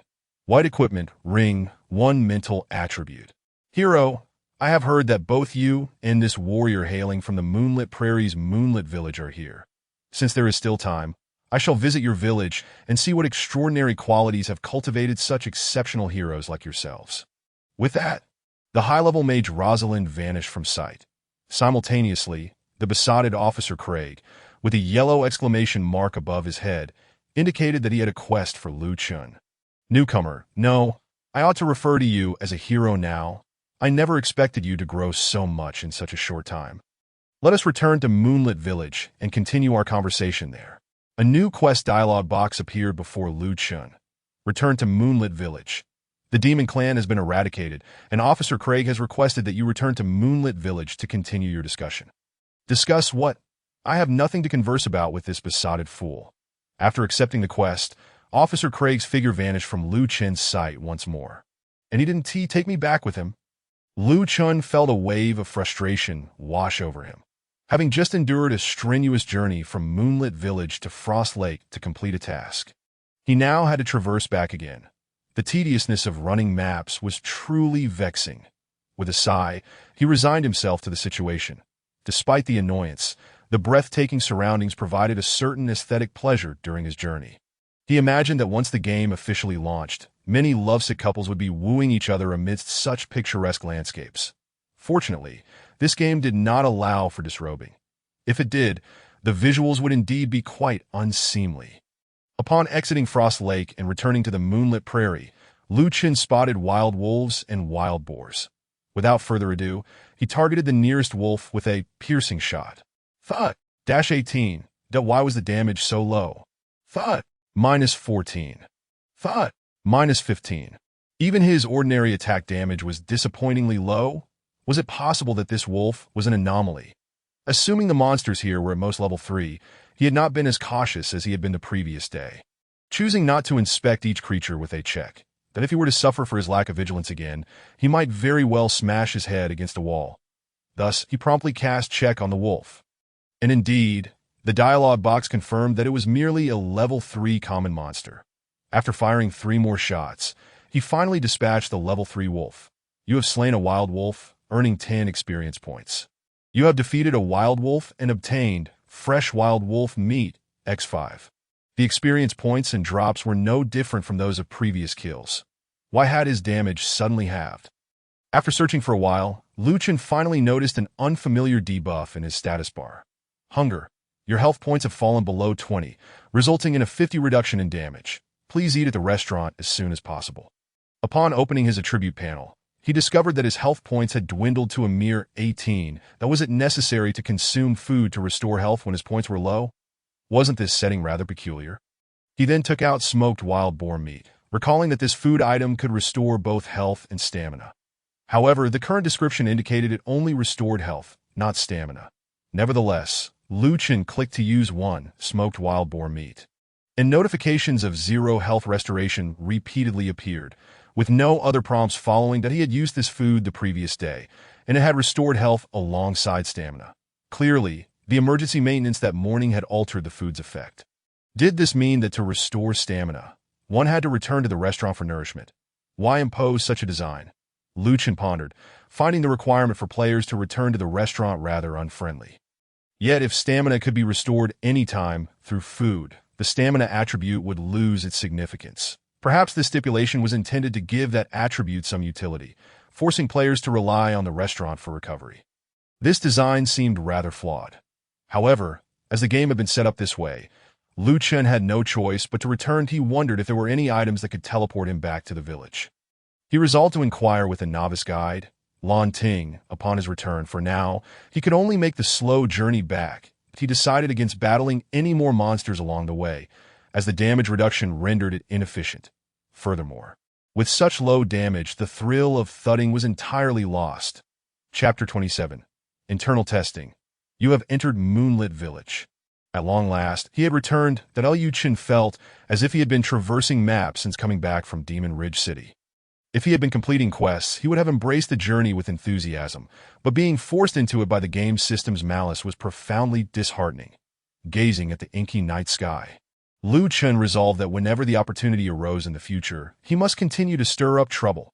However, first things first, he needed to turn in his quest. Approaching Officer Craig, he said, "Newcomer, no hero, I apologize, but I haven't been able to change my term of address.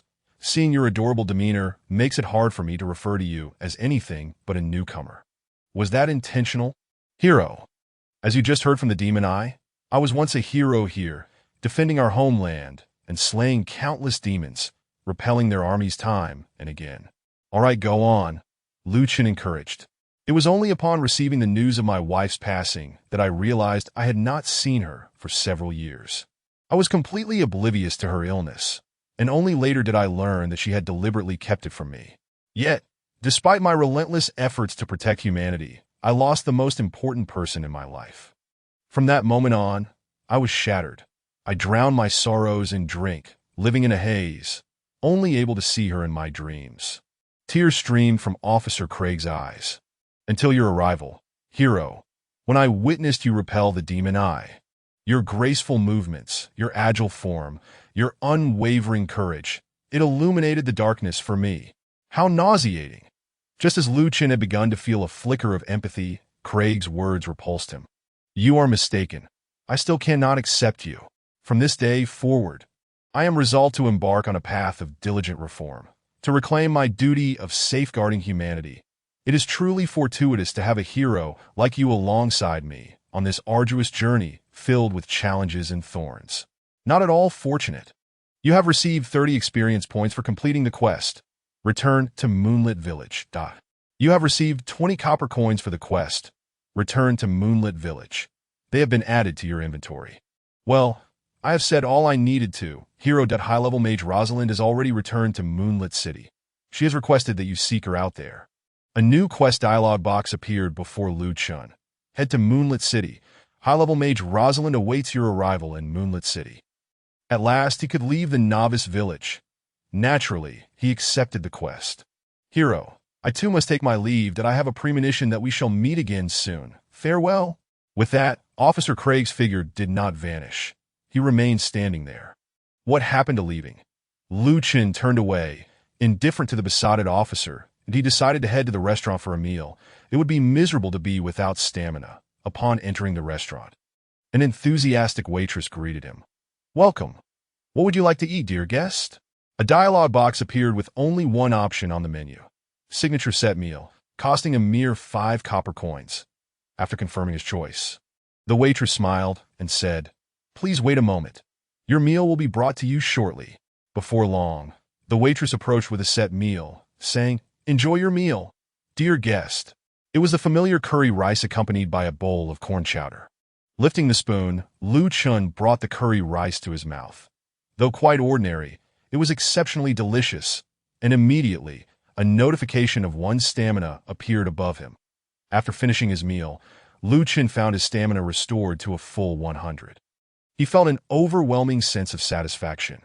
Although Chen found the game mechanic of restoring stamina solely through dining at restaurants rather peculiar, the experience of indulging in such delectable food within the game world was undeniably delightful.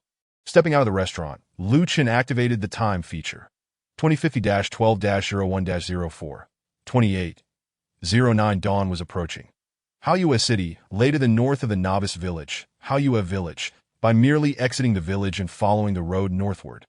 He would soon arrive at Haoyue City. Along the way, Chen refrained from battling minor creatures, as his stamina could only be replenished by dining at the restaurant. It seemed wiser not to squander his stamina on low-experience foes. Defeating a single minor creature yielded a mere handful of experience points. It was far more beneficial to pursue main quests, as completing a few tasks could lead to leveling up. As he journeyed toward Haoyue City, Chen observed that the wolves that appeared at night would actively attack wild boars. However, not all wolves were capable of slaying a boar. Some were, in fact, defeated by the boars. Watching these minor creatures engage in combat was quite entertaining. Wolves biting at boars while the boars retaliated with their charge. Should the wolves prevail, they would feast upon the boar's flesh, instantly restoring their health. Conversely, if the boar emerged victorious, it would not consume the wolf but would continue grazing, likewise replenishing its health. After a while, Chen spotted an individual engaged in slaying a wild boar. Upon confirming view, he realized this was a commoner. Could they, like Chen, be a player template? With a surge of excitement, he approached and inquired, "Mr. Loki, may I ask if you are from Earth? I reside in Haoyue City." "Huh. I see." Although Chen had prepared himself for such a response, he couldn't help but feel a tinge of disappointment, having heard that same line 8 times before. Nonetheless, this was the first time he had witnessed a commoner actively hunting monsters, which suggested that those captured by the demon race were indeed ordinary civilians. Speaking of which, what had become of the commoners who transformed into demon beings alongside Chen upon their return to the Haoyue Prairie? These commoners, like Chen, had also acquired the demon transformation and metamorphosis skills. Thus, it was conceivable that any commoner he encountered could potentially be a demon. Would this commoner, who was currently hunting wild boars, turn out to be one? Perhaps ordinary players encountering these transformed commoners would be startled if they suddenly morphed into demons and attacked them. Continuing on his way, Chen finally caught sight of the distant city walls. At first glance, they seemed unremarkable, but as he drew nearer, he was taken aback by their grandeur. The walls were indeed magnificent. While the game's architecture could be as extravagant as one desired, witnessing such awe-inspiring structures in a virtual reality game was truly astounding. The walls of Haoyue City were at least 100 meters tall. Constructed from simple earth and brick, they exuded a sense of impenetrability. Some armored guards appeared to be stationed atop the walls.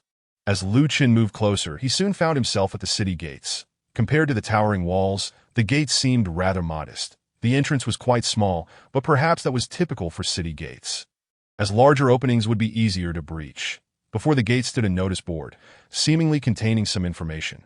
Due to the darkness of the night and the small font, Chen could not decipher the text from a distance. However, upon reaching the notice board, he was met with a look of utter astonishment as he read its contents. Days until the game launch. 23 days until the internal test. Incredibly, the internal test was just 2 days away. Chapter 28. The King's Reward. Chen had initially believed he would have to wait until December 24th to witness the arrival of players, that he had not anticipated that the internal test would occur in just 2 days. During that time, he could inquire with the participating players about the real world. Perhaps he might discover a way to return to reality. However, considering it was an internal test, there likely wouldn't be many players entering the game. They would probably spawn in the Novice village as well. Only time would tell. For now, He had to focus on leveling up that if his level was too low, he might easily be overwhelmed by the internal test players. You have entered Haoyue City. At last, he had entered the legendary Haoyue City. Upon stepping through the gates, Chen was greeted by a bustling commercial street. Remarkably, even before dawn, the shops were open for business. Sparse figures wandered the street. These must be the early risers. However, not all establishments were operational. Some shops lacked signage and were likely vacant, while those with signs were bustling with activity, including restaurants, apothecaries, and food vendors. The dazzling lights of these shops gave Chen a surreal sense of being transported back to the real world. Even though the aesthetic differed from reality, Chen opened his quest interface. The task of Proceed to Haoyue City was to be completed at a location in the northwest of the city known as the Mage Guild. So he followed the prompt. As he passed through the heart of Haoyue City, he spotted a lavish palace, presumably the residence of the king. The palace entrance was not on Chen's side, and he had no intention of entering. With the internal test imminent, he had to make every moment count to level up at level 5. He knew that being surrounded by 5 level 1 players would easily spell his demise. So he needed to hurry and equip himself with better gear for safety. Following the directions, Chen finally arrived at the Mage Guild, an impressively large castle. Indeed, mages were quite affluent. Upon entering, he encountered a high-level mage named Rosalind, indicated by the question marks floating above her head. "Hero, you have finally arrived. Please forgive my earlier absence. I appreciate your journey to find me." The high-level mage, Rosalind, bowed to Chen. "You have been awarded 30 experience points for the quest, Proceed to Haoyue City. You have received 20 copper coins for the quest, Proceed to Haoyue City. Now in your inventory. I have reported the occurrence of demons at Frostwinter Lake to the king, and he has decided to commend you for your efforts. Hero, please follow me to the Haoyue City Palace to meet the king." A new dialogue box appeared before Chen. "Audience with the king of Haoyue City. Your heroic actions in repelling the demon hero. Demon I have reached the ears of the king of Haoyue City, who has chosen to commend you. Follow high-level mage Rosalind into the palace that a king's reward awaited him." Without hesitation, he accepted. "Follow me, hero." With that, high-level mage Rosalind began to walk toward the entrance of the Mage Guild, moving at a leisurely pace, akin to a stroll. Upon exiting, high-level mage Rosalind remarked, "Hero, your valiant deeds in repelling the demon hero. Demon I have spread throughout the starry continent that I believe many will seek your assistance henceforth." So soon did the news travel across the continent. Did they have headline news as well? High-level mage Rosalind. "What reward will the king bestow upon me?" Rosalind did not respond to Chen's query, continuing her slow pace. Was this yet another scripted sequence? Chen could only follow her, resigned to the leisurely pace. "Hero, I hear the king intends to reward you with a very extraordinary treasure. I am uncertain of its nature, but it is likely to be quite rare." Had she overheard his previous question?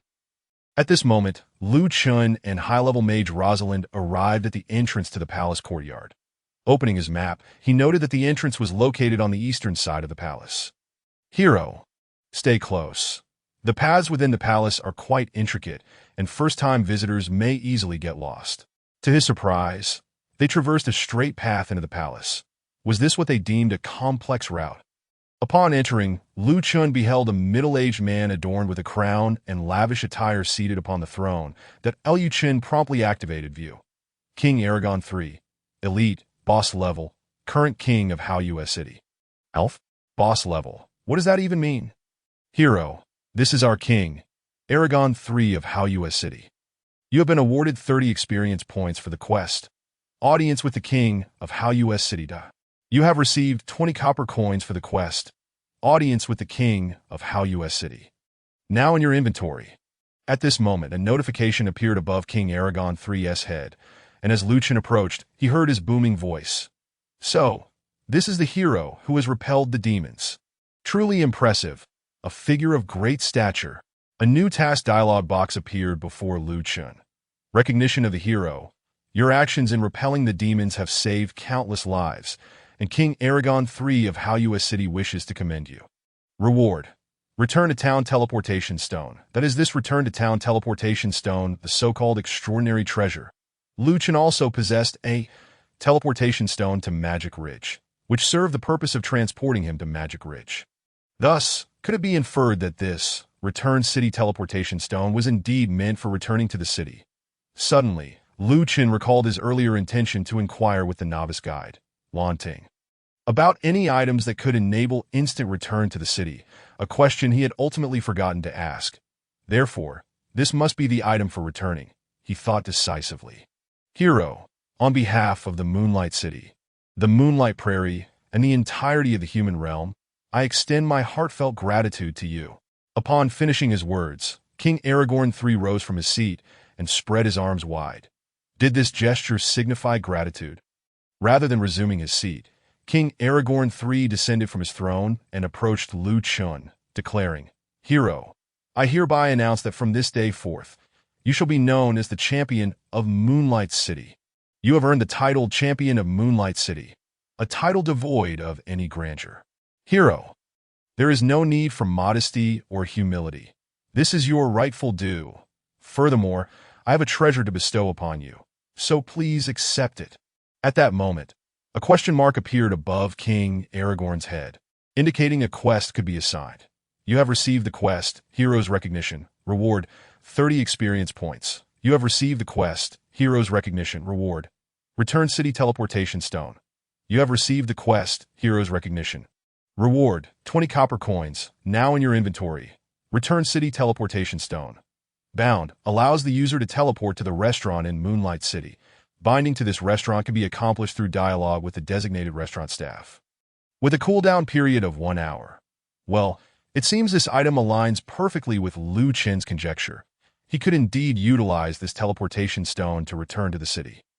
Hero, I have many matters to attend to, so I shall not keep you any longer until we meet again. With that, King Aragorn returned to his throne. Meanwhile, a new exclamation mark appeared above the head of the high-ranking mage Rosalind. Chapter 29. Do I resemble a bad uncle? You have entered the Mage Guild. Following King Aragorn III's eviction order, Chen received the quest, Return to the Mage Guild, from the high-ranking mage Rosalind.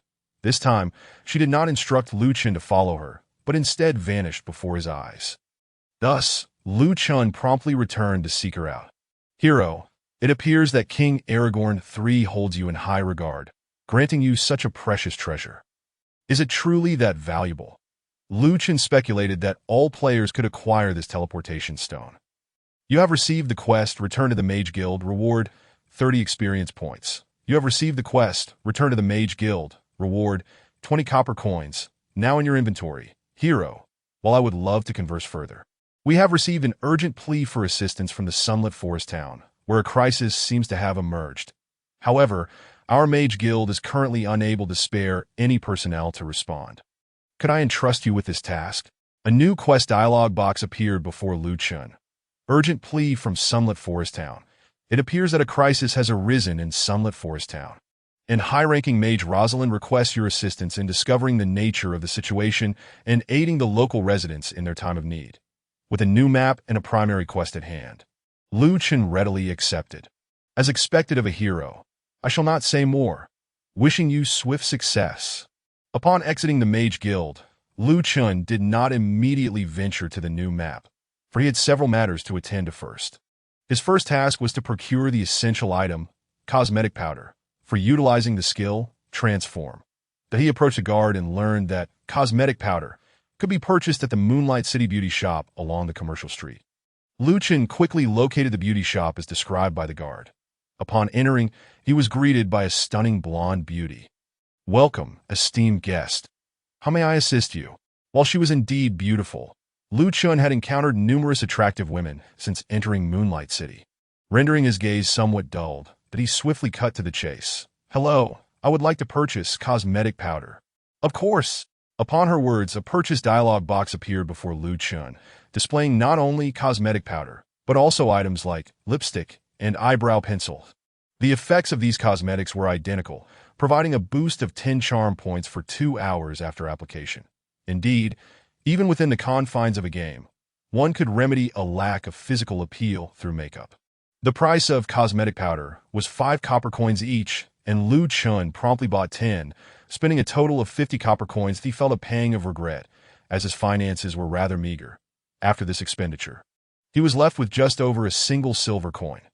Without exiting the Moonlight City beauty shop, Chen immediately utilized the skill, Transform. Upon activation, a cloud of powder enveloped him, and then nothing happened. Was that it? In his status bar, a new icon appeared. Transform. You have assumed the identity of the ordinary citizen Mr. Liu, lasting for 2 hours. After using the skill, Chen noticed that the cosmetic powder in his inventory had decreased by 1, leaving him with 9. Indeed, it was a consumable item, costing him 5 copper coins. The shop featured a mirror, and as Chen gazed into it, he realized he had transformed into another person, while his appearance remained unremarkable. His skin had darkened slightly, and he now possessed a pair of thick eyebrows and large eyes. Curious, Chen initiated a check. Ordinary citizen Mr. Liu, level 15, a common citizen residing in Moonlight City. With 160 health points, remarkably different indeed. His displayed level had increased to 15, although having merely 160 health points at this level seemed rather absurd. Nonetheless, for a weak ordinary citizen, 160 points appeared acceptable. Aside from the changes in name and level, Chen noticed that his appearance had also altered. His previously garish green and yellow environmental outfit had vanished, replaced by the most ordinary citizen's attire. Even his green headscarf had transformed into a simple black hat. The ability to change one's attire was indeed impressive. Opening his attributes, he noted that his charm value remained at 50 points. Unchanged. Upon reading the description, residing in Moonlight City, Chen recalled that he seemed to possess a house in this very city. He opened his inventory and retrieved the key that had accompanied his birth. Residential key. Key to the residence at number 19, Alley 3, Civilian District, Moonlight City. Chen promptly exited the Moonlight City beauty shop and approached a guard, inquiring about the location of the Civilian District. The Civilian District is located in the northeast corner of Moonlight City. Simply head east from here, and you shall arrive. Chen traversed a narrow path between shops and soon encountered a system prompt. You have entered the Civilian District. That's so close, yet so far. However, as he surveyed the cramped and dilapidated houses before him, he felt a headache coming on. How would he locate his own residence in this narrow alley? A few children clad in tattered clothing were playing. It was still early morning, and they were already out and about. Were they not afraid that bad uncles might snatch them away? Chen approached a rather adorable little girl and asked, "Little sister, do you know where number 19, Alley 3 is?" The little girl glanced at Chen, her face contorting in fear before she turned and fled. Do I truly resemble a bad uncle? With my thick eyebrows and large eyes, I clearly appear to be an ordinary citizen. Chen then caught hold of a young boy, inquiring, "Little brother, do you know where number 19, Alley 3 is?" The boy similarly glanced at Chen, stepped on his foot, and ran away. -1 inch, am I truly the villain here? Could it be the effect of the skill, Transform, that has altered my appearance? Chen then dispelled the effect of Transform and asked another little girl, only to receive the same fleeing response. Very well. If you refuse to tell me, I shall search for it myself. Approaching the door of one house, Chen noticed a number plate hanging above it. No. 28, Alley 18. Well, having a number plate makes it easier to find. Chen walked to the next house and discovered it was number 27, Alley 18. But if he continued in this direction, he should soon locate No. 19 before proceeding to Alley 3. After passing 8 houses, Chen finally found number 19, Alley 18. He only needed to traverse through the houses to reach Alley 3, number 19. Thus, Chen made his way through the narrow path, glancing at the house numbers along the way. Indeed, he was now in Alley 17, so he pressed onward. Alley 16, Alley 15, Alley 14. He had finally reached Alley 3. Before long, Chen arrived at the door of No. 19, Alley 3. That was this dilapidated house, truly my home. The structure before him was a mere 2 stories high, appeared to be several decades old, and was in a state of disrepair, constructed from stone and seemingly on the verge of collapse. Very well, regardless of its shabby condition, this was Chen's home. He approached the entrance, retrieved his key, and successfully unlocked the door, stepping inside. Chapter 30. Template function activated. After opening the door, Chen stepped into the house. Bang! A loud noise startled him. Was this a trap? Turning around, Chen discovered that the door had closed automatically, that it was still dark outside, and entering a dimly lit, dilapidated house alone provoked a sense of thrill within Chen. However, the house was illuminated with lights, and candles adorned the walls. Though the glow was not particularly bright, it was sufficient to clearly discern the entirety of the dwelling. Could it be that someone resides here? Chen pondered, surely. I haven't inadvertently trespassed into someone's home. He harbored doubts, suspecting that the key might be a malicious trick from the game system, fearing that upon stepping out of the house, he could be seized by someone. This house was far smaller than Chen had anticipated, containing merely an antiquated dining table and a rudimentary open kitchen. The cabinets were constructed of bricks, seemingly coated with a layer of dust, upon which lay several similarly dusty plates. Adjacent to the kitchen, a staircase led presumably to the second floor, and Chen ascended it. On the second floor, the walls were similarly adorned with lit candles. And in the dim light, he could see a wooden bed and a desk, the latter of which held a wooden box. The box was unlocked, and instinctively, Chen reached to open it. Is it really appropriate to pry into someone else's belongings? This thought was quickly dismissed. This house is mine. I possess the key. So how could it belong to anyone else? Thus, he opened the box, and suddenly, a blinding white light erupted from within, striking Chen's eyes with its brilliance. What is this light? It's going to blind my hard-earned eyes. Your template function has been successfully activated. You have acquired 1,000 gold coins. As the white light faded, Chen gradually regained his composure. Wait, did I just find 1,000 gold coins? Opening his backpack, he confirmed the presence of the gold.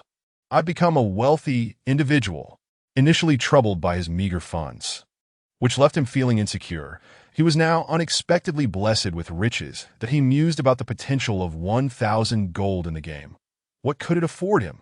Suddenly recalling that he may have picked up something else when he found the money. He checked his backpack, but aside from the gold, there was nothing else. Reviewing the message log, Chen was astonished to see the notification. Your template function has been successfully activated. Template function successfully activated? Where is the template? Upon opening the interface, he finally spotted a new button labeled Template beneath Logout. Clicking on Template, he was presented with buttons for Attributes, Post Tasks, Adjust Favorability, Open Shop, and Skill Teaching. With a note stating, More features to come. More features to come? Is this a pirated template, or is it still under development? Chen clicked on Attributes, revealing Name, Chen, Occupation, Commoner, Level, Minor Leader, all attributes increased by 50. Experience, 100,000. Killing players can increase experience. All attributes increased by 50. Chen opened his attribute panel, and it displayed the following. Name, Chen, Race. Human occupation, commoner, diligence and eagerness to learn are commendable traits of a good commoner. Template, activated minor leader, level 5 attributes, strength, 17, agility, 17, spirit, 20, endurance, 17, energy, 17, charisma, 50, luck, 10, armor, 150, free attribute points, 8, physical damage, 34 to 36, physical critical rate, 6. 3. Crushing rate, 1. Spell power, 28 to 29. Spell critical rate, 8.3. Firearm attack power, 35 to 37. Firearm critical rate, 10.3. Health points, 245. Mana points, 245. Stamina, 100. Experience points, 431. 1050. Astonishingly, all attributes truly increase by 50. Is this the benefit of activating the template? If combined with Demon Transformation, the attribute boost could reach 250 or even 300. Without hesitation, Chen activated Demon Transformation and witnessed his attributes soar. With a staggering 300 increase after transformation, observing his firearm attack power of 65-67, he realized he could dispatch a monster of equal level with just a few shots, that if he employed his skills and achieved a critical hit, he could eliminate similar level monsters instantly. Furthermore, his firearm critical rate post-transformation had reached 23, an exceptionally high rate. With better equipment, his power would become even more formidable. Exiting the demon state, Chen reopened Template and clicked on Attributes again. Noting the experience, indicating potential for further leveling up, that if leveling up could enhance his attributes, he mused, he would single-handedly become a formidable boss. However, the experience he gained was contingent upon defeating players. The players he encountered bore green names, signifying allies, thus seemingly rendering them unable to attack. That it appeared that players were also allies, meaning they could not be attacked freely. How could he kill players to gain experience? Was it necessary for players to initiate an attack against these template players for them to retaliate? Could players truly attack them at will? Lu Chen felt his mind spinning, overwhelmed by confusion, resolving to wait until players entered the game for internal testing to discern the situation. Exiting attributes, Lu Chen clicked into post tasks. This feature likely allowed him to assign tasks to players, be they singular or part of a series, encompassing various types such as errands, monster slaying, gathering tasks, and faction missions. The items collected and required for these tasks would belong to the task issuer. The interface provided a functional description, revealing that Lu Chen could post tasks up to level 5, with no daily limit on the number of tasks posted. The maximum experience awarded for a single task was 50, provided by the system, with monetary rewards set by Lu Chen, alongside any additional rewards he wished to offer. It was at this moment that Lu Chen comprehended why there were 1,000 gold coins in the box. Clearly, they were intended to fund rewards for the tasks he would assign to players. Adjust favorability allowed for the alteration of players' affinity towards Lu Chen, though its significance was unclear to him and would warrant further exploration later. Open Shop facilitated the ability to sell items to players, yet he was uncertain what he possessed that could be of value to them, as his acquisitions in the game were likely similar to theirs. Skill teaching involved charging players to learn skills, yet he was unsure of what unique skills he might impart, given that such skills could typically be learned from profession mentors. Was there a possibility of having unique skills to teach? Essentially, these encompassed the entirety of the template's functionalities. In just 2 days, the internal testing for players would commence, likely ushering many players into the game. At that time, utilizing the template function, he could potentially have a bit of fun with the internal testers. Chapter 31, Captured Again. Having grasped the template function, Lu Chen felt assured that this establishment was indeed his OWNAS for the candles on the walls. Their illumination was likely a default setting of the game system due to the inadequate light when darkness fell. By now, dawn had arrived and faint sunlight streamed through the window. Instantly, all the candles extinguished, confirming that their lighting had been an automatic response to the dimness. Now that everything was in order, Lu Chen resolved to embark on a new map to undertake tasks. Naturally, before venturing to the new map, he intended to explore the commercial street and see what this freshly acquired 1,000 gold could purchase. Perhaps items that would significantly aid in his continued progression. Perhaps he could even buy a mount, which would greatly expedite his travels across the map. Lu Chen decided to detain a guard to inquire, as the guards of Haoyue City seemed to possess boundless knowledge, likely having supplanted the role of the novice guide, Lanting. Upon returning to the first floor, Lu Chen noticed that the candles had also been extinguished there, after meticulously examining the dining table and open kitchen. Finding nothing of particular note, he prepared to leave.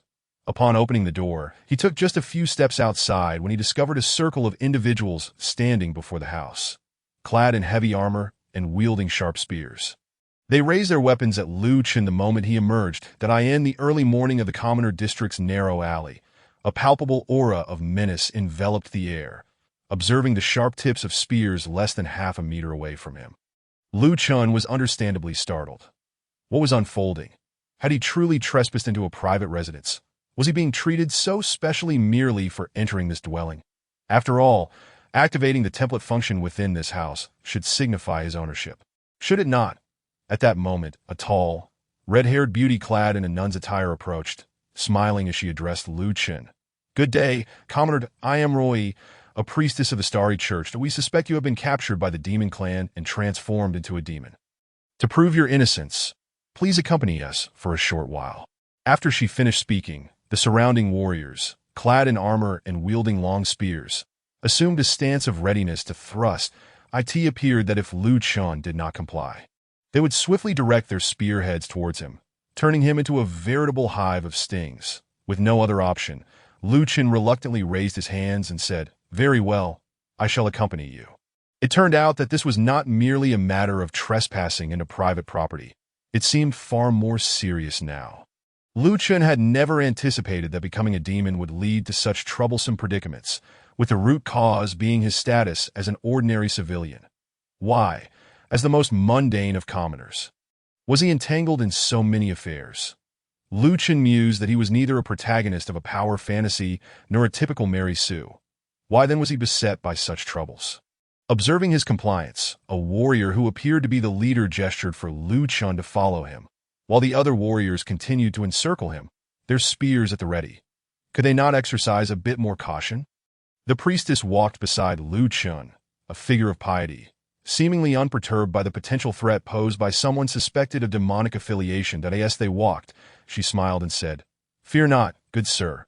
If you cooperate with us and are indeed not a demonized creature, you shall be entirely safe." Yet, gazing at the priestess's sweet smile, Chen distinctly sensed an undercurrent of menace. A fade concealing a hidden blade, he cast her a glance of skepticism. That high-ranking priestess Joie, elite. Level 30, a senior priest of the Celestial Church, one of the overseers stationed in the city of Moonlight, health points. Yet another high-ranking class. This marked the third high-ranking individual Chen had encountered. The first was the high-ranking mage Rosalind, the second the high-ranking shaman Mo Tung of the demon race, and now this priestess before him. Chen also scrutinized the leading warrior, Paladin Florid, elite. Level 30, a paladin of the Celestial Church, one of the leaders stationed in Moonlight City, health points. So, this was a paladin after all. Chen had mistaken him for a mere warrior, due to his armored appearance. Chen cast a glance at the other armored figures, confirming that they too were paladins. The icons of these church members were all green, indicating they were allies. He presumed they would not pose a threat to him. With a sigh, Chen felt quite disheartened, having just been captured by the demon race. Now he was to be apprehended by the church. Why was it that in this game, both foes and allies sought to seize him? Clearly, the game system was malfunctioning. Following Paladin Florid, Chen inquired of high-ranking priestess Joie, "Why do you believe I have been demonized by the demon race?" High-ranking priestess Joie's face retained that sweet yet menacing smile as she replied, "I apologize, good sir, but we are not at liberty to divulge that information. Suffice it to say, we have received reports suggesting that you may be demonized. Indeed, these beings possessed a relatively advanced intelligence capable of responding to Chen's inquiries. Thus," he continued, "what would happen to me if your celestial church determines that I am demonized?"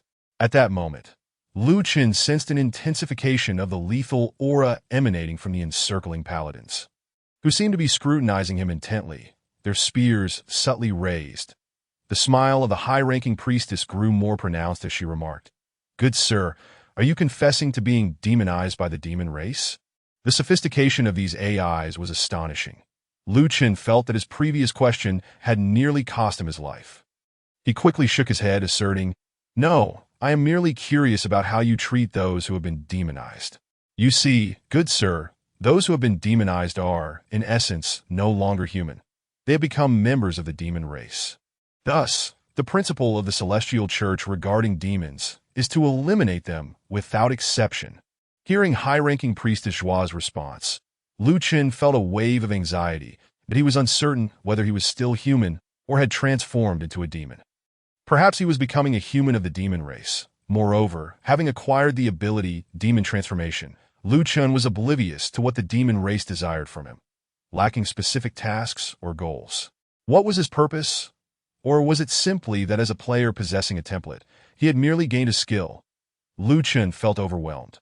All he wished to do was enjoy the game and discover how to return to the real world.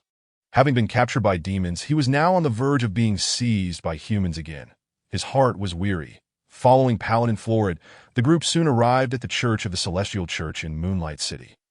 Chen opened the map and realized that it was not far from the Mage Guild, also located in the northeast corner of Moonlight City. This was not Chen's first encounter with a church in the game. He had previously seen one in the Demon's Magic Ridge City, which was quite the coincidence, as he had also been captured there by the demon race. However, the church in Moonlight City was far more magnificent than that in Magic Ridge City. Simply put, it was grander, taller, and more opulent, with a significantly larger entrance. "Good sir, this is the Church of the Celestial Church in Moonlight City.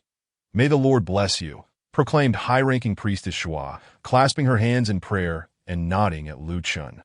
Paladin Florid slightly turned his head, saying, "Let us proceed," as they entered the church, and Lu Chen followed closely behind him into the majestic edifice. Chapter 32. The Examination of the Star Master. You have entered the Church of Moonlight City. The Church of the Celestial Church in Moonlight City was extraordinarily ornate. Just at the entrance, there were over 100 candlesticks, each lit with white candles, imparting a profoundly sacred atmosphere. The exterior walls of the church were adorned with intricate carvings, the meanings of which eluded Lu Chen, appearing to convey profound significance, leaving him with an inexplicable sense of awe. Upon entering the church, they were greeted by a corridor lined with colossal pillars, each adorned with various obscure symbols. Some of these patterns were relatively straightforward. Lu Chen could discern that they depicted beings with 4 wings battling those with 2 long wings. Seemingly angels clashing with demons that, of course, in every depiction, the angels triumphed over the demons, celebrated by throngs of onlookers. That Lu Chen regarded this with disdain, thinking that if angels were truly so formidable, the demons would have been vanquished long ago. After traversing the corridor, the group arrived at a spacious courtyard filled with countless statues, including those depicting angels, bishops, and nuns. Proceeding through the courtyard led them to the Grand Hall of the Celestial Church in Moonlight City. The grandeur of this hall left Lu Chen in awe. It was approximately in the shape of a cross and likely spanned over 10,000 square meters. The pillars, walls, and ceilings were all adorned with vivid patterns, lifelike statues, and exquisitely detailed reliefs, creating a level of opulence unattainable in the real world. How much effort had the game's designer expended in crafting this church? Perhaps he was a devout believer? On the left side of the main aisle stood a row of priests clad in black nun attire, some with blonde hair, others red-haired, and yet others silver-haired. Their delicate features were a feast for Lu Chen's eyes, embodying the allure of uniform temptation. On the right side of the main aisle stood a row of paladins, some wielding hammers, others long swords, and still others spears, their formidable presence astonishing Lu Chen, though he still found the priestesses more appealing. After entering the Grand Hall, high-ranking priestess Joie walked directly to the front of the row of priests, while Paladin Florid approached the forefront of the paladins. Indeed, these two were significant figures within the Celestial Church of Moonlight City. At the end of the church, on a small platform, stood a man in resplendent clerical garb, facing away from the crowd. Lu Chen could not discern his features or age, so he casually examined him. Grand Bishop Aurelius, Elite, Level 30, the Grand Bishop of the Celestial Church, the overall leader stationed in Moonlight City, health points. This man was undoubtedly a high-ranking authority within the church.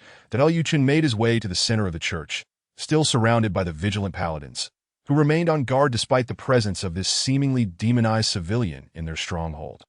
The Grand Bishop Aurelius turned to face Lu Chen, and Lu Chen could finally see his appearance. White hair and a face lined with wrinkles, suggesting he was of advanced age, but he fixed his gaze upon Lu Chen for an extended period. And Lu Chen returned the stare without hesitation. After a lengthy silence, Grand Bishop Aurelius closed his eyes and clasped his hands, seemingly engaged in prayer. Upon finishing, he addressed Lu Chen. "Good sir, do you feel any discomfort?" "Indeed. Upon seeing you, I feel utterly ill at ease." "No." Grand Bishop Aurelius offered no response to Lu Chen's answer, but he descended from the platform and slowly circled around Lu Chen, scrutinizing him closely and not overlooking any detail of his appearance. The Grand Bishop's gaze sent shivers down Lu Chen's spine, though the game did not simulate such physical reactions that masked his unease. Lu Chen stood tall, hands behind his back, and head slightly elevated. "Never show weakness." The Grand Bishop Aurelius returned to stand before Lu Chen, stating, "Typically, those who have been demonized reveal their true forms upon arriving here. This civilian, however, has concealed himself remarkably well." "Grand Bishop Aurelius, I do not quite comprehend your meaning." Lu Chen remained steadfast, his head held high, reassured by the words of Archbishop Aurelius, which suggested that perhaps all was well. "You understand, Mr. Commoner, or perhaps I should address you as Mr. Demon?" Archbishop Aurelius smiled gently. Though his demeanor was kind, it sent shivers down Lu Chen's spine. "Archbishop Aurelius, I still do not quite grasp your meaning." He, chuckled the Archbishop, before I assumed my role as the Archbishop here. I had heard rumors that some demons would come here and not reveal their true forms, that it is said that such demons are extraordinarily powerful. Lu Chen remained silent, sensing that Archbishop Orlees had more to say. Although I cannot discern your strength, the suspicion of you being a demon lingers. The Archbishop continued to circle Lu Chen slowly. This scrutiny from the crafty old fox was decidedly uncomfortable. Lu Chen felt that Archbishop Orlees was not merely a cleric but rather a player. A human in disguise. Could it be that he, too, was a player with a template? Lu Chen suddenly wanted to inquire, "Are you from Earth?" But he restrained himself, deciding to wait for the Archbishop to speak again, certain that even the cleverest of foxes would eventually reveal their tale. When Archbishop Orlees finally paused before Lu Chen, he remarked, "Indeed, there is not a trace of demonic aura, nor do you resemble a demon." Upon hearing this, Lu Chen thought he was finally in the clear and asked, "So can you let me go now?" "No." Archbishop Orlees slowly shook his head, stating, "When facing the demonic forces, we would rather err in judgment than let a demon escape." "So they indeed intend to kill me?" Lu Chen sighed and instinctively shook his head. "Well then, if it is to be death, so be it." He was curious to discover what would transpire when a template player was slain in this game. Archbishop Orlees did not immediately strike Lu Chen down, but instead observed him in silence. After a few minutes, unable to endure the Archbishop's intense gaze any longer, Lu Chen urged, "Archbishop Orlees, if you intend to kill me, please do so swiftly." Archbishop Orlees continued to smile benevolently, his eyes crinkling with mirth as he said, "There seems to be not a single flaw. Could it be that you truly have not been tainted by the demonic forces? Was that yet another test just now? This old fox is exceedingly cunning." "Of course not." Lu Chen raised his chin defiantly, declaring, "I am but a human." Archbishop Orlees slowly returned to a small platform, turning his back to Lu Chen as he stated, "Then we shall have to resort to that method. As long as you undergo that trial, we shall ascertain whether or not you have been corrupted by the demons." That method? That trial? A sense of foreboding washed over Lu Chen. A method that even the Archbishop hesitated to name must surely be a treacherous scheme. Indeed, it will be a direct examination by the Star Master himself. A personal trial. The Star Master's eyes will not be deceived, and thus he will reveal to us whether you are indeed a demon. To think that I shall meet a deity. Chapter 33. Blinded by my premium gold eyes. Archbishop Orlees, shall I truly meet a god? Lu Chen felt a twinge of anticipation at the prospect of encountering a deity, even if it were merely within a game. It promised to be quite exhilarating, for such beings were of a higher order. "I do not know," Archbishop Orlees replied, shaking his head. "It has been a long time since anyone has undergone the Star Master's examination." "What good are you if you know nothing?" "Roy, Flawed, please escort this esteemed commoner into the Star Master's prayer chamber." "Understood." The high-ranking priest Roy and the paladin Flawed replied in unison. Upon hearing their affirmation, Archbishop Orlees knelt down, his hands clasped together as if in prayer. "Let us proceed." Paladin Flawed stepped before Lu Chen, beckoning him to follow, while high-ranking priest Roy smiled and awaited them ahead. That as Paladin Flawed led Lu Chen to her side, they made their way towards the left side of the annex. High-ranking priest Roy, "What am I to do in the Star Master's prayer chamber?" "I do not know either," Roy replied, her face still adorned with a smile that exuded an air of danger. "I have never entered the Star Master's prayer chamber, nor have I witnessed anyone else do so. Even someone of your stature has never entered." Lu Chen found this increasingly intriguing. Uncertain of how events would unfold next, it appeared yet another bug had emerged. Indeed, the malfunctioning game system was riddled with breakdowns. That Lu Chen followed Paladin Flawed through a dim corridor, finally halting before an unremarkable wooden door. That is this plain door truly the entrance to the Star Master's prayer chamber? Lu Chen could discern nothing special about it. Could it be that this was the so-called Great Hidden in Plain Sight? "We have arrived. You may enter alone." Paladin Flawed regarded Lu Chen with an impassive expression. "Just me? Good luck, Mr. Commoner." The high-ranking priest bowed to Lu Chen, then opened the door, and before he could react, unceremoniously pushed him inside. "Hey, be gentle."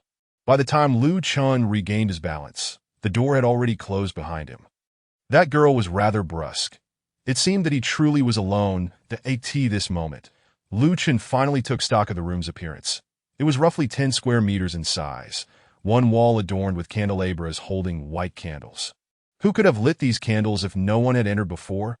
Another wall was intricately carved with a grand image, resembling a being with 4 wings. Suddenly, a chair appeared in the center of the room. Am I to sit? Lu Chen thought. And without hesitation, he settled into the chair. The instant he did, all the candles on the candelabra extinguished, plunging the room into darkness.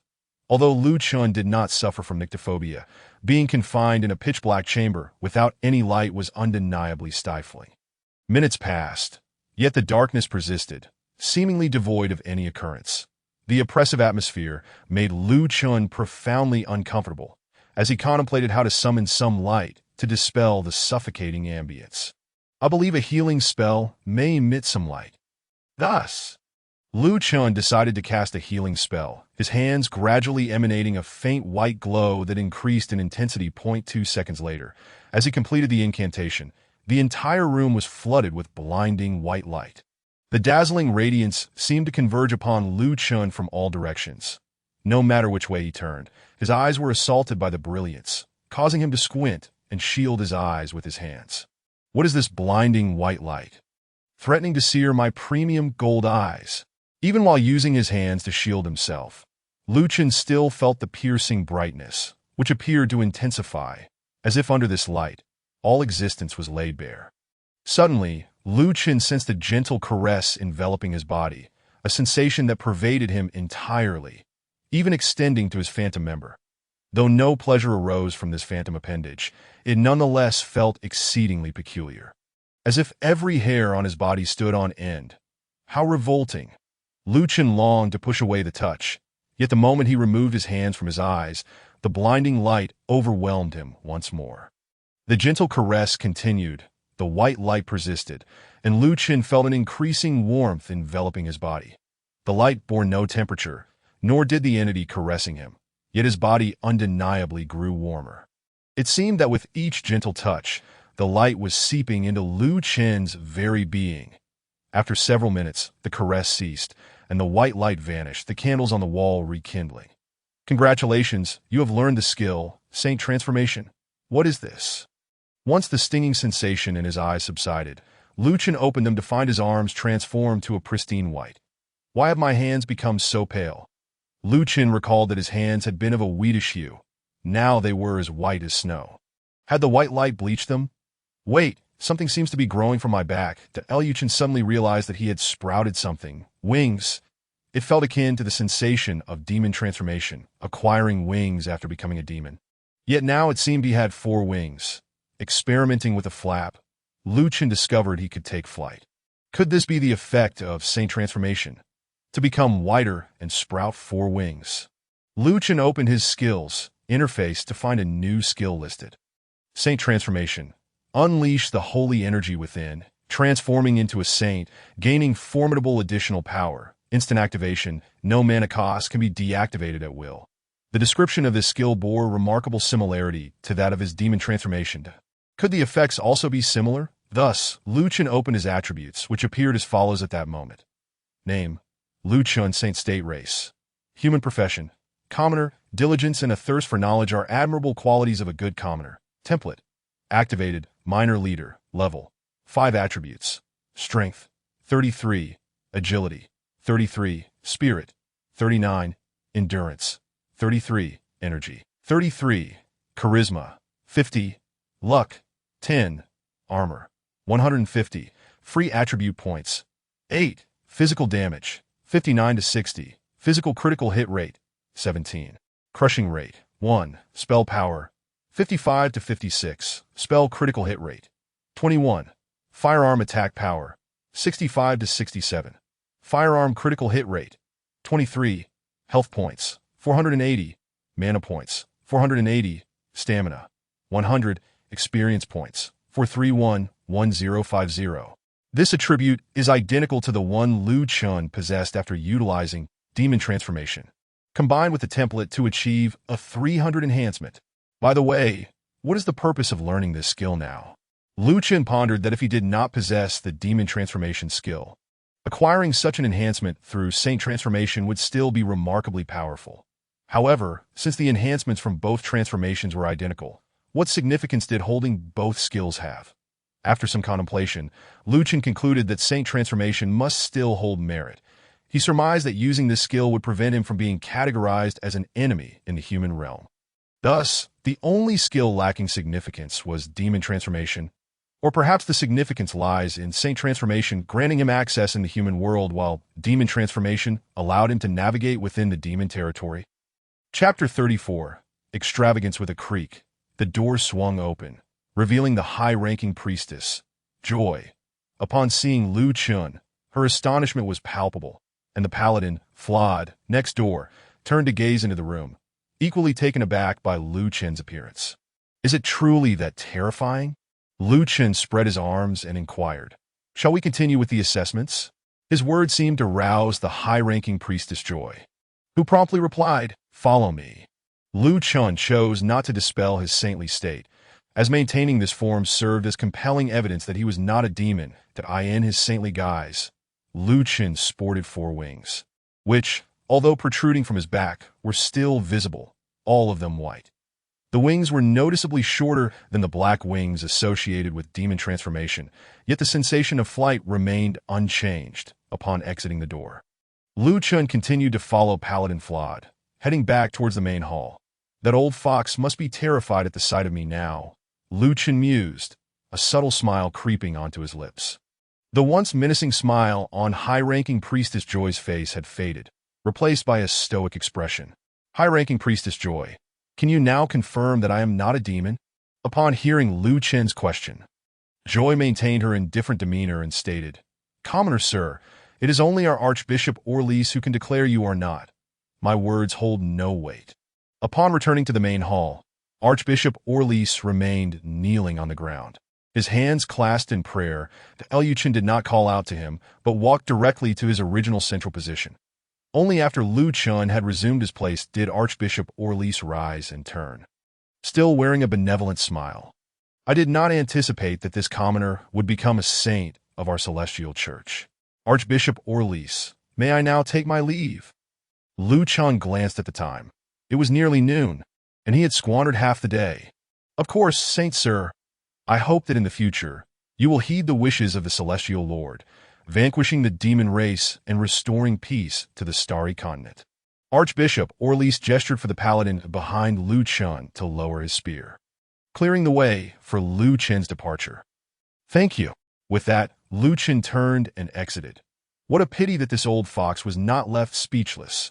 However, Chen's gratitude was sincere, as this place had bestowed upon him the wondrous skill of Saint Transformation, albeit its effects were redundant. "Saint Sir, I advise you to dismiss this state, as remaining in the saintly form outside may bring about some troubles." Turning back, Chen saw Archbishop Orleis still wearing that benevolent smile. "Ah, old fox." Without responding, Chen continued toward the exit, but did dissolve his saintly state. He did not wish to attract any further complications. The internal test was only a couple of days away, and he needed to manage his time wisely. Once outside the Grand Hall, one of the priests standing in the center approached the door, watching Chen's retreating figure, and murmured in a voice only she could hear, "I can't shake the feeling that this commoner Chen is rather peculiar. He is the first commoner to leave alive, and the only one to become a saint." Upon stepping out of the Moonlight City Cathedral, Chen turned to glance at the magnificent celestial church before departing. After acquiring the skill, Saint Transformation, the celestial church had not provided Chen with any clear tasks or objectives, only urging him to defeat the demons, leaving him quite perplexed if shouldn't receiving benefits entail some form of contribution. To gain such rewards without effort made Chen feel somewhat guilty. Although he had previously received unearned rewards, both instances had resulted in him being captured and imprisoned, yet obtaining such a powerful skill still felt worthwhile. Well then, what should he do now? After some contemplation, Chen decided to indulge a bit. With wealth at his disposal, he ought to spend it freely, right? First, he would catch a guard. There were no guards around the celestial church. Typically, they could be found along the main roads. After reaching the roadside, Chen finally spotted a guard and promptly approached to inquire, "Excuse me, guard, where might one indulge?" The guard glanced at Lu Chen for 2 seconds before turning away. Is humor truly that foreign to you? The Celestial Church's AI must be superior, Lu Chen thought as he pursued the guard, asking, "Excuse me, guard, where can I purchase a mount?" "There is a shop on the commercial street called Laren Mount Shop. You can buy mounts there." Following the guard's directions, Lu Chen located the Laren Mount Shop. Upon entering, he found only a white-haired old man inside. "Hello, I would like to purchase a mount." "Oh, hell, looking for a mount? Are we?" "Certainly." A dialogue box appeared before Lu Chen, presenting options for purchasing a mount: mount skill and steed. Learning mount skill required 100 gold coins, while purchasing his steed cost merely 50 gold. Just such a mundane mount. Lu Chen believed himself to be a man of considerable wealth and felt he could afford a mount that symbolized his status. However, if nothing more extravagant was available, he decided to proceed with learning mount skill. There were no level restrictions for this skill, allowing for immediate learning. "Congratulations, you have learned mount skilled." After mastering the mount skill, Lu Chen promptly purchased the steed. "Congratulations, you have acquired the mount steed. Welcome, please visit again." Upon exiting the mount shop, Lu Chen checked the mount interface and saw the so-called steed, which was simply an ordinary brown horse, hardly distinguishable as anything special. The usage method for mounts is, Lu Chen read the instructions in the upper right corner of the mount interface. Call out the name of the mount, and it will appear before you. Then you can ride it. Thus, Lu Chen summoned steed, and a brown horse identical to the one on the mount interface appeared before him. Lu Chen approached the brown horse. It had a saddle, and although he had never ridden a horse in the real world, he assumed it involved stepping onto the stirrup and pulling the reins to mount. Thus, he simply mounted the brown horse, finding it quite simple. Once atop the brown steed, Lu Chen felt as if he could control the horse's movement through sheer thought. And indeed, the brown horse began to move forward at his command. How delightful! Riding the brown horse, Lu Chen felt a sense of unity. He could direct it effortlessly, commanding it to run, walk, or jump at will. This was not merely a horse, but an extension of his legs. The speed of riding was indeed significantly faster than running without a mount. Lu Chen estimated it to be over 3 times quicker than his running pace. However, while it was easy to direct the horse, its agility could not quite match that of running on foot. That if the mount collided with anything, it would automatically slow down and stop, necessitating a restart to reach maximum speed. Thus, navigating the bustling commercial street on horseback would be somewhat inconvenient. Once the game officially launched and more players populated the city, riding mounts would likely become unfeasible. Otherwise, they would be continually colliding with one another. Perhaps in the future, transportation regulations would be established within the game to ensure smooth traffic flow. Next, Lu Chen intended to continue his indulgence, first purchasing 100 units of cosmetic powder for a mere 5 silver coins, trivial. He then apprehended another guard and proceeded to a food store, buying a plethora of provisions capable of restoring both mana and health. After amassing sufficient supplies, Lu Chen mounted his steed and set off towards the new map. The Green Pine Woods, Chapter 35, Blazing Sun Forest. You have entered the Moonlight Grassland. The layout of the Moonlight Grassland map is circular, encircling the Moonlight City, thus necessitating passage through the grassland regardless of the destination chosen from the city. Upon exiting the city of Haoyue, one need only ride northward across the Haoyue grasslands to swiftly reach the verdant Qingsong Forest. Although Lu Chen was mounted on the most ordinary steed, a fine horse, traversing the landscape was undeniably much easier with a mount. Suddenly, he recalled overhearing a commoner in Moling City mention a bathing spot at the Cold Winter Lake, which seemed to lie to the north of the Haoyue grasslands. Should he gallantly rush to the rescue of a damsel in distress? However, with time at a premium, perhaps it would be wiser to postpone his visit to Cold Winter Lake for another day, when he could drive away the miscreants who dared to spy on bathers. After traveling for a while, Lu Chen stumbled upon a quaint village, one that bore a striking resemblance to his birthplace. Haoyue Village. Driven by curiosity, he ventured into the small settlement. You have entered Yuanyu Village. Lu Chen was taken aback. Yuanyu Village? This hamlet was indeed quite similar to Haoyue Village, with its modest wooden structures. The largest of these was clearly the dining hall. Furthermore, it also boasted a novice guide, along with various vocational mentors and instructors for life skills, mirroring the offerings of Haoyue Village, albeit with a few differences in name and appearance. Notably, The mage instructor here was rather flat, but so. Was this yet another novice village? Indeed, it seemed that being born in Haoyue village was a far more fortunate affair, that Chen had long speculated why the Haoyue grasslands formed a circular map in his past gaming experiences. Such round maps were exceedingly rare. Eventually, he deduced that this design was intended to accommodate multiple novice villages, preventing an overwhelming influx of players into a single location at launch, which would render gameplay nearly impossible. This game had therefore established numerous novice villages to disperse new players. This explained the similarly named lakes: Cold Winter Lake, Severe Winter Lake, and Long Winter Lake, with each novice village assigned to different lakes for the task of defeating the demon trialists. Following this line of thought, might there also be bathing at Severe Winter Lake? Chen resolved to investigate at a later date, for the game certainly required heroes like him. Upon leaving the small village, Chen continued northward along the path and soon beheld a sprawling expanse of woods. Likely the new map, Qingsong Forest. You have entered Qingsong Forest. As he stepped into the new map of Qingsong Forest, even under the bright daylight, he sensed an eerie atmosphere. The trees were not overly dense. One could find a tree approximately every 20 to 30 meters, and they were not particularly robust. Had the forest been denser and the trees sturdier, it might have evoked a more terrifying ambience, perhaps hiding lurking creatures ready to ambush. As night fell and visibility diminished, the forest would likely grow more sinister, possibly spawning spectral creatures to amplify the fright. Perhaps a visit here by a charming companion could strengthen their bond, though a lack of courage on the part of the gentleman might diminish her affection. Chen speculated that to alleviate the frightening ambience, the creatures here might possess a certain adorableness. Indeed, he soon spotted a small creature, a rather endearing werewolf, with its dark gray fur, sharp claws, drooling fangs, and menacing gaze. It was quite striking. He mused that if there were a skill called werewolf transformation, he would eagerly learn it, even if it meant facing death 1,000 times. However, indulging in such fantasies was futile.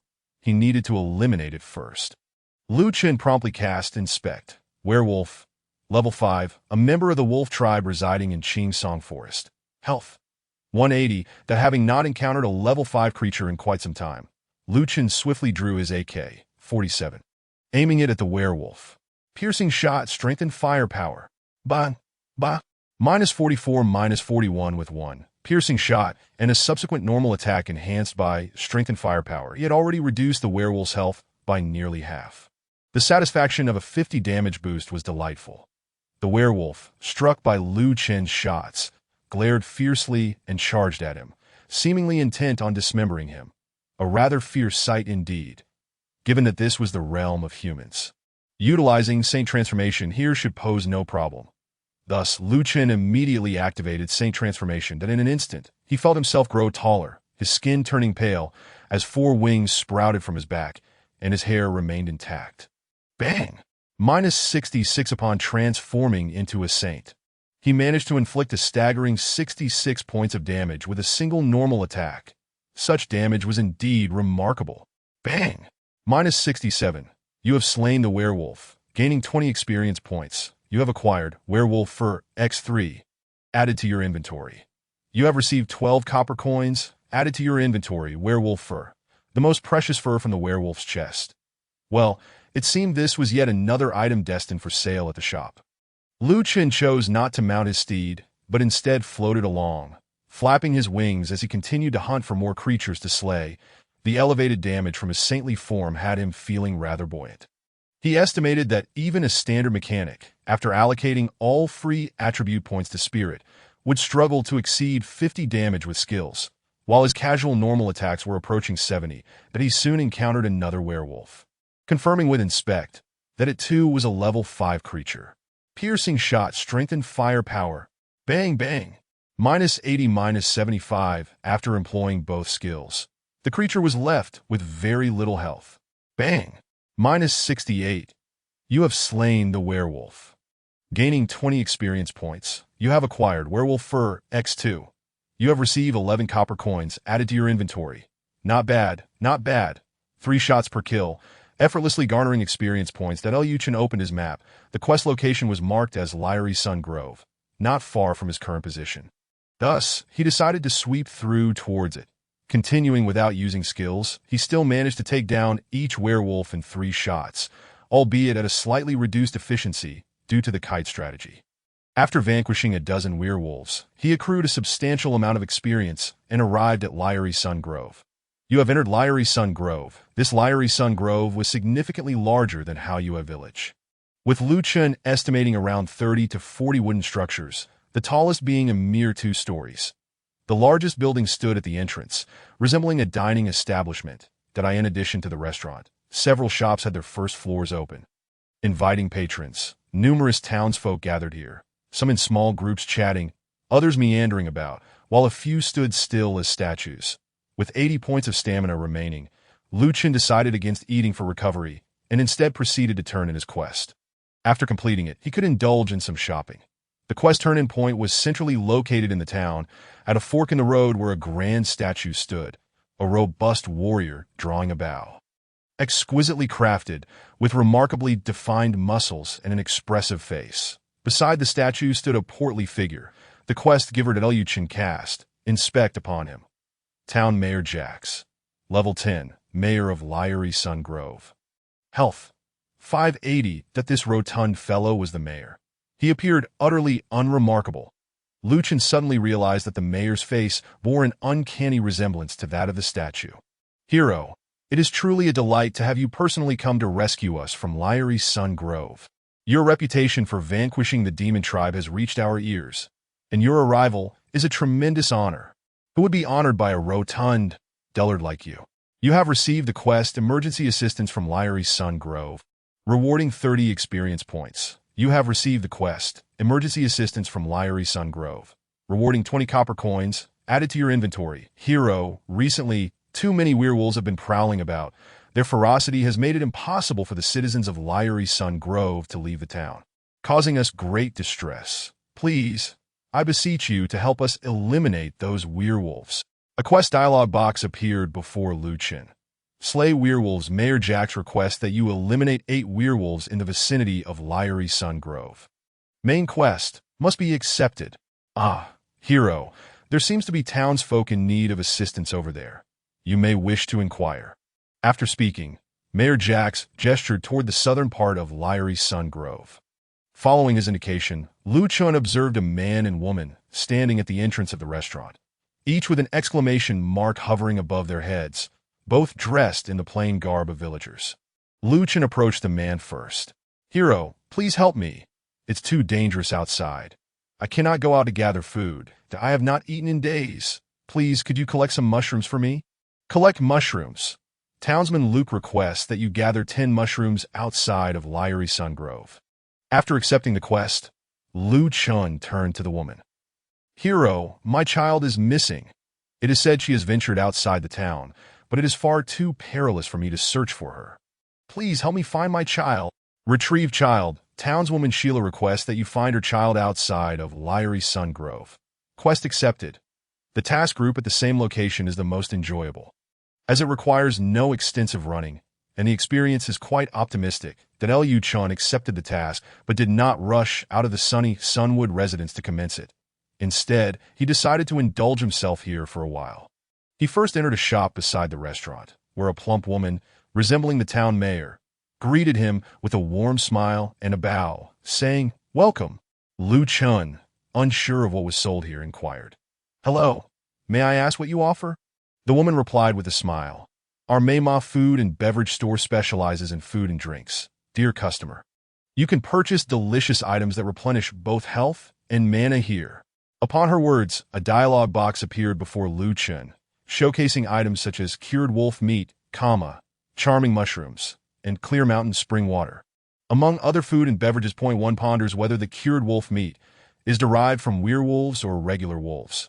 Both the wolf meat and mushrooms restore health, each providing 150 health points over 20 seconds, while the mountain spring water replenishes mana. Notably, none of these foods restore stamina, indicating that once stamina is depleted, one must dine at the adjacent restaurant for replenishment. Having purchased ample food in Haoyue City, Lu Chen deemed it unnecessary to spend more money here, particularly since the shopkeeper did not appeal to his taste. Had she been a charming shopkeeper like the lovely little mentor Elena from Haoyue Village, He likely would have made several purchases that it appears the artistry in this game remains somewhat juvenile.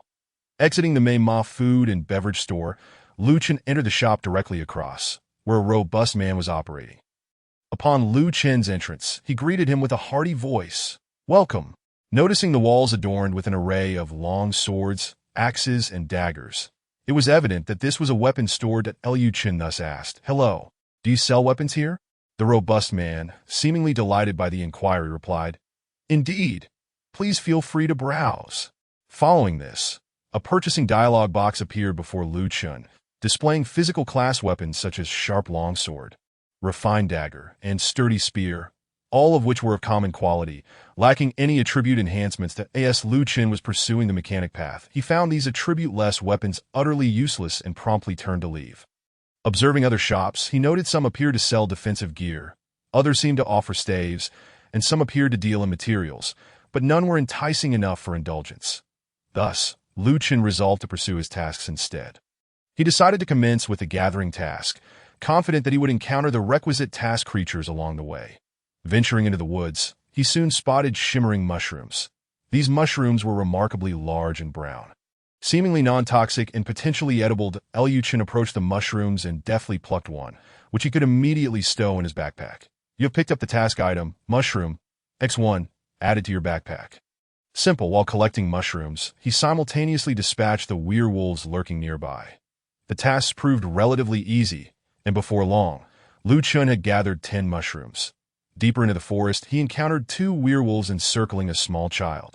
Presumably the target of the task retrieved the child. These 2 werewolves bore a different fur color than those previously encountered. While the former were deep gray, these were brown. Chen employed the inspect feature. Brown-furred werewolf. Level 5, a rare brown-furred werewolf residing in the Qingsong forest. Health, 190. This was merely 10 points more than a regular werewolf. A trivial matter. Chen, undaunted by the prospect of battling 2 creatures simultaneously, was emboldened by his 300 attribute boost. He was unperturbed by the idea of facing 5 at once. Without hesitation, he engaged. In his one-on-2 encounter, Chen utilized his skills, executing a swift 3-shot sequence. However, he refrained from employing the kite tactic, opting instead for a direct assault, concerned that if he strayed too far, he might fail the task. The 2 werewolves inflicted some pain upon Chen. Yet their damage was negligible, resulting in a mere loss of 30 health points, less than 1/10 of his total. Although he could evade the minor creature's attacks, Chen chose not to, relying on his 300 attribute boost to withstand the blows. Despite the discomfort, he quickly grew accustomed to it. After vanquishing the 2 brown-furred werewolves, the progress for the kill werewolves task remained unchanged at 5/8, indicating that these 2 did not count towards the task's requirements. Chen approached the child, who then spoke. "Big brother, thank you for rescuing me. Did my mother send you to find me?" The child gazed up at Chen with wide, glistening eyes, exuding cuteness, enchanted by the child's innocence. Chen smiled and replied, "Yes, little sister, let us return together." The child bowed deeply and said, "Thank you. Big brother, I can return by myself now that I am safe." With that, the child vanished, and Chen's task, retrieve the child, was marked as complete. He now needed only to slay 3 more werewolves to finish all tasks. With a plethora of werewolves surrounding him, Chen swiftly dispatched the remaining 3 required creatures, successfully completing all tasks. He then made his way back to the sunny Sunwood residence to report his accomplishments. Chapter 37. Elite Task. You have entered sunny Sunwood residence. Hero, I cannot thank you enough. At last, I can enjoy my favorite mushrooms again. Mushrooms are simply the best. Please select your reward. The reward for the gather mushrooms task was shoulder armor, also of common quality. Thus Chen had no choice but to select the unembellished cloth armor. You have received 70 experience points as a reward for the task, gather mushrooms. You have received pure cotton shoulder armor as a reward for the task, gather mushrooms, added to your backpack. You have received 50 copper coins as a reward for the task, gather mushrooms, added to your backpack. Hero, you are our savior. Had it not been for your assistance, my child would have been lost. Your immense kindness will forever be remembered. Please choose your reward. The reward for the retrieve the child task was a belt of common quality. You have received 70 experience points as a reward for the task. Retrieve the child. You have received pure cotton belt as a reward for the task. Retrieve the child. Add it to your backpack. You have received 50 copper coins as a reward for the task. Retrieve the child. Add it to your backpack. Truly a hero. Your prowess is remarkable. The werewolves outside sunny Sunwood have finally been eradicated, allowing our townsfolk to venture out safely. Please select your reward. The reward for the Kill Werewolves task was a hat of common quality. You have received 70 experience points as a reward for the task. Kill Werewolves. You have received Pure Cotton Hat as a reward for the task. Kill Werewolves. Add it to your backpack. You have received 50 copper coins as a reward for the task. Kill Werewolves. Add it to your backpack. Your level has increased to 6, Strength 1, Agility 1, Spirit 1, Endurance 1, Energy 1, Health Points 10, Mana Points 10, and you have gained 2 free attribute points. At long last, Chen leveled up. It felt as though ages had passed since his last advancement. Upon seeing gained 2 free attribute points, he suddenly realized he had accrued 10 free points. Allocating them all to Spirit would yield an equivalent increase of 30 Spirit points under his 300 boost. Never mind. If I make an error in allocation, I can always reset later. If not, it matters little, as my attributes are already superior to those of players of the same level, Chen reasoned. Thus, he dedicated all his attribute points to Spirit, resulting in the following attributes. Name: Chen, Sage State Race. Human Class: Commoner. Diligence and a thirst for knowledge are the hallmarks of an exemplary commoner. Template: Activated, Minor Leader. Level: 6 attributes. Strength: 36. Agility: 36. Spirit: 72. Endurance: 36. Energy: 36. Charisma: 50. Luck: 10. Armor: 135 free attribute points. 0 physical damage. 63 to 64 physical crit rate. 15 crushing rate. 1 spell power. 90 to 91. Spell crit rate. 35 firearm attack power. 100 to 101 firearm crit rate. 37 health points. 540 mana points. 540 stamina. 52 experience points. 58 2,850, with all 10 free attribute points allocated to Spirit. His firearm attack power exceeded 100. Furthermore, the firearm crit rate soared to an impressive 37. Chen was eager to step outside and test his newfound prowess. Hero: Not long ago, a strong townsman went missing while on a task by the eerie lake east of sunny Sunwood. Please help us find this townsman. A task dialog box appeared before Chen. Find the missing townsman. Town Mayor Jax requests you to head to the eerie lake east of sunny Sunwood to search for the missing strong townsman. Charles, upon accepting the task, Chen noticed an orange exclamation mark hovering above Mayor Jax's head. What could it signify? Mayor Jax, how may I assist you? Hero: We have finally uncovered the reason behind the werewolf sightings. In the jungle to the north of Sunlet Grove, a castle has mysteriously appeared. It turns out that the werewolves from the Pine Woods are emerging from that very castle that we have dispatched several townsfolk to investigate. And you can find them outside the castle to gain further insight. The Mysterious Castle, Elite Quest, recommended group size. 5. A mysterious castle has emerged to the north of Sunlet Grove, which serves as the source of the werewolf infestation in the Pine Woods. Mayor Jax requests that you proceed to the castle's exterior to rendezvous with the townsfolk who are investigating the situation. Since this is an elite quest, Chen decided to accept it. Hero: Given the extraordinary strength of the werewolves within the castle, I advise you to bring along a few capable allies. Chen resolved to first take a look at this so-called elite quest. Opening the map, he noticed that the location for quest submission was quite distant. Assessing his remaining 52 stamina points, he decided it would be prudent to have a meal to restore his energy.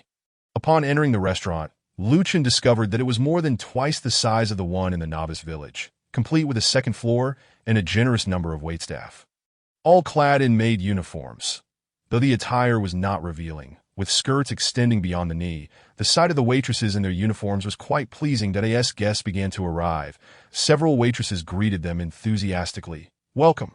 Quite impressive. Indeed, a solid 99 points. After taking a seat, one of the waitresses approached him and inquired, Esteemed guest, here is the menu. What would you like to order? A dialogue box appeared before Chen, presenting options for Sunlet Grove signature dish, and curry rice set, priced at 10 copper coins and 5 copper coins, respectively. Presuming that the curry rice set was akin to the signature set from the Novice village, and feeling financially robust, Chen opted for the more expensive Sunlet Grove signature dish. Please hold on for a moment. Your meal will be served shortly. Before long, the waitress returned, carrying a plate. Esteemed guest, here is your Sunlet Grove signature dish. Enjoy. It consisted of a meal and a soup. The soup was mushroom-based, likely made from the type of mushrooms Chen had collected during his quests. The main dish featured an unfamiliar meat as its side, prompting Chen to check its details. Wolf meat rice, a unique signature dish from the Sunlet Grove restaurant, crafted from fresh wolf meat that has been meticulously prepared. Tender and juicy, ideal for meat enthusiasts. Consuming it will gradually restore stamina. Default is mildly spicy. Upon reading this description, Chen suddenly felt quite hungry. As a meat lover, indulging in meat was the greatest delight. One might wonder, is this wolf meat truly not derived from werewolves? Placing a piece of wolf meat into his mouth, he found it fragrant and tender, bursting with juices, melting in his mouth. Delicious stamina one. Why does this game excel so remarkably in its culinary features? Achieving such tactile and flavorful sensations in a game must be challenging, right? There can be only one explanation. The game's designer is a true gourmet. Not only the food, but even the mushroom soup was exceptionally delightful. Chen mused that even in the real world, few restaurants could produce such exquisite dishes. After satisfying his hunger and thirst, Chen's stamina was fully restored to 100, and he exited the restaurant with a sense of contentment. Glancing back at the establishment, Chen imagined that once players entered the game, the restaurant would be bustling with activity as they gathered to replenish their stamina, sharing stories and experiences. Thus, the game's design, allowing stamina restoration solely within the restaurant, likely aimed to foster a lively atmosphere for players to congregate and share their tales. With the internal test just 2 days away, Chen eagerly anticipated the arrival of other players. Chapter 38. Instance, the Abandoned Castle. You have entered the Pine Woods. After leaving Sunlet Grove, Chen ventured northward directly to the elite quest submission point. As there were no established paths leading from Sunlet Grove to the quest location, Chen had to traverse the woodland terrain. In this game, the presence or absence of paths makes a significant difference. Typically, paths are wide and devoid of minor enemies, allowing players to avoid encounters and travel safely. Conversely, areas without paths often entail a higher likelihood of encountering minor foes. While it is possible to circumvent these enemies, Chen found the detours bothersome, especially since he could easily dispatch a minor foe with just a couple of shots. Thus, as he navigated through the forest en route to the quest location, he inevitably faced numerous minor adversaries, including not only werewolves but also dire wolves. Observing these dire wolves, Chen felt assured that the wolf meat rice he had consumed earlier was likely made from the meat of these creatures rather than that of werewolves. Although werewolves are not human, and this was merely a game, the thought of consuming the flesh of such humanoid beings proved somewhat unsettling for Chen, since allocating his 10 upgrade points into spirit. He found that it now took only 2 shots to defeat a level 5 minor enemy. How exhilarating! Further from Sunlet Grove, Chen encountered level 6 enemies, yet he could still eliminate them with just 2 shots. Despite the fact that level 6 creatures possessed over 30 more health points than their level 5 counterparts. Truly exhilarating.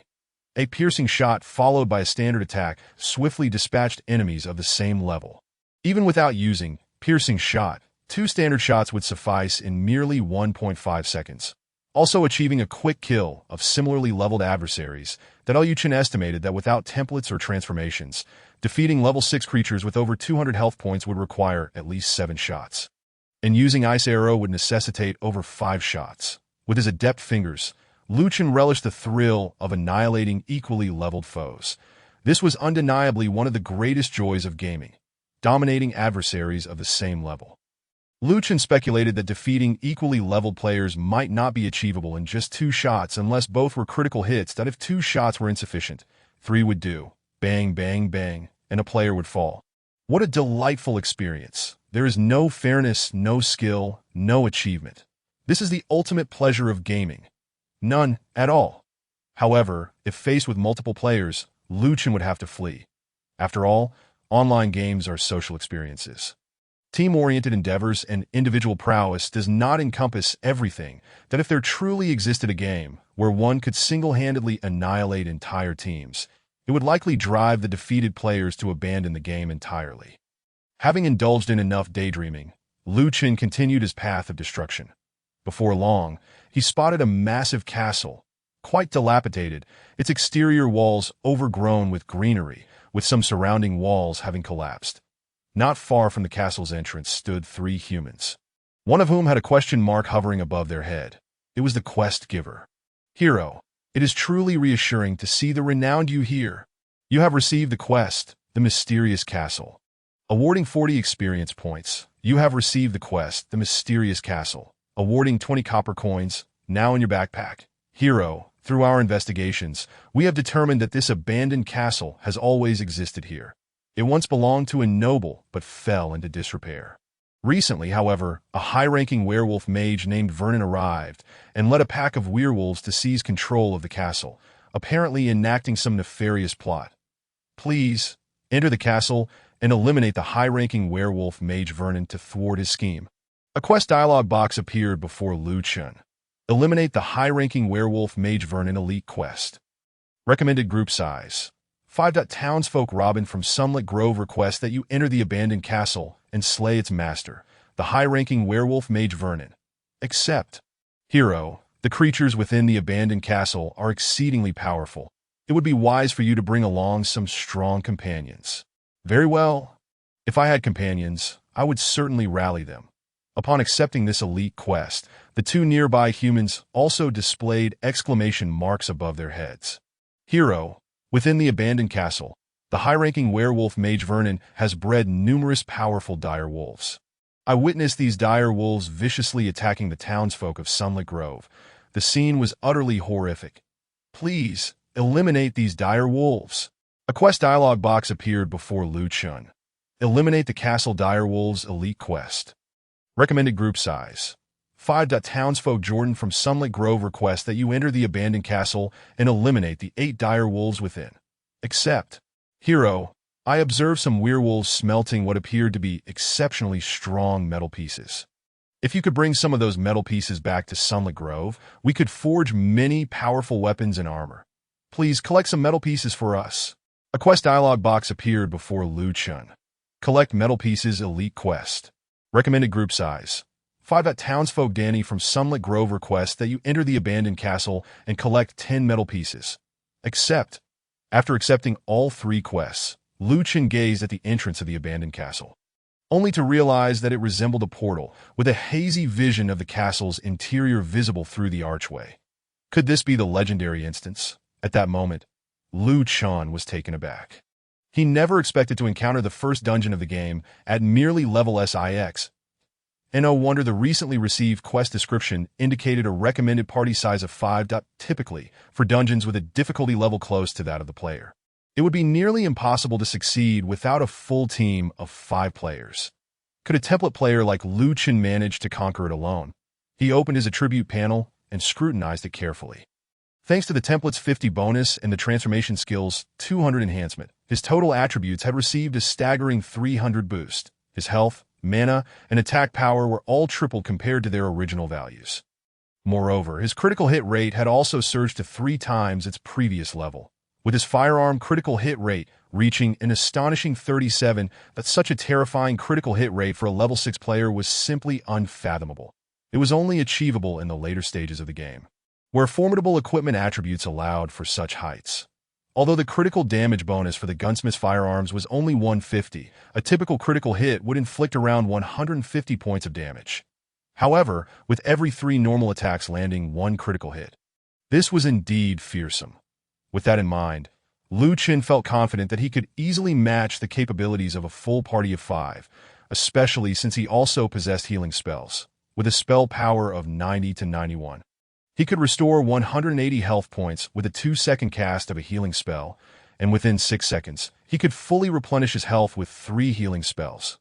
Although Chen acknowledged that his defensive capabilities were likely inferior to a tank's, he reasoned that sheer health could prevail, that a level 6 tank, lacking equipment support, would likely have only around 300 health points. With his own 540 health points, he could afford to take risks. Thus, should he venture into the dungeon? Gripping his AK-47 tightly, Chen resolved to step inside. As he crossed the threshold of the dungeon, the scenery before Chen transformed in an instant. Chapter 39. Flawless double kill of elite monsters upon entering the dilapidated castle dungeon. Chen observed that the castle was indeed in a state of ruin, overgrown with weeds, and adorned with a few blooming flowers reminiscent of roses, clearly indicating that no one had tended to this place for a long time. The castle's walls were rectangular, and the structure itself appeared to be similarly shaped. Before Chen lay a staircase that seemed to lead into the heart of the castle. Ascending the stairs, he reached a platform approximately 3 stories high, where he discovered an iron gate that was locked, preventing entry into the castle. Through the gate's bars, he could see small monsters resembling werewolves standing inside. But he was unable to target them or cast any spells due to the barrier. Realizing this path was indeed blocked, Chen returned to the courtyard below. At this point, Chen noticed the dungeon's entrance, which resembled a teleportation portal, revealing a hazy image of a forest beyond. The left side of the entrance was obstructed by a multitude of debris, and even with his 4 wings fluttering behind him, he could not soar high enough to bypass the clutter. It seemed that the only way forward was to the right. The right side also led to a garden overrun with weeds, and from this vantage point he could not discern any monsters lurking nearby. Thus, Chen proceeded cautiously through the thicket. At the end of the overgrown path, he encountered a corner, and upon rounding it, he finally spotted a monster, a gigantic dire wolf, larger than the ones he had encountered outside, its size comparable to that of an adult male lion in the real world. The dire wolf's sharp, yellowish-brown fangs were at least 10 centimeters long, stained with a translucent dark liquid, and its claws gleamed ominously. Chen cast a spell to assess the creature. Castle Dire Wolf. Elite, Level 6, a dire wolf from the abandoned castle. Enhanced in physique by the high-ranking werewolf mage Vernon, it is a beast far stronger than ordinary dire wolves. Health. 685. Surprised by the creature's substantial health, Chen had never seen such a high HP for a monster before. Indeed, the monsters in a 5-person dungeon were considerably more formidable than those found outside. Nevertheless, Chen felt no fear of this elite creature. It was merely a small obstacle to overcome. However, to be cautious, he decided to employ the ice arrow spell, slowing it down. Whoosh! -180, slow effect. The mage's damage is indeed formidable. Roar! Upon receiving damage, the massive dire wolf glared menacingly and charged at Chen. However, its speed had been significantly reduced by the ice arrow spell. After casting the ice arrow, Chen drew his AK-47, aiming it at the approaching beast. Penetrating shot. Bang! Critical hit -182. Physical enhancement, normal attack. Bang! -111. In an instant, Chen had reduced the dire wolf's health by more than half. The elite dungeon monster was truly not as daunting as anticipated. Bang! Critical hit -154. After delivering another normal attack to the castle dire wolf, its health turned red, leaving it with only 58 points remaining. Chen refrained from finishing off the dire wolf immediately. After all, it only had 58 health left, and a single normal attack would suffice. Instead, he opted to let the creature strike him once to gauge the damage dealt by dungeon monsters. The castle dire wolf lunged at Chen. It swiped at him with its paw. -48, but the damage was not particularly high. Having completed his test, Chen raised his AK-47 once more, aiming it at the castle dire wolf. Bang! Critical hit -152. You have slain the castle dire wolf, gaining 65 experience points. You have slain the castle dire wolf, acquiring fresh wolf meat, X5, added to your inventory. You have slain the castle dire wolf, obtaining adventurer's helmet, added to your inventory. To receive a whopping 65 experience points was a clear indication that the experience gained from these monsters far surpassed that of the common ones outside. Moreover, he had acquired an item, Adventurer's Helmet Green bound upon, equipping head leather armor, 54 armor points, 1 stamina, 1 agility durability. 1818 requires level 6 equipment, requires 20 agility. This was Lu Chen's first time obtaining an item from a monster drop in the game, which filled him with excitement. After the 300 attribute boost, his agility stood at 36 points, which should allow him to equip the helmet. Thus, Lu Chen opened his equipment panel and placed the newly acquired Adventurer's Helmet in the head slot. Your agility attribute is insufficient to equip this item. Doesn't it count the boosted attributes? Lu Chen sighed in resignation. It seemed that these leather armors were not meant for him. He could only wear cloth armor with no attribute requirements. Closing the equipment interface, Lu Chen pressed on, soon encountering two more monsters ahead. Point one was a castle dire wolf, and the other was a werewolf, more robust than those he had faced outside, clad in armor-like gear and wielding a sharp longsword. Lu Chen cast a spell to assess the new foe. Werewolf Warrior, Elite, Level 6, a werewolf from the castle, enhanced in physique by the high-ranking werewolf mage, Vernon, that it is an exceptionally powerful werewolf. Health, 662. Two elite monsters. It seemed that the solitary elite monster he had faced previously was merely an appetizer. Haoyue felt confident that he could handle these two elite foes, and with a stroke of luck, he might take one down in just 2 hits while kiting the other. Thus, he began casting the Ice Arrow spell on the werewolf warrior with a lower health. Whoosh! Critical hit -182. Slow effect. Penetrating shot. Bang! Bang! -122. Critical hit -167. That upon being attacked, the werewolf warrior immediately charged toward Lu Chen alongside the castle dire wolf. The latter maintaining its speed as they advanced. Lu Chen swiftly retreated, waiting for the cooldown of his firearm's attack interval to elapse. Bang! -100.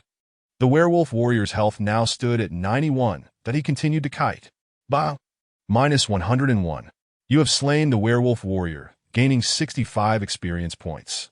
You have slain the werewolf warrior, acquiring werewolf fur, X2, added to your inventory. You have slain the werewolf warrior, obtaining 45 copper coins, added to your inventory. Due to the werewolf warrior being slowed, Lu Chen could not run too quickly, lest he exceed the attack range. At this moment, the castle dire wolf was no more than 10 meters away. He continued to kite it. Bang! Critical hit -153. Bang! -100. Bang! -101. That the castle dire wolf was closing in rapidly. Just then, Lu Chen noticed that his physical enhancement was about to cool down. He activated the advanced skill, feeling a sudden thrust propel him forward by 5 meters, quickly following up with physical enhancement. Bang! -121. That regrettably, the ordinary attack enhanced by advanced did not result in a critical hit. Nevertheless, he had managed to create a slight distance between himself and the castle dire wolf. Penetrating shot was now off cooldown, so he immediately cast it. Bang! Critical hit -182. He was so close to defeating it.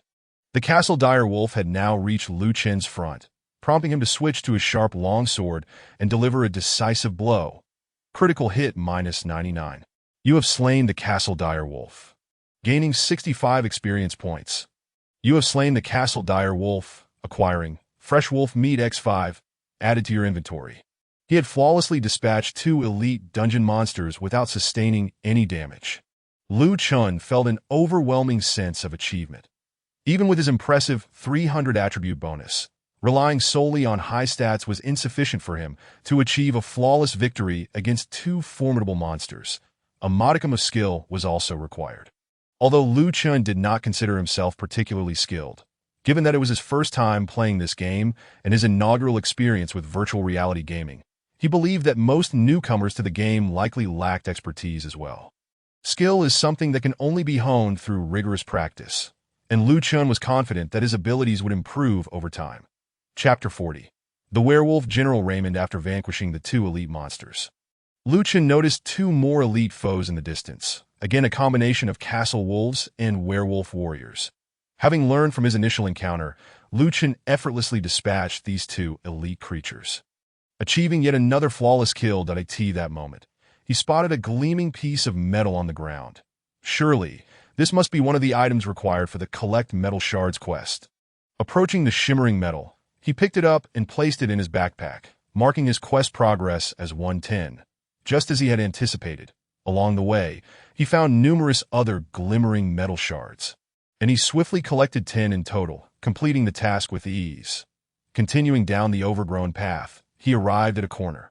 Upon turning, Chen discovered that the area beyond the corner was no longer overgrown, but resembled an open stable. However, he saw not a single horse within, only the robust castle wolves.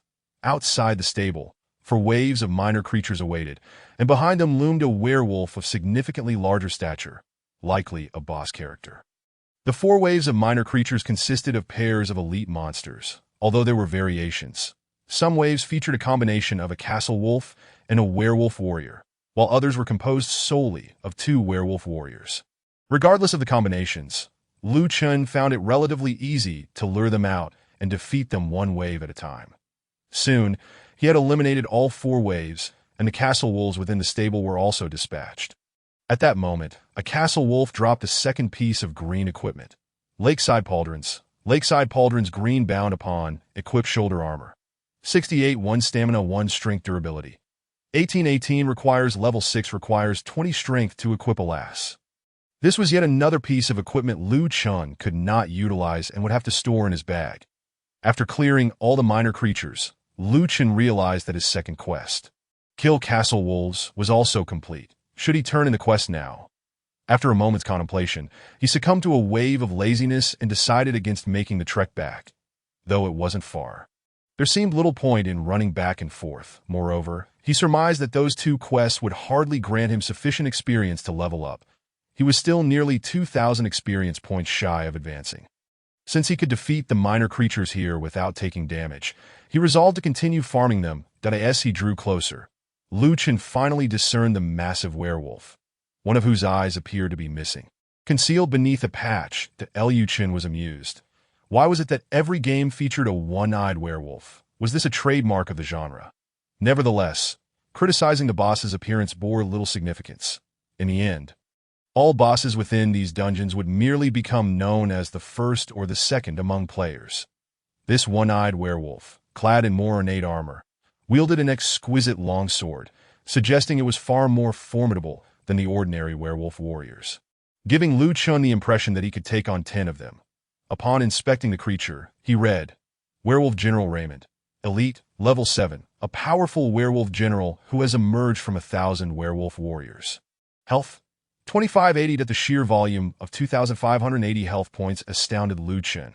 Ordinary elite werewolf monsters possessed merely over 600 health points, meaning this boss had nearly quadrupled that amount. Chen estimated that, without using skills, he would need to strike at least 20 times, dealing an average of around 120 damage per hit to defeat the werewolf General Raymond. That if he employed his skills, he could likely reduce that number by 2 or 3 hits. While the health pool posed no significant issue, the primary concern was the boss's damage output. Should it be excessively high, Chen's fragile frame would struggle to withstand it. Nevertheless, he remained unperturbed, with kite tactics at his disposal.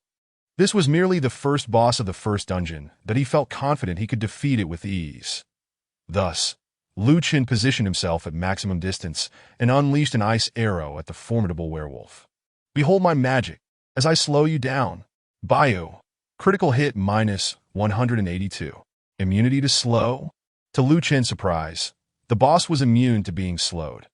After being struck by Chen's ice arrow, the werewolf General Raymond emitted a furious roar. Human, do you seek death?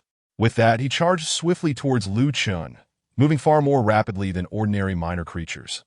Although he was not slowed, Chen employed his kite tactics, running while shooting to minimize damage taken. Piercing shot. Duh. Critical hit minus 182. Physical empowerment ordinary. Duh. Critical hit dash 167. Excellent. 3 consecutive critical hits. Let us continue this way. Despite the werewolf General Raymond's faster movement speed compared to regular monsters, he was unable to close the gap under Chen's agile kite tactics. Duh. Critical hit dash 152. Nice. Another critical hit. Duh. Critical hit dash 151.5 consecutive critical hits. Fortune is on my side. At that moment, an unexpected turn of events occurred. As Chen stepped onto the overgrown ground, the werewolf General Raymond ceased his pursuit, returning to his original position, and his health was instantly replenished. Have I disengaged? It truly has a range. Lu Chen lamented, regretting the loss of his 5 consecutive critical hits, which had nearly taken a third of the boss's health. Once again, Lu Chen retreated to the furthest distance from the boss, sat down, and took out food from his backpack to restore his mana, although he had only cast 3 skills thus far. Ensuring he began the battle with full mana was essential. Running out mid-fight would lead to his demise. After replenishing his mana, Lu Chen steeled himself, preparing to launch another ice arrow at the boss. While the boss was immune to slow effects, the ice arrow still dealt significant damage, and after casting it, he could immediately follow up with a piercing shot and a standard attack enhanced by physical empowerment. By -151. Piercing shot, -121. Physical empowerment ordinary, -110. Have I exhausted all my luck? Human, do you seek death? Is that really all you can say? Although he could not step onto the overgrown ground, Lu Chen continued to utilize his kite tactics, running in circles as necessary. -100 -101 even at this juncture, the werewolf General Raymond reached Lu Chen's side, his longsword glowing with a yellow radiance as he swung down upon Lu Chen. -106 ouch. That hurt. This creature's damage is astonishing. After attacking, the werewolf General Raymond remained still, giving Lu Chen a fleeting opportunity to sprint in the opposite direction. Critical hit -151. At last, a critical hit. As he took damage, the werewolf General Raymond continued his charge towards Lu Chen. Critical hit -150.2 critical hits in a row. Delightful. At that moment, Lu Chen's skill, physical empowerment, had finished its cooldown, so he unleashed it, followed by advancement, and then physical empowerment. Critical hit -182. Excellent damage, with piercing shot also ready. He continued to fire. -123. Regrettably, that one did not result in a critical hit. -101. As the werewolf General Raymond approached Lu Chen again, he swung his sword. -88. Still painful, but this time the damage was not as severe. It appeared that the yellow glow emanating from the boss's hand indicated some skill had been unleashed, so bosses indeed possess skills. At this point, Lu Chen had lost 194 health points. To be prudent. He immediately cast a healing spell on himself. 180. That after completing the healing spell, the werewolf General Raymond once again approached Lu Chen and swung his sword. -89. Just as I regained health, I lost a significant chunk again. Chapter 41. The boss has entered a frenzy. Lu Chen dared not allow his health to dip below 50. He was apprehensive that the boss might possess some particularly powerful skill capable of obliterating him in one fell swoop. Thus, after sustaining a couple of hits, Lu Chen resolved to cast another healing spell. Naturally, standing still to cast a healing spell would subject him to another attack from the werewolf General Raymond, which meant Lu Chen would not emerge from the encounter unscathed. Following the healing spell, he would have to continue circling while attacking the boss to minimize damage taken. The werewolf General Raymond's attack frequency was approximately every 2.5 seconds, pausing briefly after each strike before resuming his pursuit of Lu Chen. During the brief moments of stillness, Lu Chen would sprint away as swiftly as possible that if he were to stand and trade blows. Lu Chen was uncertain whether his 540 mana points would suffice to endure until the werewolf General Raymond fell. Should he exhaust his mana before the boss was defeated, it would likely result in his own demise. At this moment, the werewolf warlord Raymond still had half of his health remaining. Seizing the opportunity, while he was in a momentary state of pause after his attack, Lu Chen swiftly darted to the side and unleashed a barrage of shots. Thud! Critical hit -151 thud. -101 thud. Critical hit -150 at this juncture. Lu Chen was on the verge of being caught up by the werewolf warlord Raymond. The cooldown for mechanical strengthening had completed, and the mana penalty for casting advance again within the 10-second window had dissipated. He decided to unleash a combo to test the waters. Thud! Critical hit -184, a splendid strike.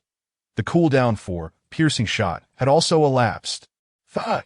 Thud!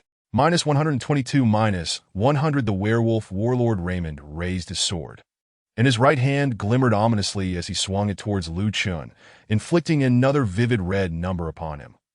-107 ouch. That stings.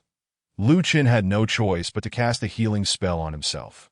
prioritizing the restoration of his health before continuing his assault. 181. Just as Lu Chen regained a significant amount of health, the werewolf warlord Raymond swung his sword down again. 88. Lu Chen continued to retreat. Thud. 101-inch thud. Critical hit -152. Suddenly, a crimson mist enveloped the werewolf warlord Raymond, his eyes turning ferociously fierce, and his form appeared to swell in size. After unleashing a fearsome roar, he declared, "Human, your demise is imminent." He then charged towards Lu Chen with blinding speed. Swinging his blade once more, 107. Lu Chen was certain he had not seen any radiant glow emanating from Raymond's hand, indicating that the previous strike was undoubtedly a standard attack. The sudden spike in damage, coupled with his terrifying appearance, suggested he had entered a berserk state. At this moment, the werewolf warlord Raymond had only 229 health points remaining, less than 10, confirming his berserk status. Lu Chen cast Examine on the werewolf warlord Raymond. And indeed, a red berserk icon appeared beneath his avatar. Lu Chen hastily cast a healing spell on himself, prioritizing the stabilization of his health. Just as he was about to release the spell, the werewolf warlord Raymond's right hand glimmered once more, and he slashed down. 180-129. Ouch. Truly, his berserk state has enhanced his damage. Furthermore, the werewolf warlord Raymond's attack speed had also increased. Lu Chen realized he had to conclude this fight decisively. Thud. Critical hit -151. The werewolf warlord Raymond was left with only 79 health points. Not only did the berserk state augment the werewolf warlord Raymond's damage and attack speed, but it also hastened his movement. The slight distance Lu Chen had managed to create was swiftly closed, and he was on the brink of being struck once again. In a moment of desperation, Lu Chen instinctively raised his AK-47 to defend himself. Parry -54. Concurrently, a line of text appeared above Lu Chen's AK-47. Durability -1. Without overthinking it, Lu Chen delivered a final blow to the werewolf warlord Raymond. Thud. Critical hit -150. In his dying moments, the sanguine glow surrounding the werewolf warlord Raymond faded, his form reverting to its pre-berserk size as he raised his hands high and let out a furious roar. Ah! Is this the end for me? What a dramatic turn of events. You have slain the werewolf warlord Raymond, gaining 85 experience points. You have slain the werewolf warlord Raymond, receiving werewolf fur X4 added to your inventory. You have slain the werewolf warlord Raymond, earning 80 copper coins added to your inventory. You have slain the werewolf warlord Raymond, acquiring the frostblade added to your inventory. You have slain the werewolf warlord Raymond, obtaining the Andis armor added to your inventory. To his astonishment, 2 pieces of equipment had dropped, both of which were blue rarity. This marked Lu Chen's first encounter with blue equipment. Previously, he had been envious of the green gear dropped by lesser monsters. But now he had obtained blue equipment almost instantaneously. Frostblade blue bound damage 17 to 26 weight, 2 kilograms, one-handed sword, 1 strength, 1 agility, 1 stamina level requirement. 6 durability. 35. Andis armor-bound chest armor, 108 armor points, 2 stamina, 1 strength durability. 30 level requirement. 6 equipment requires 20 strength. This sword is quite impressive, with no attribute requirements, allowing Lu Chen to equip it. However, the armor requires 20 strength, which Lu Chen cannot meet, and since it is bound, it can only be dismantled. After equipping the Frostblade, Lu Chen's physical attack surged to 75 to 82. A significant enhancement, and his health increased by 30 points, reaching 570. That his physical critical strike rate also rose from 15 to 16.3, which is quite commendable. It is unfortunate that he cannot wear the armor. Otherwise, his attributes would have improved even further. Despite donning the blue sword, Lu Chen had no intention of pursuing a melee combat style, even with 20 melee action skills at his disposal. As a formidable player, he must contend with the game system, especially since Lu Chen is a template player. Having received emergency maintenance from the game system to learn all class skills, he is determined to confront the game system to the end. However, Lu Chen felt fortunate that he was currently following the mechanic route, allowing him to kite the boss effectively. That if he were a mage facing a boss immune to slow effects, kiting would be impossible, leading to a grueling battle. During the recent encounter with the boss, Lu Chen had expended nearly half of his mana. Had he been a mage, he would have endured even more attacks and needed to cast more healing spells. He truly wondered if his mana would suffice until the boss fell, that it would be wise to consume food to restore his health and mana completely. Observing his gradually recovering health, Liu Chen suddenly recalled the moment he was struck by the werewolf warlord Raymond. He opened the message history and spotted the line parry -54. Liu Chen remembered that at that moment, Raymond's right hand had not been glowing, confirming that the strike was a regular attack. The damage inflicted in his berserk state should have been double that amount. So, I successfully parried the boss's normal attack, effectively having its damage. Liu Chen pondered, recalling that after successfully parrying, his AK-47 displayed a durability reduction of -1. He opened his equipment panel and indeed saw that the AK-47's durability had decreased by 1 point. Remarkably, this game incorporates a parry mechanic. Liu Chen recalled having previously dodged attacks from lesser monsters. Could he also dodge the attacks of a boss? Would parrying reduce weapon durability, while dodging might incur some penalty as well? Or perhaps parrying is easier, thus resulting in a penalty, while dodging is more challenging. Hence no penalty. Liu Chen was uncertain of the answers, but he resolved to continue experimenting in the future. It seemed this game held many aspects worthy of deeper exploration, heightening Liu Chen's anticipation. After fully restoring his health and mana through food, he decided to continue tackling the dungeon, wondering if the subsequent bosses would prove more formidable than the werewolf warlord Raymond. In truth, the werewolf warlord Raymond was not particularly challenging. To put it bluntly, he posed virtually no difficulty that a well-coordinated team of 5 could easily dispatch him with straightforward attacks. Yet, as the first boss of the inaugural dungeon, it was appropriately designed. Chapter 42. The lesser monsters actually bow. From the original position of the werewolf warlord Raymond, there was an archway, presumably the entrance to the castle, leading further into the depths. Upon entering the archway, Liu Chen found himself on a dilapidated wooden staircase, its worn condition suggesting it might collapse after just a few more uses. As he ascended the creaking steps, a chilling sound echoed, filling Liu Chen with trepidation. An abandoned ancient castle, dimly lit by flickering candlelight, adorned with cobwebs on the ceiling, and the decaying wooden stairs creaking ominously. One could hardly resist the feeling that something sinister lurked nearby. Consequently, Liu Chen took to the air, flapping his wings to avoid stepping on the staircase, for the sounds produced by the wood were exceedingly jarring. Suddenly, Liu Chen remembered he had not utilized the skill, demon transformation, in quite some time and had not transformed into a demon for ages. Since arriving at the Sunlet forest, he had remained in a saintly state, with his snow-white skin and wings rendering him somewhat effeminate. The purple skin and dark bat-like wings of the demon felt far more charismatic. On a whim, Liu Chen promptly canceled his saintly form and activated the skill, demon transformation. Observing his newly transformed purple and muscular arms, he felt a surge of confidence. This was indeed the color a true man should possess.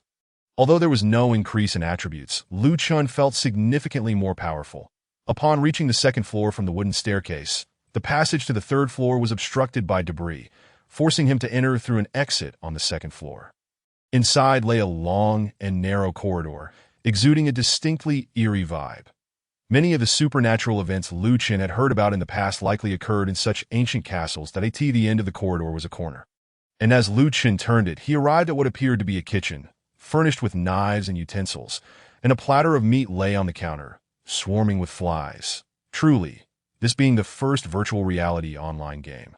Even the flies were rendered with such realism, making it quite repulsive. Thankfully, the flies remained confined to the meat and did not venture beyond their territory. Passing through the kitchen led to a dining area, where Liu Chen finally spotted a lesser werewolf monster. Clad in a robe and wielding a staff, it was merely a minor foe, easily dispatched with straightforward attacks, though it appears rather unremarkable and lacks the grandeur of a boss. Prioritizing safety, I shall first cast a check upon it, lest the game system proves to be malicious and conjures a seemingly ordinary boss that could potentially lead to Liu Chen's demise. Wolfman Spellcaster. Elite, level 6, a Wolfman within the confines of the Wolfman Castle, enhanced by the potent spells of the high-ranking Wolfman Mage, Vernon, and has learned to wield formidable magic. Health. 580. Upon seeing this name, Liu Chen understood that the Wolfman before him was a spellcasting minion. Confronted with a magical creature, Chen found the situation rather troublesome. He could not kite it effectively and would need to endure several magical assaults before he could defeat it. However, with only 580 health points, Chen could swiftly diminish its health by more than half in an instant, estimating that he would only need to endure a couple of hits before dispatching it. With 570 health points remaining, it was unlikely that this Wolfman spellcaster could eliminate him within 2 strikes. Certainly not. After all, a mere minion could not surpass a boss in strength. Thus, Chen locked onto the target, preparing to unleash an ice arrow spell, followed by a combination of piercing shot and physical enhancement as his standard attack. Yet to his surprise, the words "cannot attack target" appeared before him. It was then that Chen noticed the Wolfman's icon was green, an indication that it was an ally. Could this creature actually assist players in battle? What secrets lay beneath this Wolfman's existence? Was it a double agent infiltrating the enemy's ranks? To his astonishment, it seemed to be a noble companion. Perhaps this minion harbored a deep-seated grudge against the main boss of this dungeon. However, the description within the check did not reveal any significant details, and the Wolfman spellcaster bore no question marks or colons above its head. Should he proceed to investigate? Having single-handedly defeated a boss with over 2,500 health points, a mere 580 health point minion posed little threat. Even if it chose to attack him, Chen felt no fear. As Chen approached the Wolfman spellcaster, the minion unexpectedly bowed deeply, performing a curtsy. A bow. It actually bowed. Chen was left in utter disbelief. After its bow, the Wolfman spellcaster vanished before his eyes. Chen was once again perplexed, pondering, is there something about me that warrants such respect? Perhaps it was merely a minor bug. Exiting the dining hall, Chen found himself in what resembled a grand foyer, where 5 waves of minions stood, each consisting of pairs. Some were 2 Wolfman warriors, while others combined 1 Wolfman warrior with 1 Wolfman spellcaster. The 2 nearest minions were also Wolfman warriors, so to be cautious, Chen cast check upon them. Wolfman warrior, elite, level 6, a Wolfman from the Wolfman castle, enhanced by the high-ranking Wolfman mage Vernon, proving to be quite formidable. Health, 662, that just like the Wolfman warriors Chen had encountered previously. They were both level 6 with 662 health points. Yet, why were their icons also green? Chen cast check on the minions behind them, finding the same description and green icons. What was happening here? Was this dungeon malfunctioning, or was there some hidden narrative at play? With questions swirling in his mind, Chen stealthily approached the nearest pair of wolfmen. Sensing his approach, the 2 minions abruptly turned around and bowed once more before vanishing from sight. What on earth? After their bow, the 2 minions similarly disappeared. Chen continued cautiously, moving toward the next wave of minions, which consisted of a Wolfman warrior and a Wolfman spellcaster, who also bowed upon noticing Chen's presence. The 3rd wave offered the same response. The 4th and 5th waves followed suit. In this vast hall, it was now completely empty. Chen suddenly felt a sense of existential bewilderment, pondering, who am I? Where am I? What am I doing? Indeed, this dungeon had descended into chaos. Well then, let us see how this dungeon continues to unravel. Including the entrance from the dining hall, there were 2 exits in this grand foyer. But one was blocked by debris, forcing him to take the other route. Upon reaching the exit, he found a wooden staircase, yet the way down was similarly obstructed, leaving only the option to ascend. Fortunately, Chen possessed the ability to fly. Otherwise, traversing such a creaky wooden staircase would have been a cacophonous ordeal. If a party of 5 were to navigate this staircase together, the noise would be quite terrifying. However, with a larger group, the combined sounds might render it less daunting. Thus, the crux of the matter was the necessity for comrades. Contemplating this, Chen could only sigh. After the internal testing phase, Chen speculated that normal players would be unable to form a party with him. For after all, he was not merely a player. Even if a party could be formed, those players would likely not wish to join a dungeon raid with someone like him. Who knew if there were others in this game who, like Chen, possessed a player template? If such individuals existed, could they not team up for adventures? In online gaming, the paramount aspect remained companionship, battling dungeons together, embarking on quests, and discovering beautiful vistas. With a soft sigh, Chen dismissed these thoughts and continued onward. Uncertain if the staircase reached a maximum of 3 levels or if it merely led to the 3rd floor, he found only a single exit on that level. At the exit, he encountered another spacious chamber. High in the center of this hall lay a colossal dire wolf, over 2 meters tall, slumbering soundly, with Z hovering above its head as it snored. This mighty dire wolf was likely the second boss of the dungeon. Chapter 43. The boss appears adorably. Wolf King Reuben. Elite, level 7. The steed of the high-ranking wolfman Mage Vernon, the most powerful dire wolf. Health. 2420. That this Wolf King Reuben had slightly less health than the first boss. Wolfman General Raymond. Yet Lu Chen suspected it would not be weaker. However, the icon for Wolf King Reuben was also green. Could it too be an ally? Might it bow as well? Lu Chen felt that this dungeon had fallen into utter disarray. Beyond any hope of recovery. Should he approach? Should he ascend? Very well. He would proceed. Perhaps this magnificent creature might indeed bow. Lu Chen refrained from using his wings to float and instead approached the Wolf King Reuben step by step. At a distance of 30 meters, then 20 meters, 15 meters, 10 meters. Suddenly, the Wolf King Reuben sprang to its feet, fixing Lu Chen with a chilling gaze. Observing the imposing creature's reaction, Lu Chen felt a surge of anxiety. Oh, what a gentle sound this was. Oh, after another call. Lu Chen distinctly observed the boss, Wolf King Reuben, exhibiting a bashful demeanor. Was it feeling emotional? Was it in heat? Lu Chen could scarcely believe his eyes. Such a majestic dire wolf, such a formidable boss. Could be so endearing. To him, it appeared less like a dire wolf and more akin to a teddy bear, one that had spotted its beloved companion. After a moment of shyness, the Wolf King Reuben joyfully approached Lu Chen. Whoa! It called once more, then lay down, extending its head toward Lu Chen, seemingly inviting him to pet it. Is it merely a request for a head pat? Lu Chen inquired uncertainly. The Wolf King Reuben's head seemed to nod, continuing to nuzzle toward Lu Chen. The creature's response relieved Lu Chen. He had feared that this adorable teddy might have ulterior motives, yet it was simply seeking affection. Was it really just a request for a head pat? This was already quite abnormal. A named boss, no less, beseeching a player for a pet. Indeed, the game system had malfunctioned. To pet or not to pet, considering the Wolf King Reuben's adorableness, Lu Chen resolved to go ahead and comply, taking a small step back. Yet, as Lu Chen retreated, the Wolf King Reuben inched forward, its small step equating to Lu Chen's entire step. Very well, a pet it shall be. Thus, Lu Chen raised his right hand, gently stroking the head of Wolf King Reuben. Oh, well, was it truly that pleasurable? The Wolf King's vocalizations grew increasingly peculiar, as if it had experienced something indescribable, reaching an apex of delight. Oh, well, after another call, the Wolf King Reuben suddenly vanished, leaving Lu Chen frozen in the act of petting. You have obtained Shadow Chestplate. You have obtained Lark Pants. You have obtained Curved Dagger.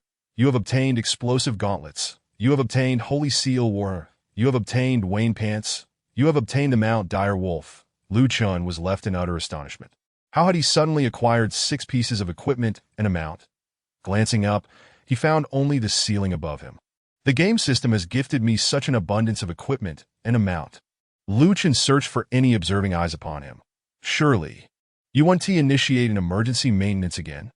Yet the ceiling remained unresponsive. He pondered whether the game system or GM was indeed monitoring him within the dungeon. In truth, Lu Chen remained uncertain if the game system or GM had been watching him all along. However, following the prior emergency maintenance, he felt it was plausible they were keeping an eye on him. Otherwise, how could his golden finger have been restored so abruptly? Could it be that others have also acquired the same advantageous abilities, prompting the game system to initiate an urgent maintenance fix? Does this imply that the game system, or the game master, has not been monitoring my actions at all? Well, rather than dwelling on these perplexities, Lu Chen opened his backpack to inspect the gear he had just obtained. The Shadow Chestplate is a leather armor chest piece, the Lark Trousers are leather pants, the Curved Dagger enhances agility and endurance. The Bursting Gauntlets augment strength and agility, the Holy Symbol Warhammer boosts strength and endurance, and the Wayne Trousers increase spirit and energy, each a blue-tier equipment. Except for the Wayne Trousers, the rest are ill-suited for Lu Chen. The attributes of the cloth armor trousers are as follows. Wayne Trousers, blue, unbound, leg armor, cloth, 52 armor points, 2 spirit, 1 energy, durability 30-30, requires level 6. Quite impressive attributes. Indeed, all of which Lu Chen currently requires. However, why are all 6 pieces of equipment marked as unbound? Lu Chen recalled that after defeating the first boss, the 2 items dropped were marked as bound, while the previously acquired green equipment was bound upon equipping. What, then, does unbound signify? Lu Chen attempted to equip the Wayne trousers, and found that he could indeed wear them upon equipping. The status changed to bound. Does this mean it is similar to bound upon equipping? Lu Chen felt increasingly bewildered by these peculiar occurrences, as the game system seemed to be malfunctioning more and more, leaving him momentarily dazed. Well, enough of that contemplation. Within Lu Chen's backpack, alongside the newly acquired 6 pieces of equipment, there was also an item emblazoned with a wolf head icon. Upon clicking this icon, he discovered it represented a mount. Wolf mount, unbound, dropped from abandoned castle, that a robust wolf mount capable of traversing any terrain. Remarkably, the wolf mount he had just picked up was residing in his backpack. Lu Chen closed the backpack interface and opened the mount interface, which confirmed that aside from the steed, no other mounts were present. Shouldn't the acquired mount directly appear in the mounts page? After closing the mount interface, Lu Chen reopened his backpack and attempted to use the wolf head icon. Congratulations, you have obtained the mount, wolf mount. This notification clearly differed from when he had initially picked up the wolf mount, indicating that he had merely collected an item named wolf mount, rather than acquiring a new mount. Did I ask this how mounts are typically obtained? Can acquired mounts be traded? Lu Chen felt bewildered once more, his mind overwhelmed and unable to delve deeper into the matter. Yet, this might be a fortunate turn of events, right? When he faced the first boss, the werewolf warrior Raymond, he had fought valiantly to defeat it, earning only 2 pieces of equipment. Now, without shedding blood, he had dispatched a boss and received 3 times the amount of equipment, in addition to a mount, even without gaining experience points or copper coins. It was evident that he had profited immensely. Experience points are easily acquired. Merely stepping out of a dungeon and dispatching a few small creatures yields experience. As for currency, defeating small monsters and selling the werewolf pelts would easily convert to coins. Lu Chen decided to cast aside his worries. Since he was reaping benefits, why bother tracing the roots of it all? However, Lu Chen was again left questioning. Now, the minor creatures before the second boss vanished upon a mere bow. And even the second boss disappeared after a playful gesture, dropping equipment as it did. Would the subsequent minor creatures also be exempt from combat? Would the future bosses similarly yield equipment without a fight? Chapter 44. The final boss kneels. In the hall where the Wolf King Reuben resided, a closed wooden door was situated to the right from Lu Chen's entrance. After the Wolf King Reuben vanished, the door swung open. Apart from this door, there were no other exits in the hall, clearly indicating that Lu Chen was meant to enter, that he felt remarkably at ease.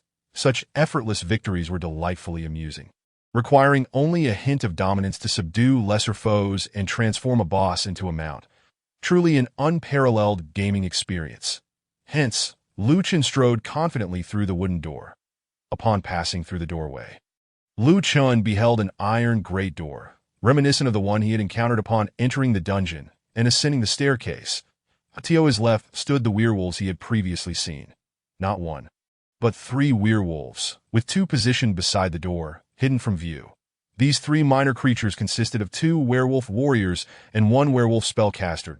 It was evident that after defeating the second boss, the dungeon's difficulty had escalated from 2 minor creatures to 3. An average tank might struggle against such ferocious onslaughts, perhaps necessitating player control over 1 to succeed. One might wonder, do players at this level even possess skill control?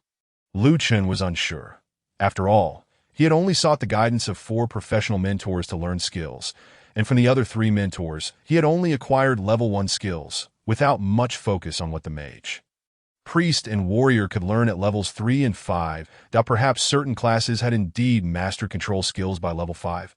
Well, despite the increase in difficulty with 3 minor creatures, Lu Chen felt no trepidation. For he was a player of undeniable prowess. As long as he exuded confidence, even minor creatures would bow before him. Nonetheless, caution prevailed as Lu Chen cast his scan to confirm their green health bars before boldly approaching. When he drew near, approximately 10 meters away, The three minor creatures sensed his presence, turned in unison, bowed, and vanished. Ha! Indeed, my aura is overwhelmingly potent. I dare say that the main character Luffy from that unfinished One Piece manga, even after 50 years, pales in comparison to my level of charisma. Continuing deeper into the dungeon, Chen traversed a path leading to the end, encountering two more waves of minor creatures, each comprising 3 werewolves. The final group consisted of 1 werewolf warrior and 2 werewolf spellcasters. Having never fought a werewolf spellcaster before, Chen was uncertain of their strength. He suspected they would be more troublesome than ordinary werewolf warriors. He resolved to engage these werewolf spellcasters in battle at some point.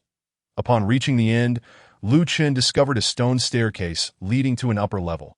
Ascending, he found a grand door guarded by 2 waves of minor creatures. Again, 3 werewolves in each group that as Chen approached. The creatures bowed and vanished once more. How dull.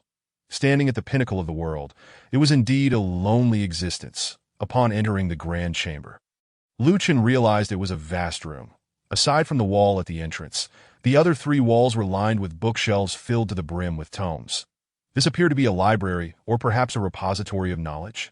In the room stood a werewolf draped in a black robe, wielding a staff in one hand and perusing a book with the other, a figure exuding the aura of a boss.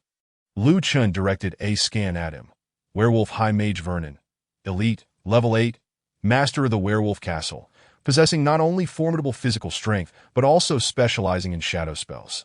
Health, 2280. That this werewolf was indeed the principal figure of this dungeon. The final boss.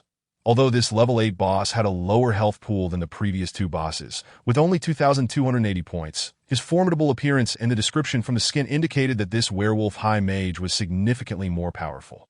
Yet, his health bar remained green.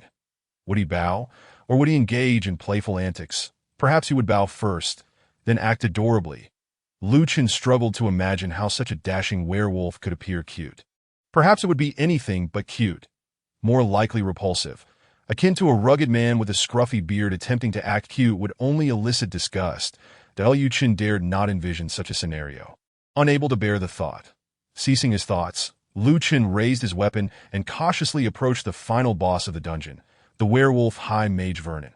Although he believed combat might be unnecessary, it was wise to remain vigilant that if, by chance, the dungeon had indeed not malfunctioned upon his arrival beside this boss, it could spell disaster. Chen approached Vernon. Approximately 10 meters away, the book in the mage's left hand suddenly vanished, and he turned to face Chen. The werewolf High Mage Vernon bore a blank expression, seemingly devoid of any intention to act playfully. After gazing at Chen for about 5 seconds, he unexpectedly knelt on one knee. "Master, you have finally arrived." The voice of the werewolf High Mage Vernon was filled with excitement. What could possibly be the cause of his fervor? When had Chen ever raised a pet, thus earning such a title? Chen was at a loss for how to respond. Perhaps no response was required. "Master, ever since I learned the shadow spells you taught in Magic Ridge City, I have come here to study them, and I have gained much from my research." Ah, Magic Ridge City. Chen felt a sense of understanding dawning upon him. The peculiar behavior of the minor creatures.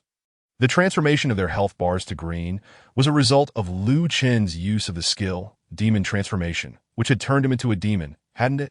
Is it yet another bug? The werewolf high-level mage. Vernon expressed with gratitude. "Master, I am immensely thankful to you for granting me such formidable power.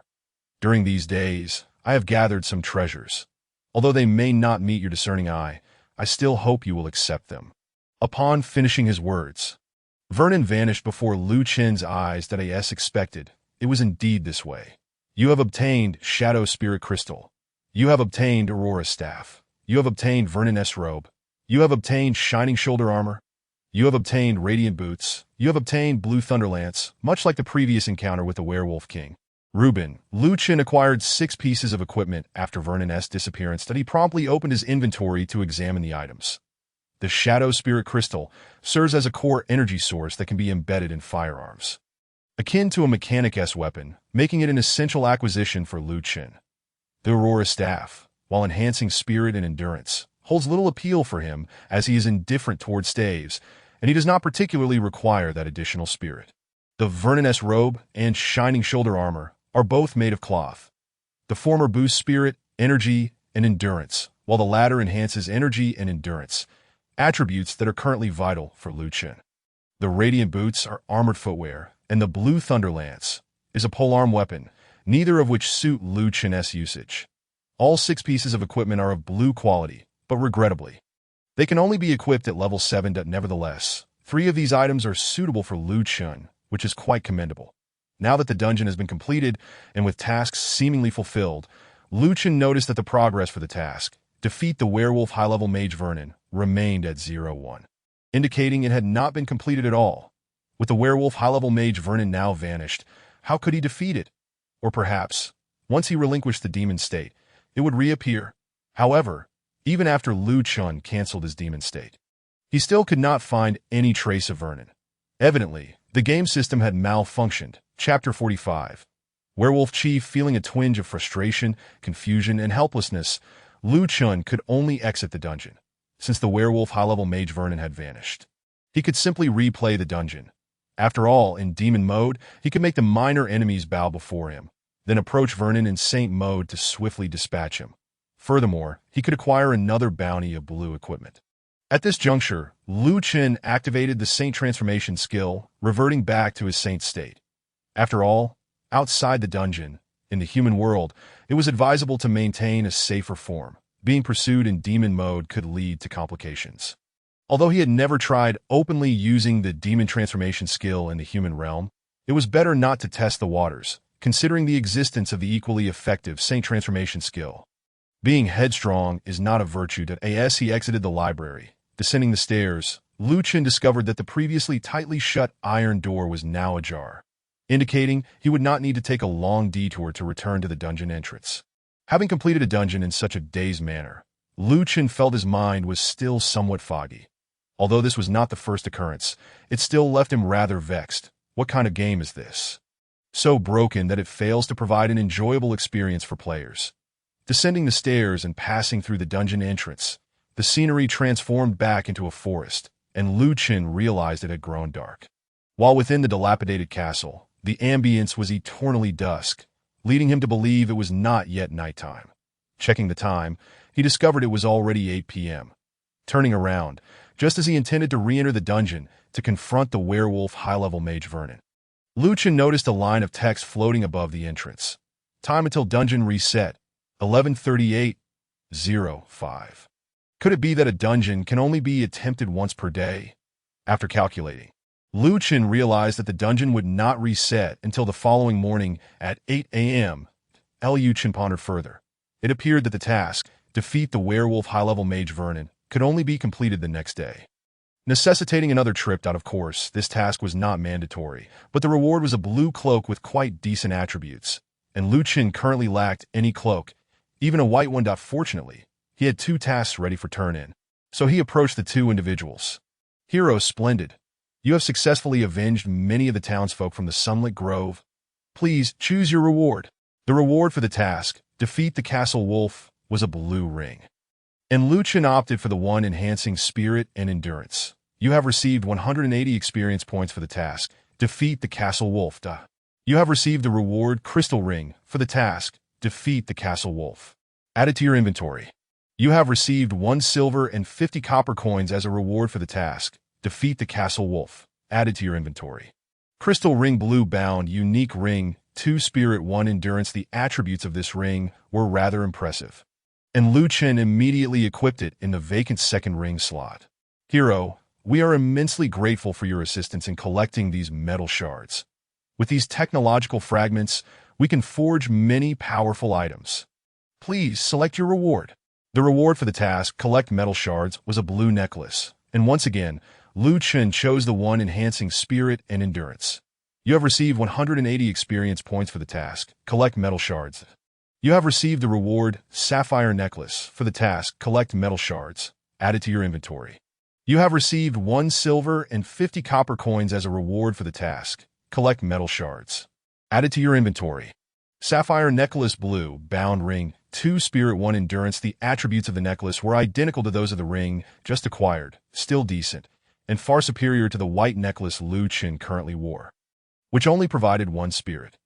Thus, he promptly replaced it. After a single dungeon run, Lu Chen's attributes had significantly increased. His firearm attack power rose by 10 points, and his firearm critical hit rates surged by 5, reaching a total of 42. His health and mana had also seen slight improvements. Although the equipment dropped by the final boss, the werewolf high-level mage Vernon, could only be equipped at level 7. Once he donned those items, Lu Chen's attributes would further skyrocket, that if fully equipped with blue gear, coupled with his 300 attribute bonus, could he potentially reach a 100 critical hit rate. Nonetheless, he was currently only at level 6. With a few hundred experience points still needed for leveling up, better to continue with tasks. The task Find the Missing Townsfolk, which he had received earlier at Sunlet Grove, required him to turn it in at the eastern side of the grove. Given that there were no shortcuts or paths from the dilapidated castle, he decided to return to Sunlet Grove first. With nearly 80 points of stamina remaining, Lu Chen figured that the journey back, coupled with battling some minor foes, would deplete his stamina further. So he opted to eat a meal at the tavern first to recuperate before embarking on the task. The Sunlet Grove at night was indeed particularly eerie, despite the moonlight. The abundance of towering trees rendered visibility quite poor. In such diminished sight, Lu Chen found an added thrill. Surely, timid players would not dare to traverse alone. In the distance, he spotted some indistinct figures, likely minor foes. Would there be any supernatural occurrences, or perhaps apparitions? However, as Lu Chen drew closer, he realized it was merely a werewolf. Another werewolf, Lu Chen mused, feeling he had slain enough of them already. Yet this particular werewolf appeared somewhat different. It wielded a long sword and donned leather armor, resembling the werewolf warriors from the dilapidated castle, albeit clearly a lower-tier version. Liu Chun recalled that during the day, all the werewolves he encountered were unarmed, having never seen one equipped with a weapon or armor, prompting him to use the examine skill. Werewolf Chief. Level 6, a resident of the Green Pine Forest, appears only at night. Health 325. This was the game system introducing a heightened challenge at night. Well, for Lu Chen, it posed no real difficulty. With his firearm attack power reaching 110-112, it would merely require 3 shots. Should he land consecutive critical hits, he might dispatch it with just 2 shots. Yet for ordinary players, this did increase the challenge somewhat, as typical level 6 minor foes only had around 220 health, marking a 50 increase in health for this creature. Presumably, its damage output had also been enhanced. Lu Chen raised the barrel of his AK-47, aiming at the werewolf chief. Bang! -110 upon receiving damage. The werewolf chief revealed an exceedingly fierce expression, swiftly raising its long sword and charging towards Lu Chen. Bang! Critical hit -165 bang. -112. You have slain the werewolf chief, earning 33 experience points. You have defeated the werewolf chief, receiving werewolf fur, X3, added to your inventory. You have defeated the werewolf chief, receiving 15 copper coins, added to your inventory. As anticipated, it was a 3-shot affair, effortlessly netting him 33 experience points. Chapter 46. The Mechanic Guild.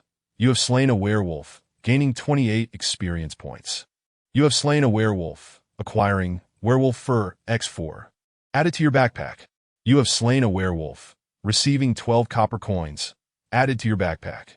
Your level has risen to level 7. Strength 1, Agility 1, Spirit 1, Stamina 1, Energy 1, Health 10, Mana 10, that you have gained 2 free attribute points.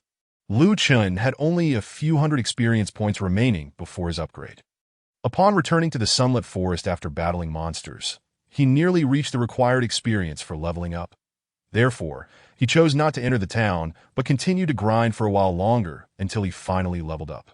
Upon reaching level 7, Lu Chen decisively allocated his newly acquired 2 free attribute points into Spirit. Indeed, there was no need to enhance other attributes. Sheer recklessness was the way to go. Inside the dungeon of the abandoned castle, he could finally equip the gear he had acquired from the high-ranking werewolf mage, Vernon. The attributes of the usable equipment were as follows. Shadow Crystal Blue.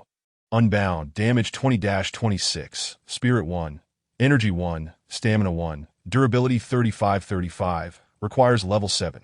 Vernon S. Robe, Blue, Unbound, Chest, Cloth Armor, 60 Armor, Energy 2, Stamina 1, Durability 30-30, requires level 7. Shimmering shoulder pads, blue, unbound, shoulders, cloth armor, 48 armor, Spirit 2.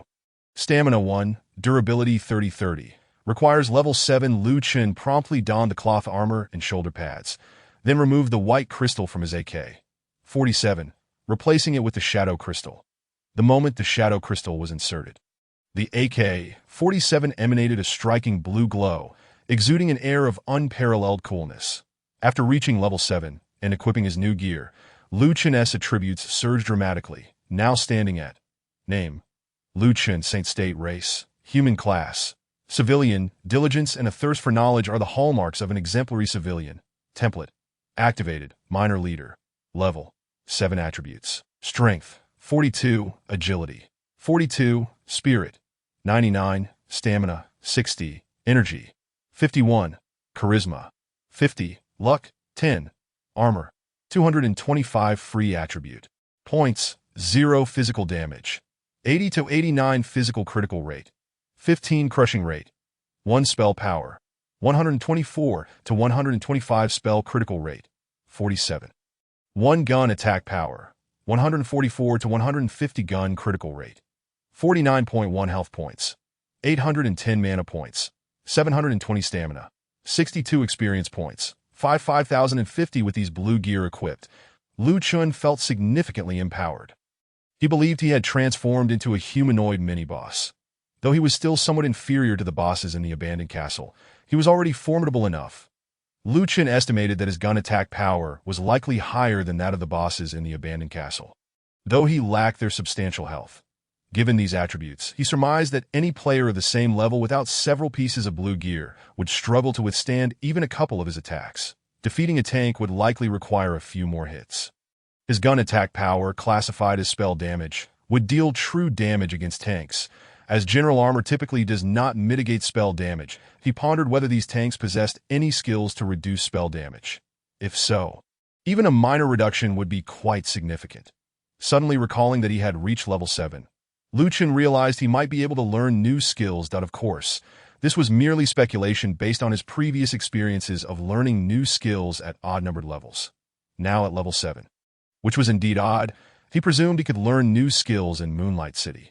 Thus, Lu Chen canceled his Saint State, opened his backpack, and clicked to use the Return City Teleportation Stone. This was Lu Chen's first time using the Return City Teleportation Stone. He had not bound the Teleportation Stone to Sunlet Forest, meaning the return point remained in Moonlight City. Upon using the Return City Teleportation Stone, white light enveloped his hands, and a loading bar appeared before him. After 10 seconds, Lu Chen automatically blinked, and upon reopening his eyes, he found himself in a grand restaurant.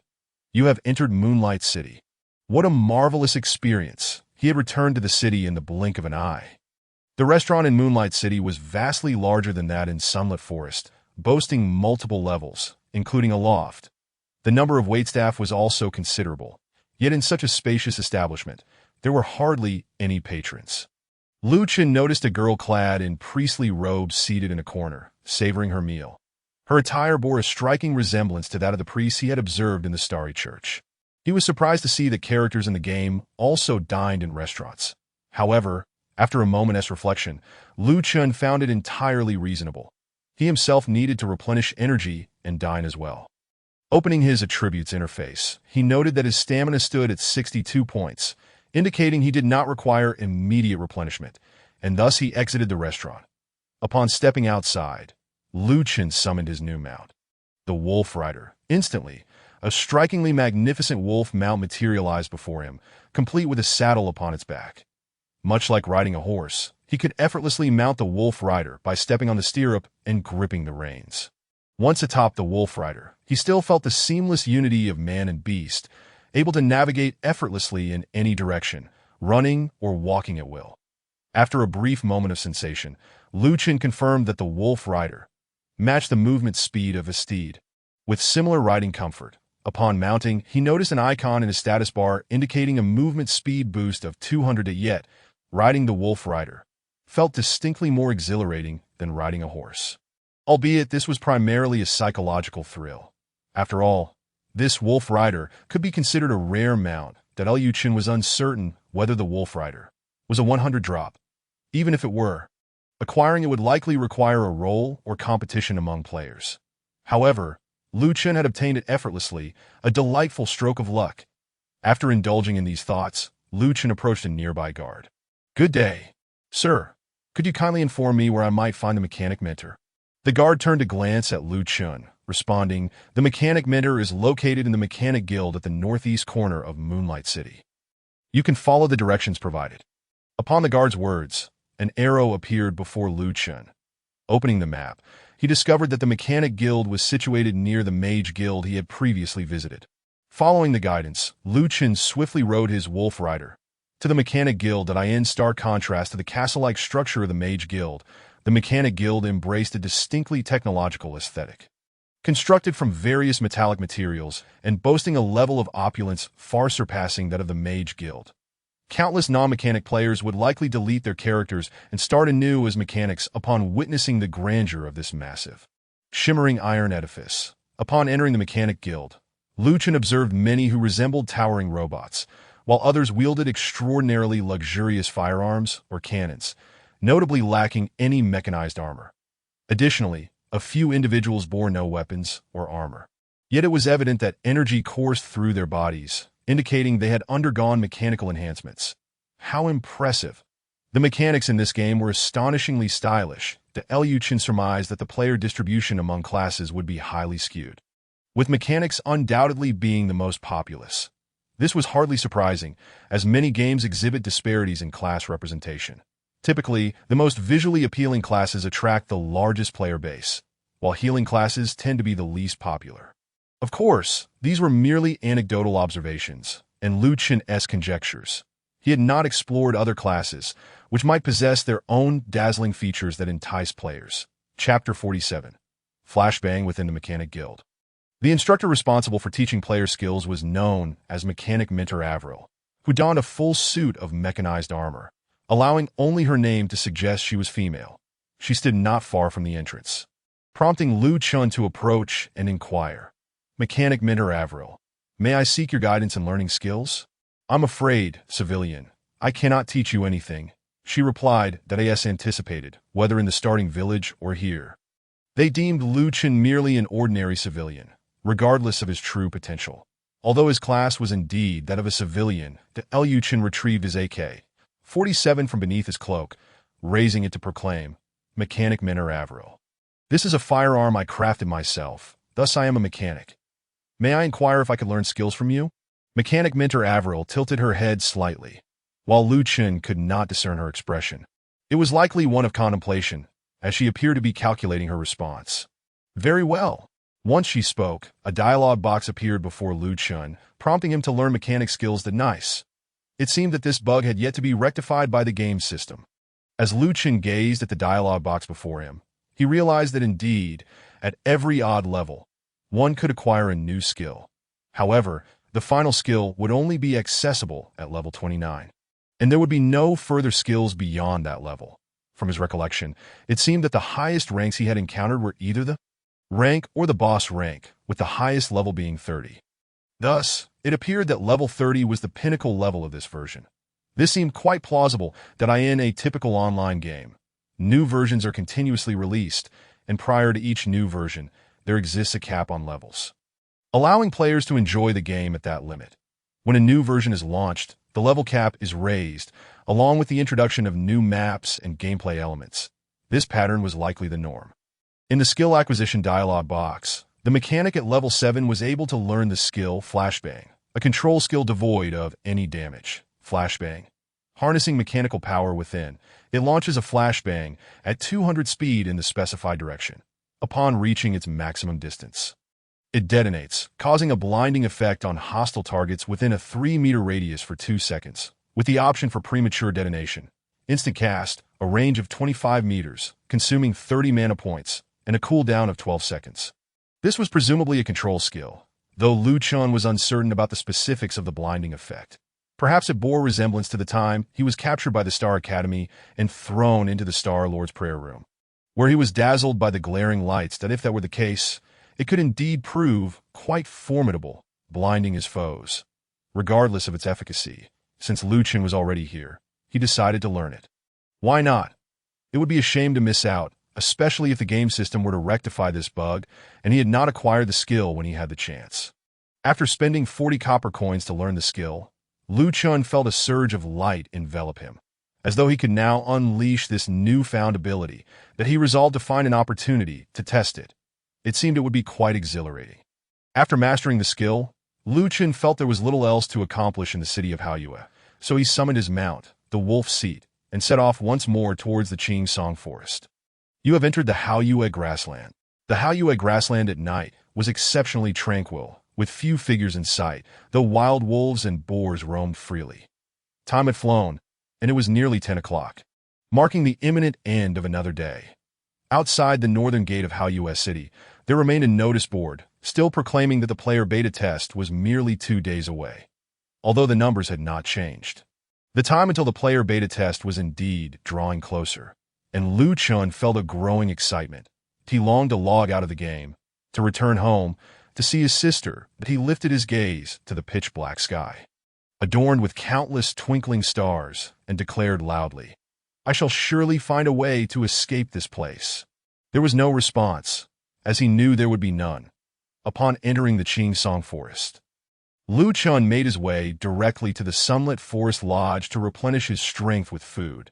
While indulging in the delicious fare, he felt a sense of solace wash over him at that moment. Indeed, to capture a man's heart, the most effective method is often through his stomach. After satisfying his hunger, Lu Chen set out towards the location of the main quest, Missing Villager, which lay by the shores of the Erie Lake to the east of the Sunlet Forest Lodge. One must wonder why this game featured so many lakes. The Haoyue grassland was dotted with lakes, and here too there was one that, well, lamenting these details would not alter the reality of the numerous lakes. Perhaps the game's designer simply had an affinity for them. Exiting the eastern side of the Sunlet Forest Lodge, Lu Chen followed the main road, certain that he would soon reach the so-called Erie Lake, that he refrained from dismounting to slay minor creatures. For he needed over 5,000 experience points to reach level 8, and defeating these small monsters was far too slow.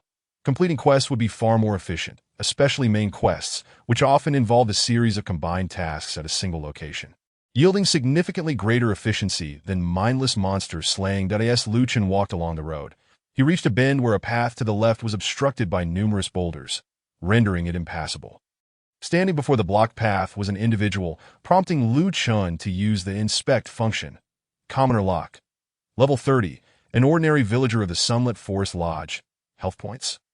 Curiosity piqued, Lu Chen approached Locke and inquired, "Good day, Mr. Locke. Might I ask what brings you here?" "Hero, this path has been blocked by falling rocks, and it can no longer lead to the Death Canyon." What an irrelevant response. Lu Chen pressed further, "Mr. Locke, is there anything I can assist you with?" "Hero, this path has been blocked by falling rocks, and it can no longer lead to the Death Canyon." It seemed that this character was solely intended to inform players that the path was impassable. Lu Chen opened the map, which showed no indication of the Death Canyon, suggesting it was likely a region to be unlocked in the future. Well, regardless of this peculiar detail, it was time to focus on the quest. With no route leading to the Erie Lake from here, Lu Chen would need to traverse the forest floor, thus inevitably encountering minor creatures once more.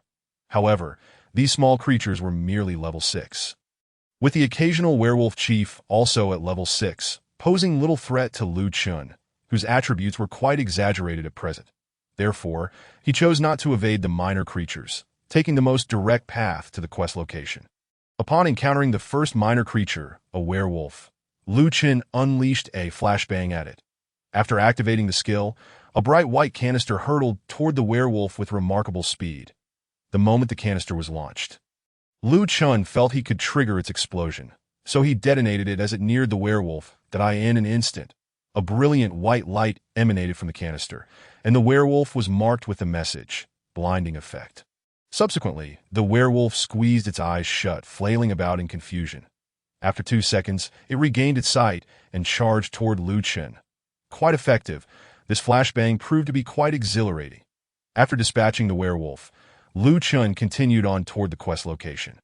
Before long, Chen beheld a remarkably clear lakeshore, which must have been the fabled eerie lake that in the stillness of the night. Beneath the radiant moonlight, surrounded by endless woods, the scenery was undeniably beautiful. Beside the lake sat a villager, adorned in common attire, with a question mark hovering above his head. This must be the one. Chapter 48. The annoying villager Charles, as was customary. Chen initiated an inspect on him. Villager Charles, level 10, a robust villager residing in the Sunlet Forest Lodge with a health of 600. Hero, you have finally come to rescue me. My foot is injured and I am unable to walk. I have been stranded here for many days. You have received the quest Search for the Missing Villager. Reward, 35 experience points. You have received the quest Search for the Missing Villager. Reward, 22 copper coins, added to your inventory. Hero, I long to eat mushrooms. There are so many mushrooms around, but due to my injury, I cannot move to collect those delectable treats. Please, could you gather some for me? Mushrooms again. It seems the people of the Sunlet Forest Lodge have quite the penchant for them. Chen's quest dialog box appeared. Mushrooms or mushrooms? Villager Charles requests you to gather 10 mushrooms for him. How peculiar. This quest title is rather odd. After accepting the quest, a quest marker appeared above Villager Charles's head, signifying he still required assistance. Villager Charles, is there anything else I can help you with? Hero, do you see that lake? Charles pointed toward the lakeside. On the shores of this eerie lake, there are some delightful crocodiles whose meat is incredibly delicious. Tender, succulent, and juicy. Please, I implore you to procure some for me. Following Charles's gesture, Chen spotted the crocodiles by the eerie lake, and they were decidedly not adorable. A quest dialog box materialized before him. Crocodile meat is the best. Villager Charles requests you to gather 40 pieces of crocodile meat. What a perplexing quest title. To collect 40 pieces of crocodile meat. Does that mean slaying 40 crocodiles? How daunting. Chen felt a shiver run down his spine. Nonetheless, he decided to accept the main quest. However, upon doing so, the quest marker above Villager Charles's head remained. How tiresome. Couldn't he just state everything at once? Villager Charles, is there anything else I can assist you with? Hero, as you can see, my foot is injured, and it has worsened over the past few days. I believe that the only remedy for such an injury is to use the antlers of the nearby elk. Please, could you help me gather some antlers? How cruel, to request antlers. Chen's quest dialog box appeared. Antlers are the best for healing. Villager Charles requests you to collect 12 antlers for him. Health restoration. Yet he is injured. Why does he need to heal? After accepting this quest, the incessantly bothersome Villager Charles finally ceased to display a quest marker above his head. For now, he decided to focus on the collection task and set off to gather mushrooms. Chen noticed a large, glowing mushroom beside Charles. Very well. Let us collect others then. Gathering tasks are the simplest to complete, and during the process, Chen spotted the elk he was required to hunt. The elk, a level 6 creature, resides beside the eerie lake, and it is said that its antlers possess remarkable blood-replenishing properties. With a health pool of 215, Chen felt a pang of cruelty. Such an adorable creature. Yet it must endure the severing of its antlers that he shuddered once more. Well, it is merely a game, so perhaps it does not qualify as true cruelty. Speaking of which, after slaying these charming elk, must he manually harvest the antlers? Never mind. He decided to shoot first and contemplate later, raising his weapon towards the elk. Bang! Critical hit minus 225. You have slain the elk, gaining 22 experience points. You have obtained deer hide, X4. Added to your inventory. You have acquired antler, X1. Added to your inventory. Astonishingly, one shot was sufficient to vanquish it. Fortunately, the quest item, antler, did not require manual harvesting. Otherwise, it would have left a lasting impression on Chen. Continuing to gather mushrooms, he suddenly spotted a deer of even greater stature than the one he had just slain. Could this be a boss that only appears at night? He promptly used the examine command. The stag, a level 7 creature, inhabits the wilds adjacent to the eerie lake, boasting enormous antlers that are crafted into exquisite sculptures. With a health pool of 288, it still seemed quite cruel, judging by its description and health. This stag did not appear to be a boss monster or anything particularly extraordinary. It likely represented just another minor foe in this region. Perhaps it would drop antlers Without hesitation, Lu Chen decided to eliminate it. Bang! Upon receiving damage, the stag let out a roar, its massive antlers glowing as it charged towards Lu Chen. It could even use skills. However, he had no interest in what skills this minor foe might employ. Nor did he care about the effects. He preferred to dispatch it swiftly. Bang! Minus 145. You have slain the stag, gaining 30 experience points. You have obtained antlers X2, added to your inventory indeed. It did not drop the quest item to his dismay. Such large antlers yielded no antlers at all. Very well, from this point on, he would spare the stags. Shortly thereafter, Lu Chen collected 10 mushrooms and gathered 12 antlers. Next, he needed to venture to the lakeside to hunt crocodiles. Was it truly necessary to slay 40 crocodiles? That seemed rather excessive. Upon reaching the lakeshore, Lu Chen first threw in examined command at a crocodile. The crocodile, a level 6 creature, dwells along the shores of the Erie Lake and is regarded as the most ferocious beast in the vicinity, yet its meat is reputedly delicious, with a health pool of 224. This ordinary crocodile had delicious meat. Lu Chen had never tasted crocodile meat and could not fathom its flavor. Judging by their rather grotesque appearance, it likely would not be appetizing. Perhaps some restaurant in another region offered a crocodile meat dish. If such an option were available, Lu Chen would likely give it a try, just in case it was indeed delectable. However, the tastes of the game world would surely differ significantly from those of reality.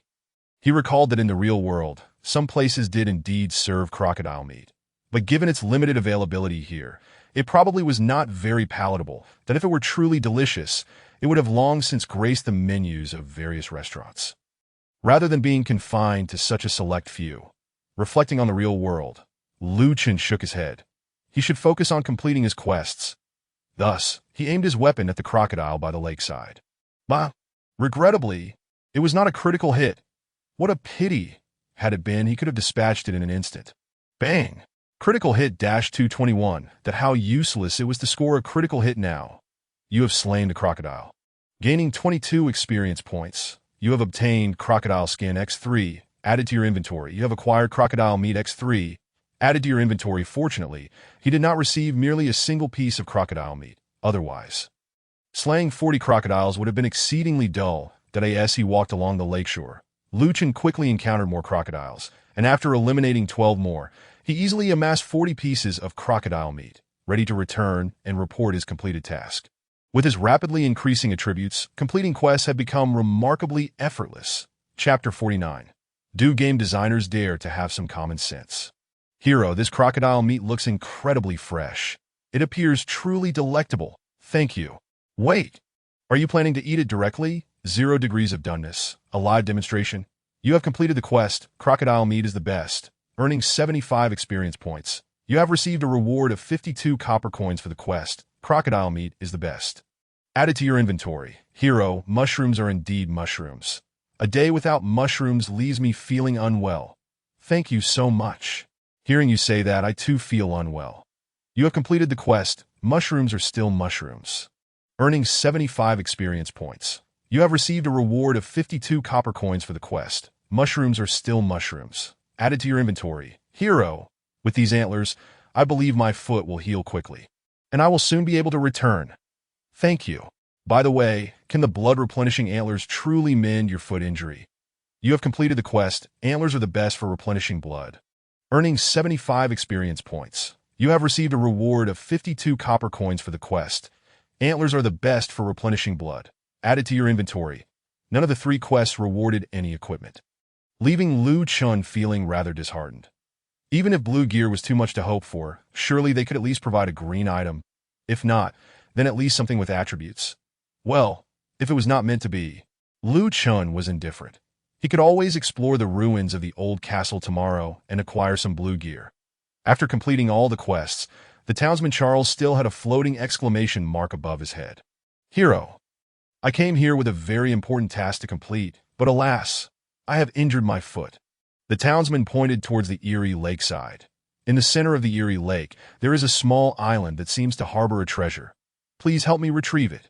Before Lu Chen appeared a quest dialog box. Treasure on the island. The townsman Charles requests that you go to the center of the Erie Lake and bring back the treasure for him. Treasure, you say? Could it be valuable? After accepting the quest, another exclamation mark appeared above the townsman Charles' head. Hero, first I must thank you. The antlers you brought me have greatly improved my foot injury, but due to my nutritional deficiency, I'm still unable to move. The most nutritious thing here is likely the crocodile eggs on the small island in the Erie Lake. Please bring some back for me. After eating crocodile meat, you wish to consume its eggs as well. Just how insatiable are you? Before Lu Chen appeared another quest dialog box. Crocodile eggs. My heart yearns for crocodile eggs. The townsman Charles requests that you bring him back 8 crocodile eggs from the center of the Erie Lake. Truly, a case of someone with a flair for the dramatic. The quest title is rather absurd. After accepting the quest, the exclamation mark above the townsman Charles' head disappeared, indicating that there were only 2 tasks in this stage. Lu Chen then proceeded towards the Erie lakeside. The lakeside forest was quite expansive, and as Lu Chen stood on the shore, he could barely discern what appeared to be land in the center of the lake. Should he swim over? In reality, Lu Chen was not much of a swimmer. He would tire easily after only a short distance. What would swimming in the game feel like? Flapping the 4 wings on his back. Lu Chen decided against swimming over. Since he could fly, why swim? Thus, he took to the air and soared over the surface of the lake. That on the lake surface, Lu Chen beheld enormous fish joyfully swimming beneath the crystal clear water. Due to his profession, he instinctively used the examine command, Erie Fish. Level 6, inhabiting the waters of the Erie Lake, rich in nutrients and possessing tender flesh, though they contain many small bones, requiring caution when consumed. Health pool, 223, even a mere minor creature. The description of a fish revolves around food. Just how much does the game designer love to eat? As he flew towards the central island of the Erie Lake, Lu Chen finally discerned the landmass. This was hardly a small island, but rather a substantial one. The large island was easily several dozen football fields in size, teeming with crocodiles that were significantly larger than those he had encountered by the lakeshore, each measuring at least 5 to 6 meters in length. And no wonder the townsman Charles described the lakeshore crocodiles as cute. When placed beside these colossal creatures, the smaller crocodiles by the shore indeed appeared rather adorable. As Lu Chen approached, he directed an examine command towards one of the gigantic crocodiles. Lakeside crocodile.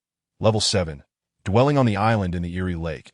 It is a behemoth, reigning as the king of all crocodiles in the Erie Lake. Health pool. 295.so. It is a king. How intimidating. Nevertheless, the Crocodile King's 295 health points were insufficient to withstand 3 of Lu Chen's bullets. The quest did not require him to slay these massive crocodiles. Yet Lu Chen found it tedious to take a detour and opted to eliminate them as he advanced onto the island. Ba. 146 ba. Minus 149 astonishingly, he failed to land a critical hit on both occasions, leaving the lakeside crocodile with only 1 health point remaining. Gazing at its meager health, Lu Chen almost contemplated retrieving something from his waist to throw. However, he only found a long sword. Would it even be possible to throw a long sword? It should be, right? With a dramatic shout of Little Lu's flying sword, he imagined throwing the long sword for a one-hit kill on the minor creature. That seemed rather silly. However, Lu Chen refrained from attempting it, as he was still hovering above the water, and the enormous crocodile was swimming towards him. That if the long sword missed, it would surely sink to the bottom, and that would pose quite a problem. Critical hit, -219. And only now does it strike. What purpose does it serve? You have slain the lakeside crocodile, earning 30 experience points. You have defeated the lakeside crocodile, obtaining crocodile skin X2, which has been added to your inventory. Upon logging into the Great Island, Lu Chen finally beheld those glimmering eggs, each guarded by a massive crocodile. That it was utterly impossible to collect the eggs without vanquishing the beasts. No wonder this quest did not require monster slaying. As for the treasure mentioned by the townsman Charles, Lu Chen scanned the area but found nothing. It seemed prudent to search for the treasure first. After all, crocodile eggs were plentiful. Might they be located at the island's center? Lu Chen deemed it quite likely and thus set forth toward the middle. Inevitably encountering minor adversaries along the way, he took the opportunity to dispatch a crocodile and collect the eggs. Approaching the island's heart, Lu Chen caught sight of a deer. Why would there be a deer here? The presence of so many crocodiles, its natural predators, should render the area devoid of such creatures. Game designers, do you possess even a modicum of common sense? As Lu Chen drew nearer, he discovered that this deer was exceptionally beautiful. Unlike the ordinary brown deer, its fur was a striking green adorned with small spots. Reminiscent of a diminutive sprite, the deer's antlers were particularly eye-catching, a creamy hue with an exaggerated branching design. Could it be that this creature had consumed the treasure, and defeating it would yield the quest item? Perhaps he should first toss it a check item. Deer King ZC. Rare, Elite, Level 7. The Deer King of the Green Pine Forest, boasting exquisite green fur, said to bring good fortune to those who encounter it. Health, for 98. A rare elite indeed. Fortune seems to be on my side. I wonder what equipment it might drop. Surely at least a blue item. Perhaps even a mount. Chapter 50. Who would have thought you were such a pigment for Lu Chen's current attributes? Defeating a minor foe with less than 500 health was exceedingly effortless, presenting no challenge whatsoever. He began to cast Ice Arrow on Deer King ZC, intending to swiftly dispatch it. Bayou. Critical hit minus 375. Astonishingly, a single Ice Arrow had taken away more than half its health. Critical hit -218. You have slain Deer King ZC, earning 45 experience points. You have defeated Deer King ZC, obtaining Deer Antlers X2, which has been added to your inventory. You have slain Deer King ZC, acquiring Deer King's Leather Armor, which has been added to your inventory. Deer King's Leather Armor. Green, bound upon equipping. Chest Leather Armor, 66 armor points, 1 agility, 1 stamina, durability 30-30.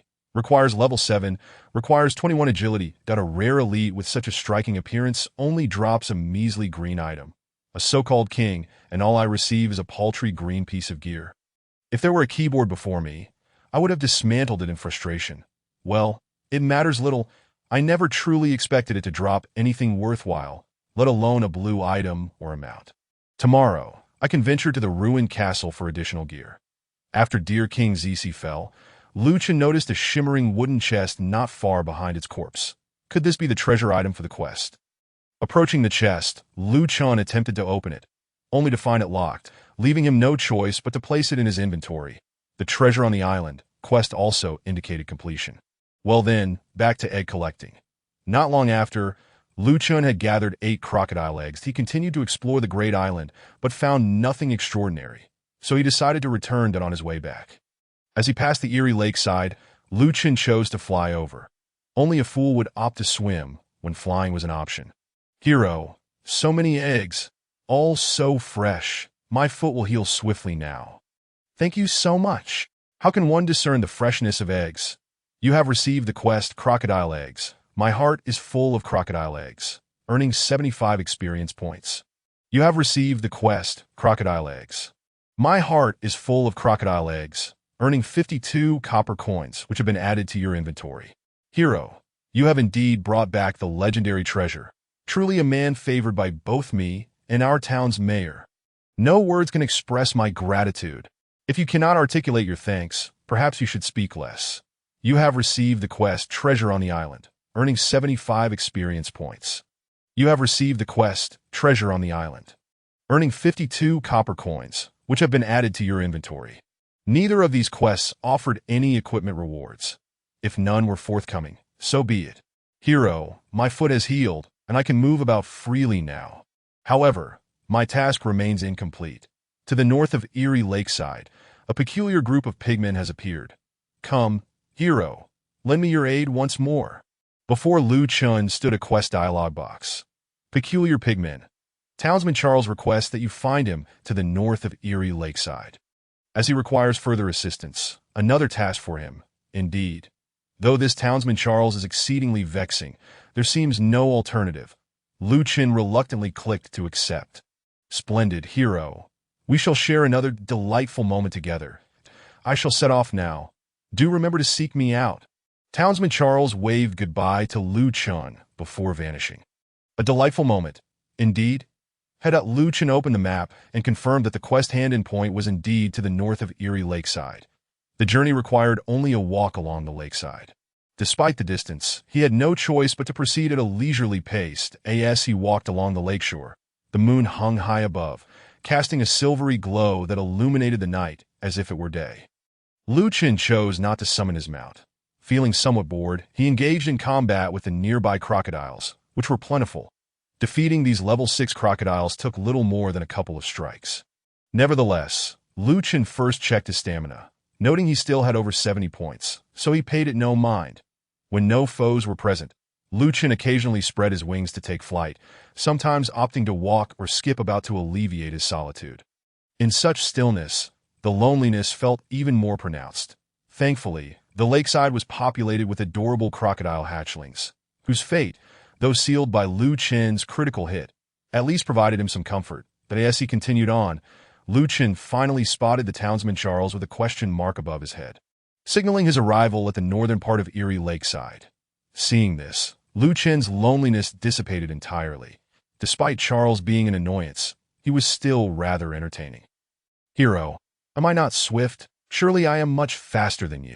Now that my foot is better, I can run like the wind. You could run to the heavens. You have received the quest Peculiar Pigmen, earning 35 experience points. You have received the quest Peculiar Pigmen, earning 23 copper coins, which have been added to your inventory. Hero, this peculiar group of pigmen giants has established a camp. They appear intent on settling here. Please capture one of the pigmen for me. But take care not to slay them. I require it alive." Quite the normal request. Indeed, Chen encountered a quest dialog box. Capture a pigman civilian. Townsman Charles requests that you capture a pigman civilian from the pigman camp, as he wishes to learn their purpose for encamping. Accept.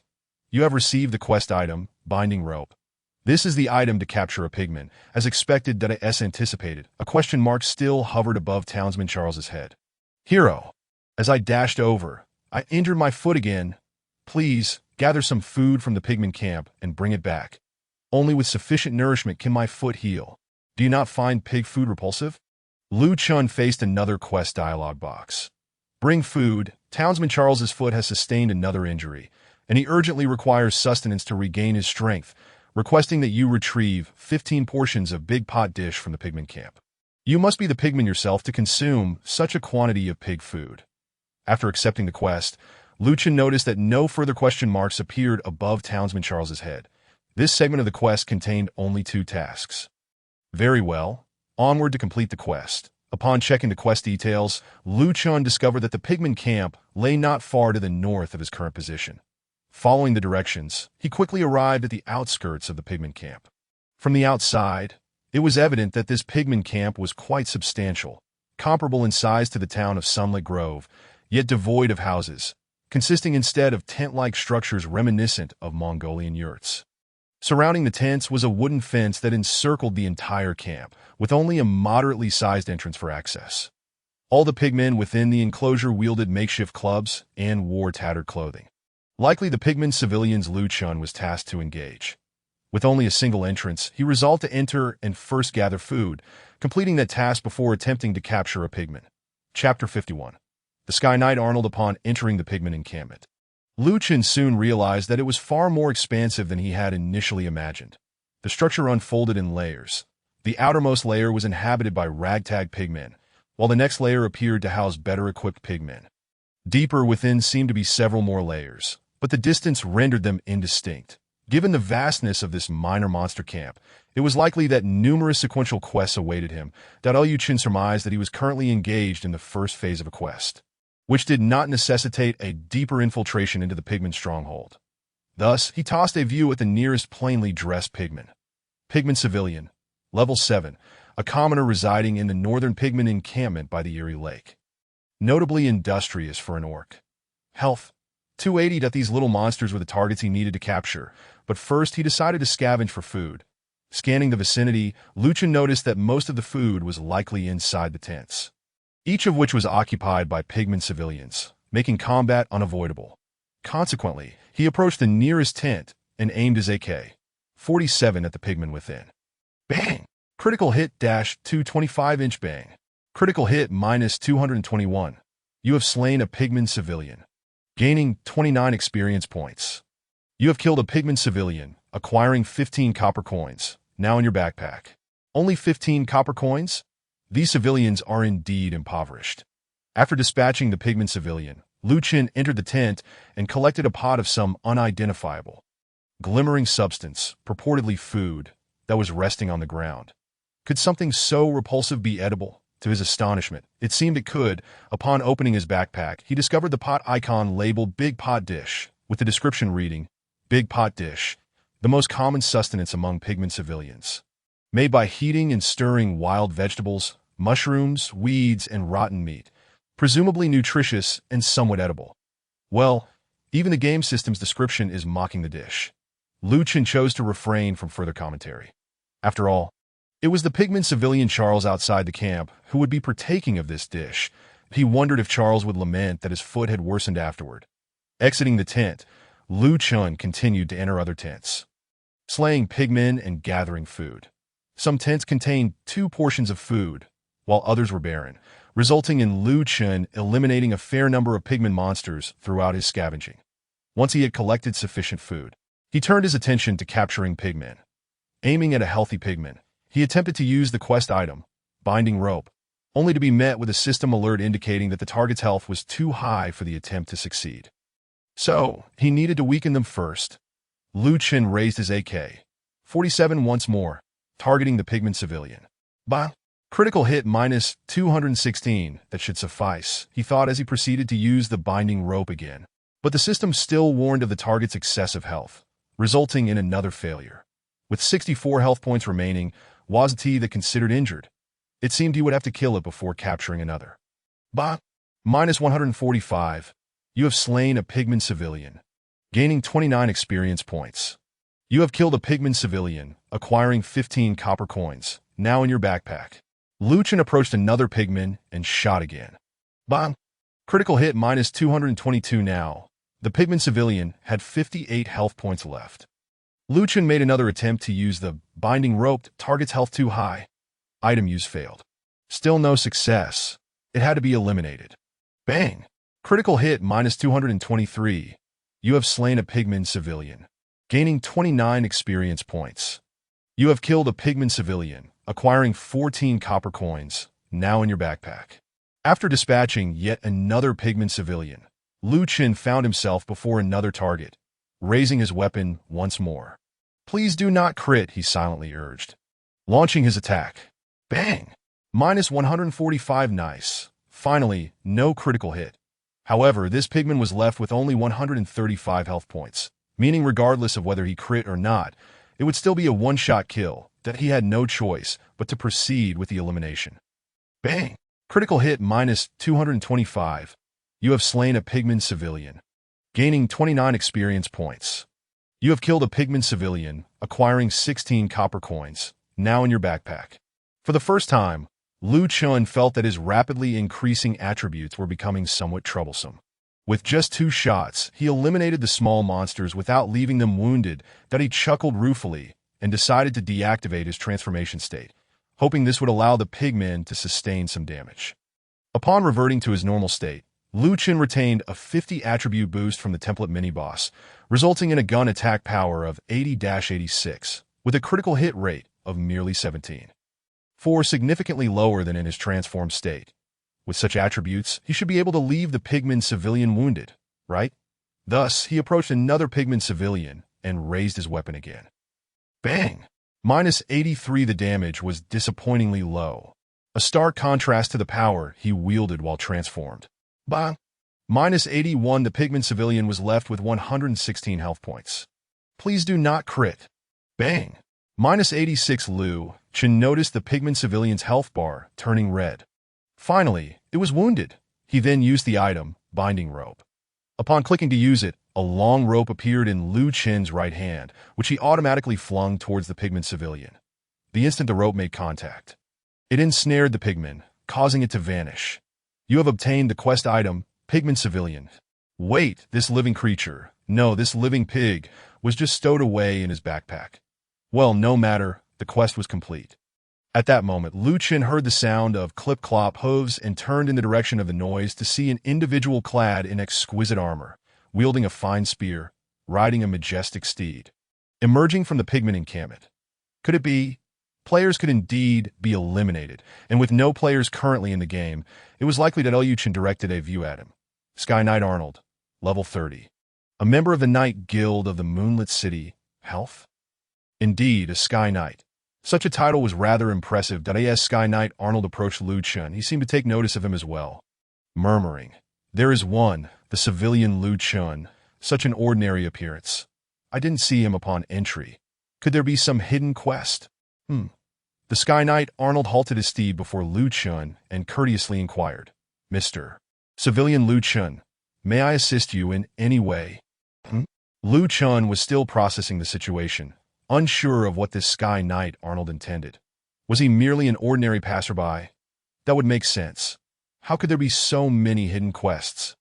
Having completed the tasks here, it seemed prudent to move on.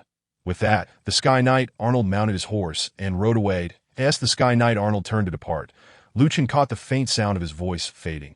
"I must hurry. Players are about to enter closed beta." In that moment, it dawned on Lu Chen that this Sky Knight was not just any ordinary character. He was likely a template player, much like himself. However, by the time Lu Chen attempted to pursue him, it was too late. The figure of Sky Knight Arnold had vanished from his sight, lost within the dense thicket. Watching the direction in which Sky Knight Arnold had disappeared, Lu Chen felt a pang of regret. "It seems I have missed something." Chapter 52. Would you care to taste? Though Lu Chen felt he might have overlooked something significant, a stronger sentiment arose within him. The belief that it would not be long before he encountered Sky Knight Arnold once more.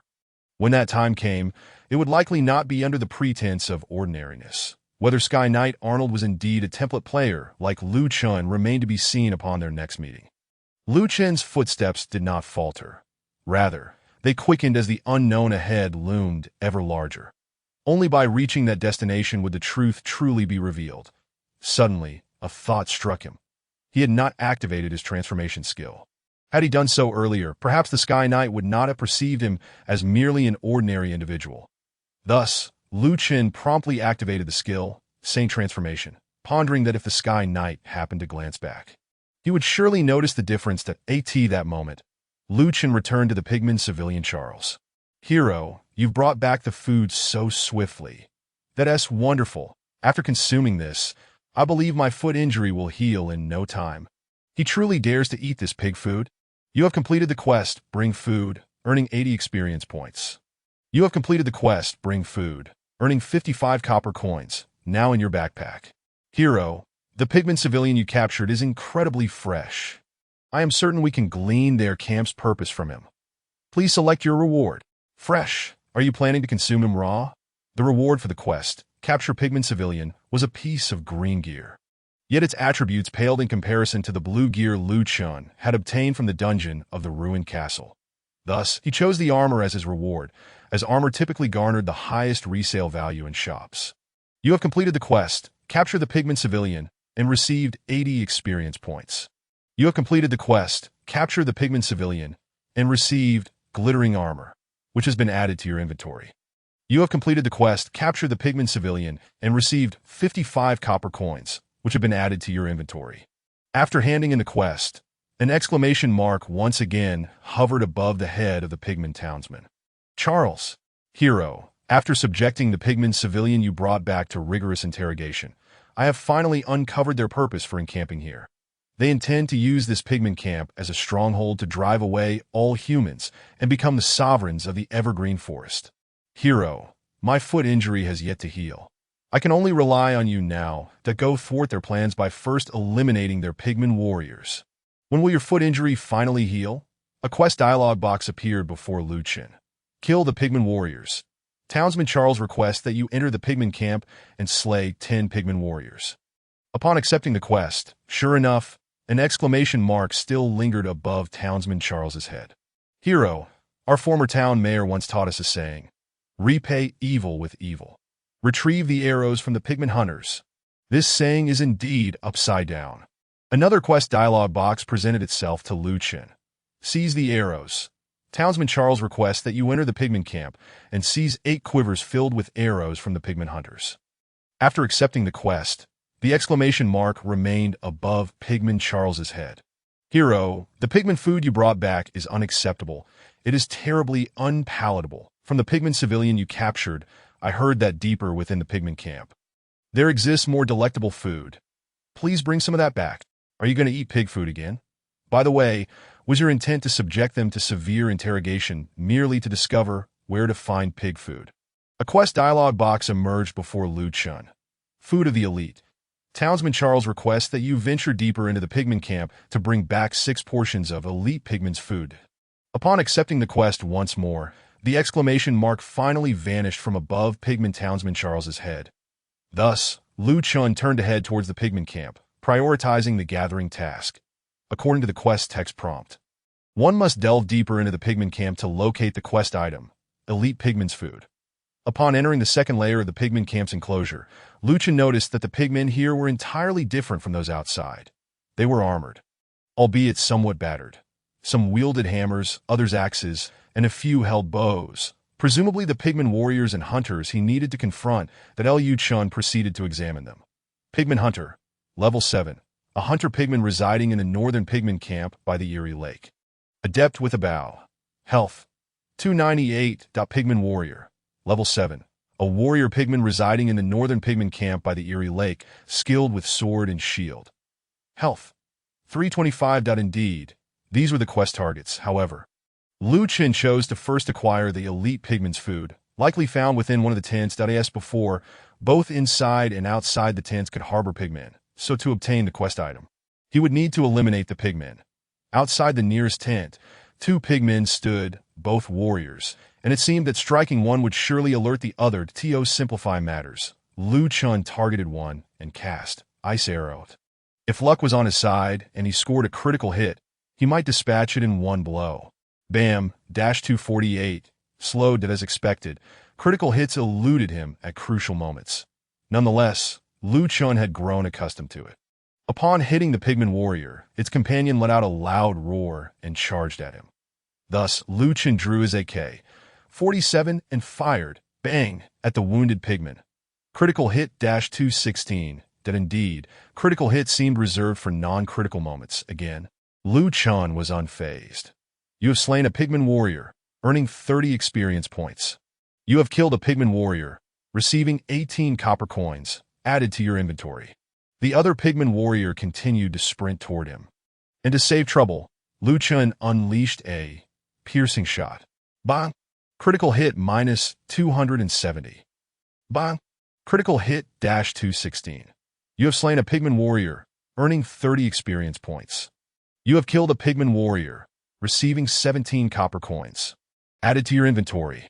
After effortlessly dispatching the 2 pigman warriors, Lu Chen entered the tent, where no minor enemies awaited him. That on the ground lay a pot gleaming with points of light. Likely the quest item, elite pigman's food. After picking it up and placing it in his inventory, Lu Chen, curious about the food's quality, opened his inventory to examine it. Elite pigman's food, the most common food among pigman civilians. Made from wild vegetables, wild mushrooms, and fresh meat, heated and blended into a nutritious stew. As for the taste, one must try it to know. Would you like to sample it?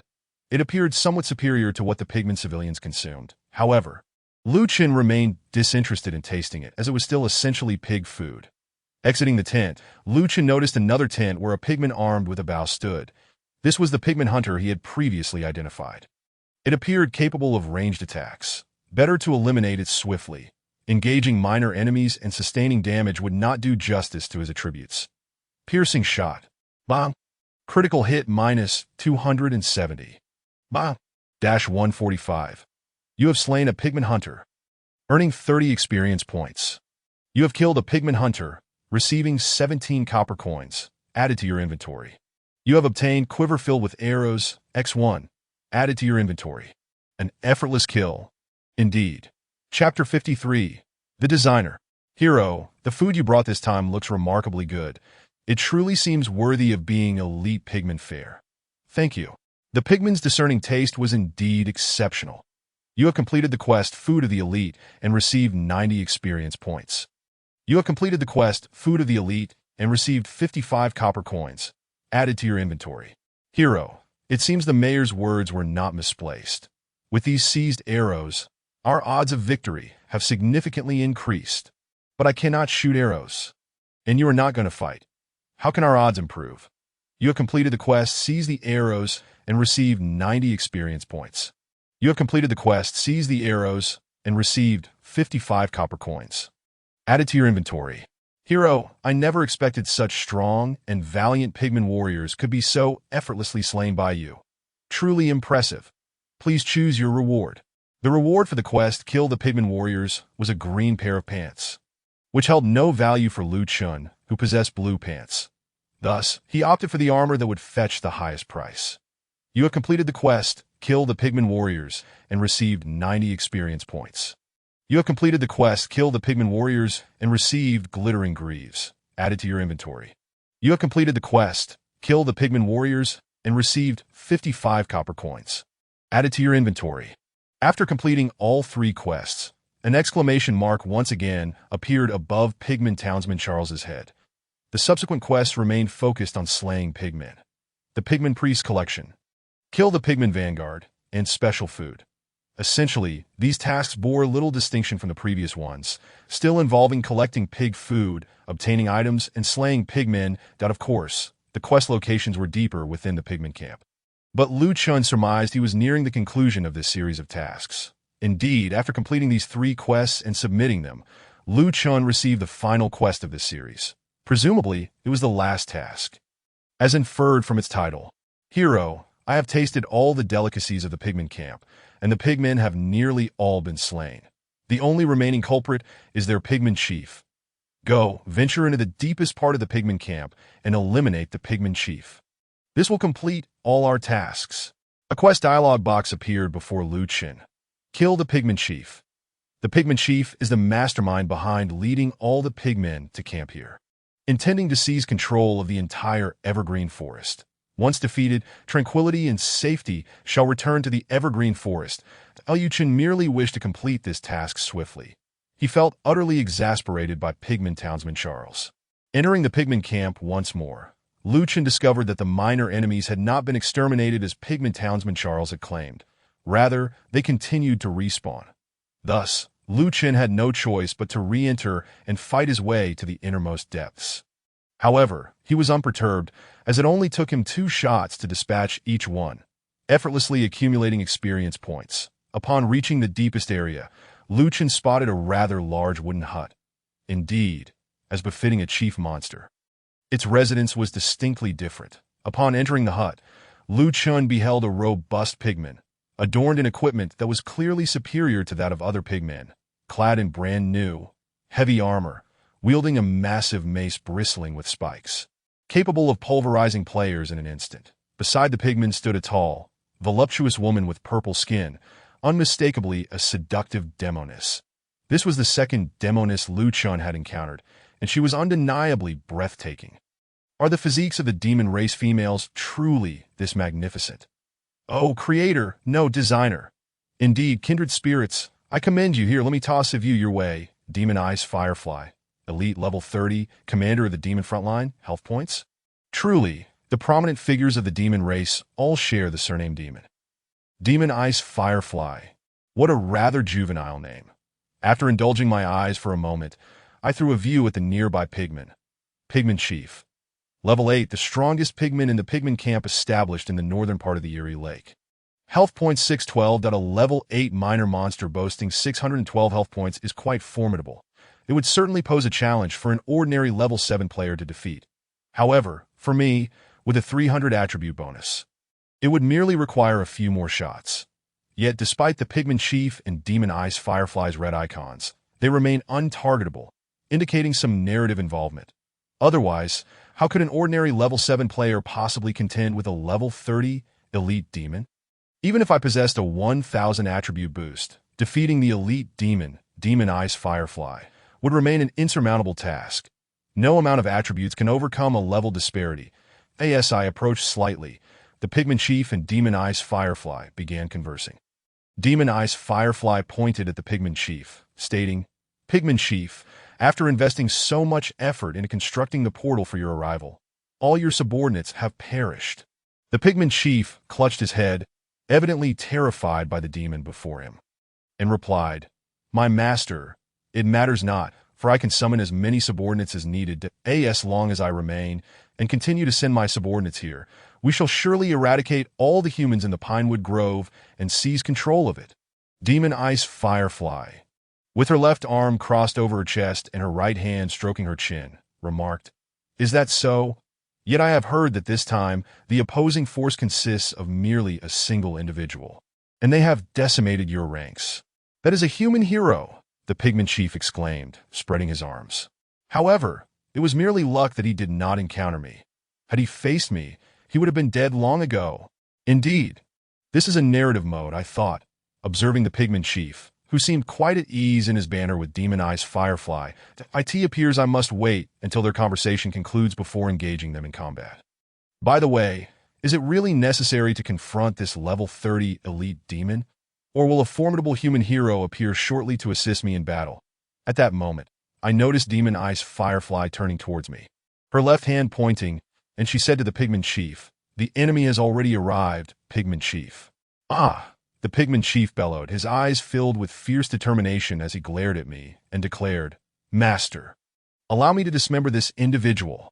A look of satisfaction spread across Demon Eyes Firefly's face as she said, "Very well, I shall stand here and observe how you deal with this saint." "What do you mean by that?" I wondered, puzzled. The smile had vanished from Demon Eyes Firefly's face. "Very well, I shall stand here and observe how you deal with this saint. Could you not at least finish your sentence?" Suddenly, I felt as though the game system might be encountering yet another issue. Chapter 54. This task is utterly unachievable. "Very well, I shall stand here and observe how you deal with this saint." "My dear, must you repeat yourself thrice? The saint must perish." Entering combat state? "Ah. Is it time to battle?" I noticed the pigment chief still standing there, gritting his teeth, while charging towards me was the level 30 elite, Demon Ice Firefly. "Hey, beautiful. Is it fair for a level 30 elite to bully a mere level 7 novice like me?" I did not wait for the human hero to appear and save me. Instead, I turned to flee. The moment I heard Demon Ice Firefly utter the word saint, I realized the gravity of the situation. It was surely my current status as a saint that prompted Demon Ice Firefly, who would otherwise not engage in battle, to suddenly enter combat mode and pursue me. Perhaps it was due to the game system establishing an absolute enmity between demons and saints that brought about this predicament. Of course, no one informed me of the reasons behind the situation. Regardless, I knew I could not defeat the alluring demon beauty, Demon Eyes Firefly. Whether or not a human hero would come to my aid was uncertain. For now, I would prioritize my escape. Having encountered so many bizarre events, I had become quite experienced, and I suspected my conjectures were not far from the truth that if someone were to rescue me, that would be splendid. If not, I would continue to flee. As I ran, I glanced back. The murderous beauty of Demon Eyes Firefly indeed captivated me, and the swaying waves as she pursued almost compelled me to stop and admire her. I could only repeatedly remind myself, "It's a mirage, just an illusion," as I urged my legs to keep moving. Fortunately, Demon Eyes Firefly's speed was not particularly swift. Her pace was comparable to mine, suggesting she would not catch up to me. After fleeing from the wooden cabin, I dashed towards the entrance of the pigment camp. Upon glancing back, I saw the pigment chief had also caught up, moving faster than Demon Eyes Firefly. However, he was still at a distance and unlikely to close the gap quickly that I could certainly escape from the pigment chief, as he was merely a minor monster. However, Demon Eyes Firefly was different. She was no ordinary minor monster and might pursue me relentlessly until the ends of the earth. As I fled, numerous minor monsters began to chase me as well.